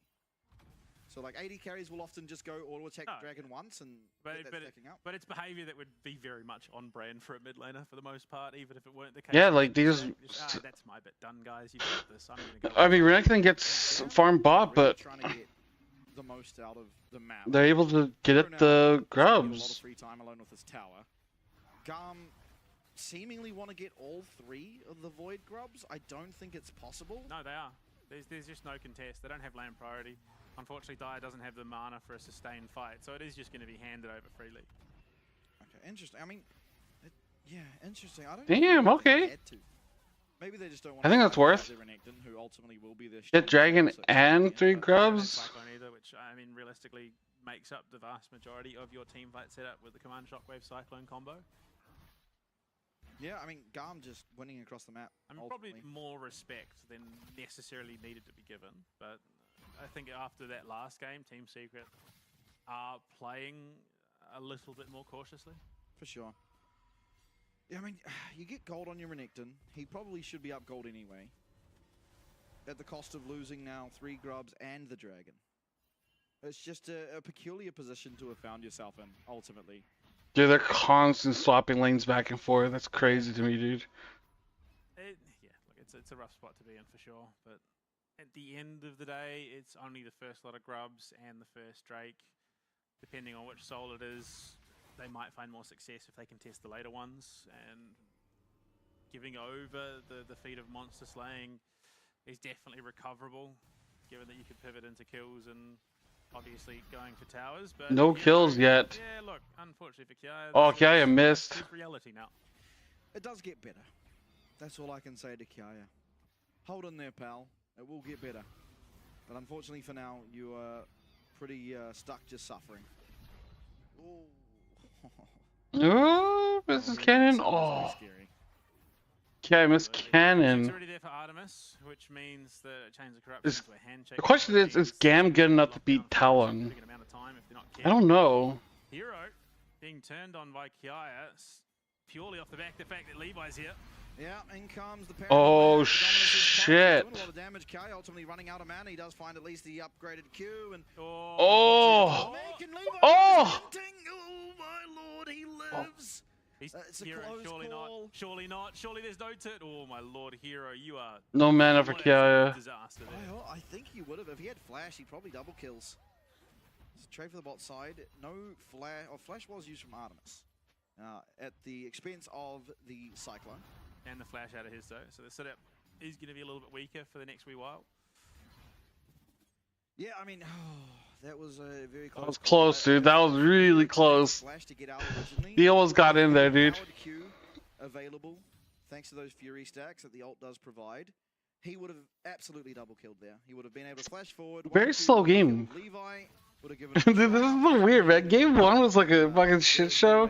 Now we're back to like, oh, we're just piss chilling. You've got a feel for Hero though. He's having these moments for the team, and I would argue he's probably the strong point in that last game, despite the ultimate result. But now he is ultimately being the sacrifice for Eddie to ensure that Eddie has the right game. Command Shockwave onto Ares. Yeah, flash available, so he should be able to get out this. Oh, wow. Okay. A lot of times you won't see people respecting the fact that Poppy can flash on you. Yeah. Ares is wise to it. He's not going to get locked up against his tower, and he is going to survive. Usually you flash the flash so that way, because you can see it coming. Possibly a plate, but being that they have no void grubs, the chip damage not quite there seemingly. Once again, GAM just matching the rotations of their bot lane opponents. Pretty successfully at that. Taki though in position with his dough.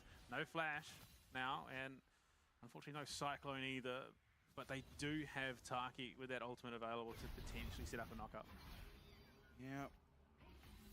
Once again, Hero's able to just trade aggressively. He has his Fury stacked up now, so it's only going to get worse for Kiaya if he looks for a trade. But Hero does commit it onto the lane. Looks like we're going to have a trade for the three grubs for the Dragon. Again, this just evens out the grubs. However, GAM now are up 2 dragons. And I think what we're seeing come to fruition is what I said at the top of the day, where GAM often, you know... It's interesting because they send 2 people top, but they're not fighting for the grubs. Usually, whatever objective you want to go for, you send your bot lane there, so that way you have, like, you know, numbers advantage, essentially. Even with the Orianna, your bot lane is fairly massively ahead, and you're up objectives. This is a very commanding position to be in at this stage of the game. For sure, and that is obviously feat of monster slaying secured, which means they only need a tower or 3 kills, because it has been a fairly bloodless game for the most part. Yeah, I don't think we're going to ruin us, yeah? Yeah, the problem being hostile takeover is now up and available, so for all the engage and setup that is available... Ooh, nice Levi. There is an answer. Nice spell shield. Devastating one to do. Absolutely. LKO just 2v1 up here. Going to be able to save this minion wave for his AD carry. Great support. Blue Panda would have eaten that entire wave.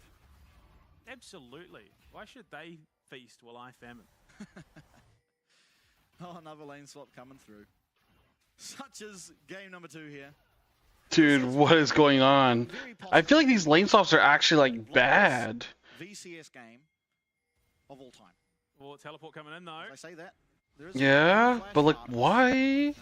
Oh, you fucked up. Near on perfect. It is reasonably good. Oh, no. Yeah, oh. Good enough. Flash. That's so rough. Good enough. Taki did have the ult, though. I mean, they could have potentially... He didn't really have the setup to get just the insta knock-up, but... Yeah, he in theory, could have knocked out... I thought, what's his face? Levi was going to ult in and help. Yeah, looking for it, but Levi is up in the top side. I think Artemis ultimately probably not walking to this tower without his Nocturne being there, so... Oh. Playing bodyguard. Dude, this game's going on ever. I think importantly for Team Secret Wales, though, you know, generally as Nocturne, you want to. I want to see some out of kills. your first ult, ultimately yet to really find anything out of the paranoia. Like they're not even leaning; they're just swapping back and forth. Like, oh my god, now Varus swapping bot. Could have a minion wave from But Kai'Sa is not. Kai'Sa is swapping elsewhere. Ay ay ay. Just no kill threat. The Kraken Slayer is great and all, but you do need a setup to realistically get that damage out. And they're going to pull Eddie up immediately. Fuck, dude. GAM have matched them pace for pace for the most part in this bot lane swapping game. And after that, you know, engagement towards the top side, Team Secret lost a little bit at pace. Luckily, with Hero and Taki trying to make a play, it forced Artemis to stick around a little bit longer. So they extend that gap out a little bit, but it is just. Is this the right macro play to just constantly keep swapping and never lane? It is. And, I mean, this Varus is going to scale pretty nicely. We've seen what Varus with a few items on can do time and time again.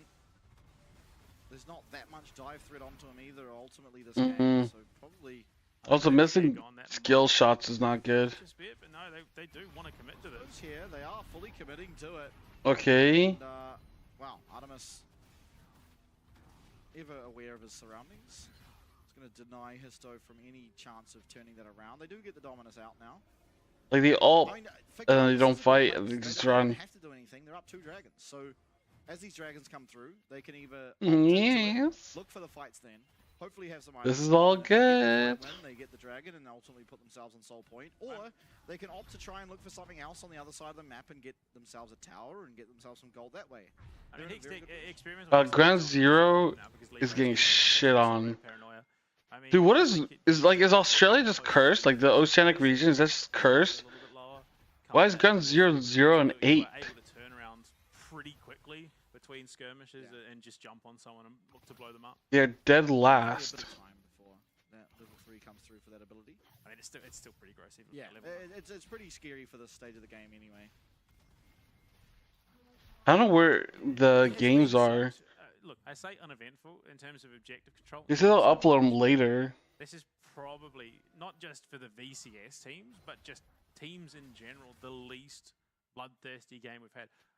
There's been no kills put towards Artican, which was the cutoff was a minute ago, but even then the damage output hasn't been overwhelming. Yeah. I mean, again, the game being like this is just a win for GAM. Just straight up is a win. Camille's starting to have a better time, has the Triforce now, actually has damage. I mean, you're seeing Kaya now at the point where he's not even caring about Hero's damage. He's sitting there trying to get this tower and he's tanking. Has to be careful. He has his team coming down though, so I mean, who has to be careful? I'm not even sure. Kaya can back for a teleport if Dragon's their objective. If not, they can look to punish this tower. But it seems like the call is to just get off it. Levi securing this crab as well, setting up for some vision control around the dragon. Let's see if they have the tempo to look for it. Histo starting it up first. They certainly need to compete for this wave control. If we see teleport come through from Kaya, that's a direct signal that they want to fight for it, but maybe not feeling like they really have the position to do so. Taki's waiting there as the Poppy. I thought they were trying to go for Dragon. He's not so willing to just give it. You see everyone now collapsing down. 5k on this Dragon. It's not going down in a particularly fast way. Taki does get a really nice keeper's verdict. In goes Histo with that Cyclone. The lights do get turned off, and very low now is Taki. But they got it still. Steals it on the way through. Thank you, see you later. What the fuck? Gonna flash out. A Hero does follow him. The perfect execution there. He's looking for Histo. There will be a clone available though, so he's all but sure to get out. Oh! Hostile takeover. They're not going to be able to find any kills. Doesn't do much. Oh, yeah, they're on soul point. A bit of a drive-by. He'll take that dragon and maybe some chips and a drink to go. Yeah. Oh, Hero. He's going to be caught by the handshake. Yeah, there is no chain of corruption though, so hopefully for him he's able to get on out. Oh my lord! Like that first and second kill of the game found for GAM. It's Artemis picking that one up for himself as, I mean, Hero just walking a little bit too far up before Dai was able to get here to assist him. And I mean, you're going to feel pretty good about the state as GAM already now. So the problem being your Orianna is just nowhere to be seen. Teleport comes in way too late. If Oriana is there, suddenly that is a lot less comfortable. Damn. For GAM, and you can threaten. Because Dyer's only just coming in now, and he almost stole that kill away from Eddie, who at this point desperately needs it. Which Yeah, I thought this yeah, that is not ideal at all. thing would do more, but didn't really do too much. Just good vision play here. Playing slightly outside the vision, they have the ward in the bush, they don't know where Hero is, and capitalize it very well. I'm surprised that fucking So it's something, but Varus did that much damage. the game, it's still gold lead, fairly non-existent, but third dragon now on the I mean, Rift Herald's up. What can they even do? surely running away with it, honestly. Although They're just giving it to Secret Whales? Yeah, I mean, a Herald take gives them... I mean, I guess Levi is hovering towards bot side. So you can get first tower, maybe? Oh, you can get first tower. That's the tower going down bot. They do give the Herald, I mean, they trade it for what is ultimately the first blood tower, but as well as the feats of strength now. Yeah, first break and then feats of strength. Blessing is online for GAM. Yeah, positioning down here, Dyer needs to play this carefully, and I think the call ultimate is the correct one. They know that there's a wave shoving in the bot side. They need Dyer to have at least some support here, otherwise he is ultimately dead. There is no way he's surviving that 2v1. I think realistically the avenue back into this game for Team Secret is just deathball a little bit. I mean, you've got a great team fight set up in the Cyclone Command Shockwave. Hero is just going to be waltzing through with the... Yeah, I noticed Hero player cams with his fucking, like, top of his head. He also, like, shakes a lot. Like, he's, like, constantly, like, shaking his cam. I don't know what the fuck he's doing. Do much damage. This time they've gone the opposite direction. Yeah, looking for Dyer now. He has flash and he's able to break that fear chain and get himself back to safety. And so Maybe not now, but during, like, some fights and stuff, but he has to play. Oh! being spotted. Command Shockwave coming through, and he is going Dyer? to be out by Ares. What a great play by him. Not even needing to use the Shuriken flip in that one. Gets the Seraphs, gets it through, and picks himself up. His second kill. Here comes Hero. This is the second game of Akali we've seen from him, and it's just another great performance. Yeah, I don't know. It feels a far cry from the Team Secret we saw in the group stage, the round robin at the very least, because they were dictating pace. Dude, we lost to this team. For the most part. Hey, you know what? No Secret Whales? That means no one can beat CFO. Our one true weakness is gone. We can, well, it's okay. We'll lose to some other team. Unfortunately for Secret, despite a phenomenal run, they're really flirting with the line of being the next team to go home. Yeah, it feels to me like the wind got knocked out of their sails. They were very aggressive in game one, and matching, honestly, the aggression that was coming through from GAM as we take a look at this replay. But here in game two, I think this is by far the quietest we've ever seen them. They're not particularly looking for anything aggressive. Yeah, they just, like, walk back. The majority of the success we saw out of them was finding as many aggressive plays as they possibly could and just executing on them well. You'll lose 3-2 to Talon because that side selection game one, mark my words. Ain't no way, dude. Just strictly better. I mean, yeah, the one saving grace, obviously, that Eddie has not suffered as greatly as he could have. He's got his 2 items now. He's got the Gwynsu, he's got the Kraken Slayer plus his finished boost. If that happens, that's not that bad. Like losing to Talon 3-2, I feel like that's actually like okay. Is going to drop the hero. In terms of like expectation. Not even get themselves the dragon. It's a little bit early, honestly. Well, I mean, they also see Artemis is backed, I think, but they'll get the dragon. Dude, it's so weird that they're not gonna fight for dragon. They're not gonna go for dragon soul. And ultimately, this is why it's such a commanding position for GAM, is they don't have to go for it. They're now going to get this top lane. So it's, yes, you stop... Yeah, like, I don't know, man. Like, they're just, like, not fighting ever. More tower gold for Ares. And ultimately, you have to now respond with a fight. Match side, yeah. Artemis is fresh off a base. Has CFO win losses. True. And Dyer might just die anyway. But I mean, like, nobody expected CFO to be like this good so early. Ever going to be able to find a good command shockwave from this position. Ares is going to use that perfect execution. Oh my god. And now they're gonna get fucked. Ah. And the team fight Oh, you did? Isn't that just because I hyped the fuck out of CFO? Like, I know, like, you, Molecule, like, people that interacted, y'all have Jinja. I know, but no, everyone was down on a Honkyu. And he seems to just keep finding these opportunities. He did it in the round robin. He's done it now in the playoffs. The bailout out of nowhere. Also, people were down on Rest and Driver. Like, Jinja, Doggo were the shining points, and then everyone else was down. There's a favorite in my eyes? Damn, dude. Just not phased. Great jump on in. He burns the hostile takeover. He burns the paranoia and just jumps in, smite steal. They find a massive shutdown onto Ares. I mean, that is a whopping amount of gold. And also Down top of just fight. Yeah, I know. No, I just been like. Ladies and gentlemen, we're all tied up. Yeah, but like people were saying like, oh, why would you keep Driver Rest and not get like YSKM or like Ejong or something? This mid lane tower is sure to fall. A very, very big win there for Team Secret Wales, and possibly a singular interaction between these two. Like, I was reading a lot of the comments and stuff when we were putting together the team, and like, yeah, general sentiment was like, or like, oh, like, why would you get Honkyu and not like Cascada or Maple? And they could not have been worse kills if you are GAM or a GAM fan. They give that tower gold over and as well. Unfortunately, there's nothing they can really. There's a lot of criticism. So they have to back themselves right off. Eddie went from, I mean, being in a position where he was just femining under the pump to being 2-0-1 and up 1.2k gold with a massive shutdown onto Levi.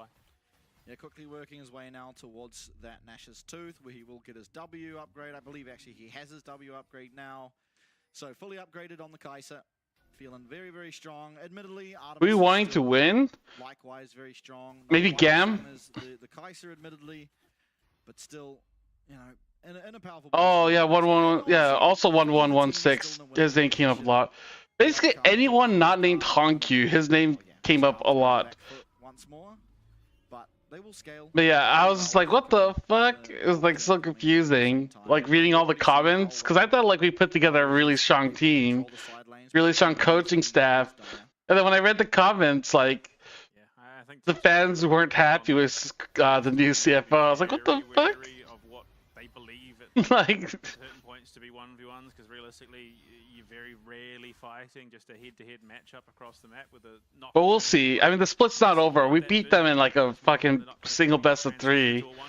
Until we win the split, like, you know, we can't really say much. I understand the decision, but I didn't like it. There is no vision on him. But Elio now going to clear out that deep ward. Fair.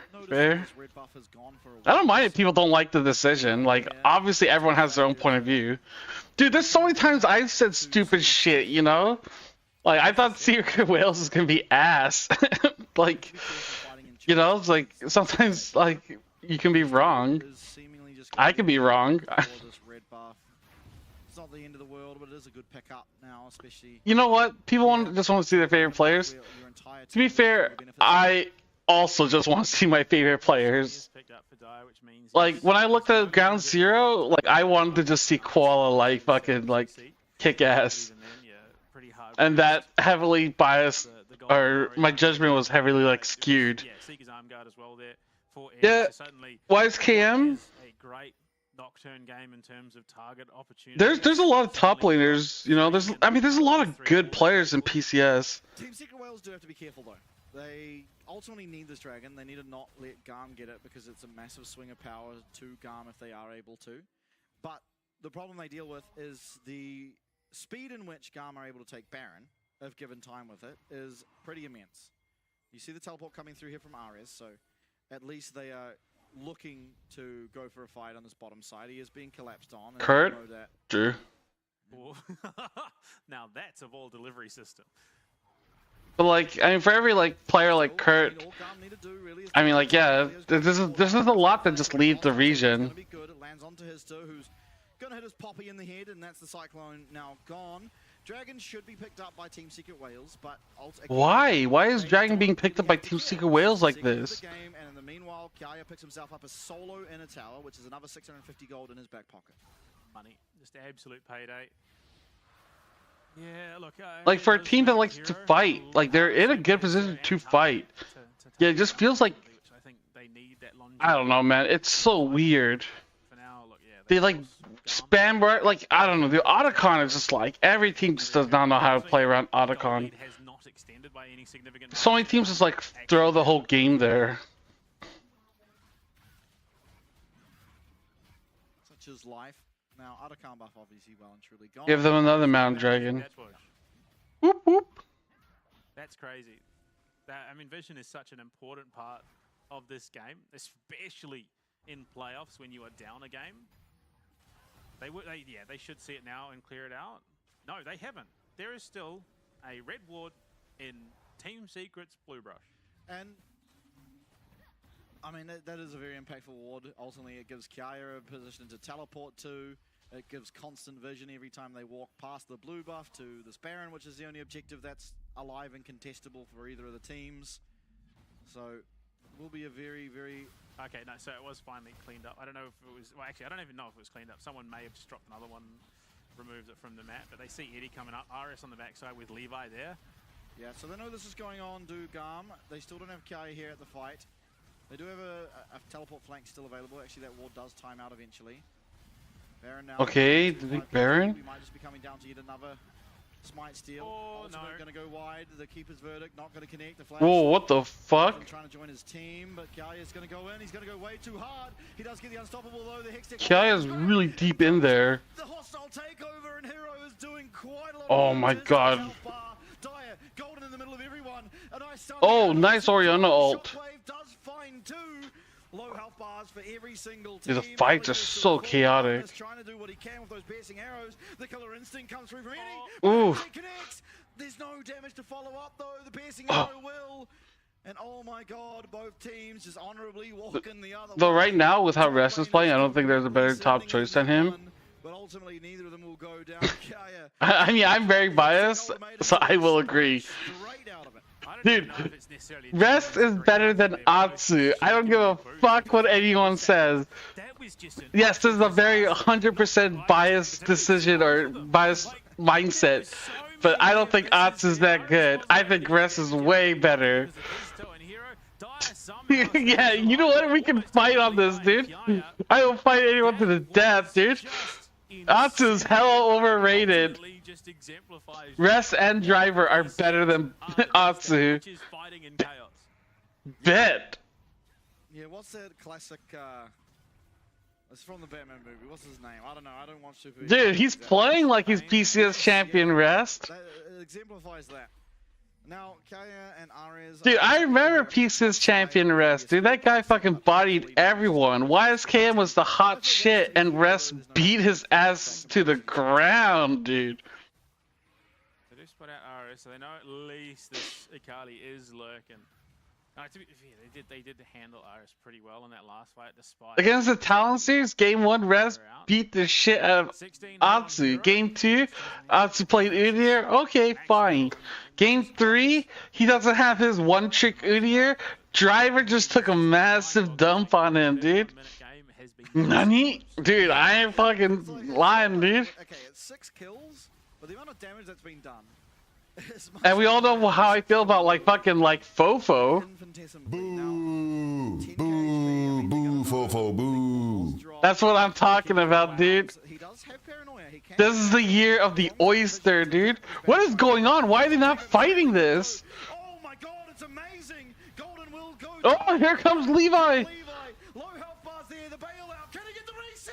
Yes, they do. The extension of timer on that bailout is enough. And oh, what the fuck? Minds, as only Histo lives with the Baron buff and Artemis hunting him down. He's got his bow and arrow, but he's not gonna find him. Histo will make out this fight, but by God, can't Histo just recall? He goes down. He loses the entire health bar and is kept alive by the Zhonyas. Gets the execution and respawns. Ares not gonna find them in time. The recall is going to go off. Oh my god, what a fight. That looks so disastrous. The Baron going down for free, but the hostile takeover really saving the day. Dude, it's so crazy, dude. Yeah, Alio. I don't know why GAM doesn't want to like control objectives anymore. It was just monstrously bad. Dyer has to go golden. He can't do much to bail out for RS, who also goes golden there to keep himself alive. Hero will get his one, but that's about it. And it ultimately will be transitioned into a dragon. Damn. Going into the hands of Eddie, but at this stage he's pretty fair. He doesn't need it anymore. Well, he still needs it, but not as desperately as he did once. And while the replay Was that Eddie? I thought that was Dyer. GAM off the back of that fight, they lose the Baron. Only Histo walks with. Fuck, dude. I feel like these team fights are so like hard to like keep an eye on. Like so much shit is happening in so many different directions.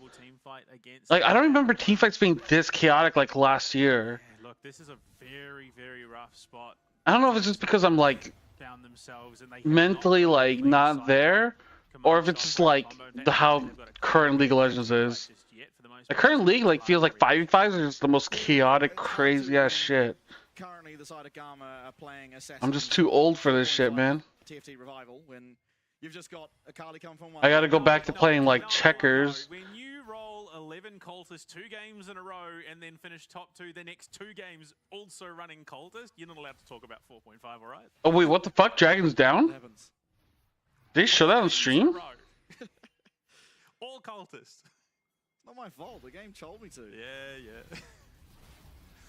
Oh dear. Well, in terms of what the game is telling Team Secret, it is dissonant whispers, unfortunately. Yeah, the lights turned off. They're going to be aware of this teleport coming in, but Hero's not going to know what surrounds him. Ultimately, though, GAM, you know, okay, we got the TP for entirely for free. Kaya, he could possibly have looked for this tower, but opts to rather hover around what his team could be looking for. There's no paranoia, so Levi will be without a pretty impactful team. Okay, I mean, it's already a quarter off cooldown. Like that experimental hex plate with, and he's not even 16 yet, so this isn't max level ultimate. This is 2021 PSG. What a great year. He no longer suffers as greatly as he yeah with the paranoia. Yeah, that PSG was pretty strong. I mean, look, realistically, GAM aren't gonna feel that punished. I mean, it's crazy to me though that Team Secret. But I just hate PSG. Talent. Yep. Certainly not. I mean, the last 2 years, the talent has been pretty strong overall. I think this Mountain Dragon Soul probably adds a little bit more than 1k. However, the fact the gold is even, essentially, does mean that absolutely this is still a playable and winnable game for Team Secret Wales. Just a little bit harder than they perhaps would have liked it to have been. But again, I think this game is just further proof of how impactful early Dragons can be. I mean, the biggest issue so far for Team Secret has been vision. They just. But hey, 2025 CFO is pretty good because they won 2 many times. Yeah, I only beat them once, dude. I'm 2022. Summer is the only time I've ever beat Talon. And big steal there from Eddie means that they will have vision in that top side river for the meanwhile. But yeah, look, they've got a team comp which is purely like out of like 6 titles, we've only won 1 of them. That's fucking crazy, dude. Like, that is what they need to do there. And then Taki, realistically, depending on how the fight's going, can either get in the thick of it to deny anyone escaping, or just purely sit in the back pocket of Eddie and keep him safe. Yeah. Now. Yeah, they're just better than us in like every way.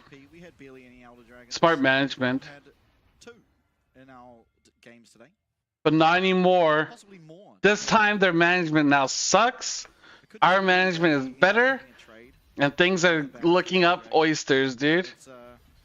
When the games are like this, it is fairly common for that to occur. Dude, it's a 36-minute game. They still haven't taken out our mid tower. What is happening? Yeah, it's been interesting. I mean, yeah, it was. I think there was 3 going into the final. Oysters on top, baby. Yeah. And then so 5 ultimately going into playoffs. We'll see tomorrow. Tomorrow will be oh, actually, I think it was Friday. Friday will be the real test. Or actually tomorrow as well. We have to win tomorrow. I can't get ahead of myself. Which is unlikely considering GAM seems stronger. So much copium? What are you talking about, dude? I think it's just Team Secret's possession. We beat Talon once. Watch us beat them again. What the fuck was that, Kiaya? The bicycle kick, but Hero is going to be taken out. It's before the Baron. Aris? Okay. Aris does have to go golden, and the Baron started up. Oh my god, the big Baron! Teleports are going to come through. Aris and Kiaya both with our ultimates, but yeah, that's going to be the keeper's verdict. Unfortunately going missing. Kiaya makes his way into the pit. It's a nice. Oh wait! This is actually good! Will not connect onto anyone as Levi's getting focused down. Where is it? Low, but he does flash away. The bailout not having to be used, but ultimately Oh, goes double stun! With the flash, he's going to stun up 2. Eddie's taken out. And I thought we were going to get another Elder, but GAM are looking to end it right here. Dyer is going to be teleporting back to base. As they see him go past, they're going to be aware. Does no shit. And maybe that is going to be enough to keep this game alive. But Can they end? 5 members up and available. Is it 50? Oh, never mind. I guess Renekton is coming up sooner. Pick themselves up the Baron. I mean, unfortunately, yeah, to what? I say unfortunately. To GAM's credit, they have not let the cycle. Elder Dragon's also up, but they're probably going to take it during a replay.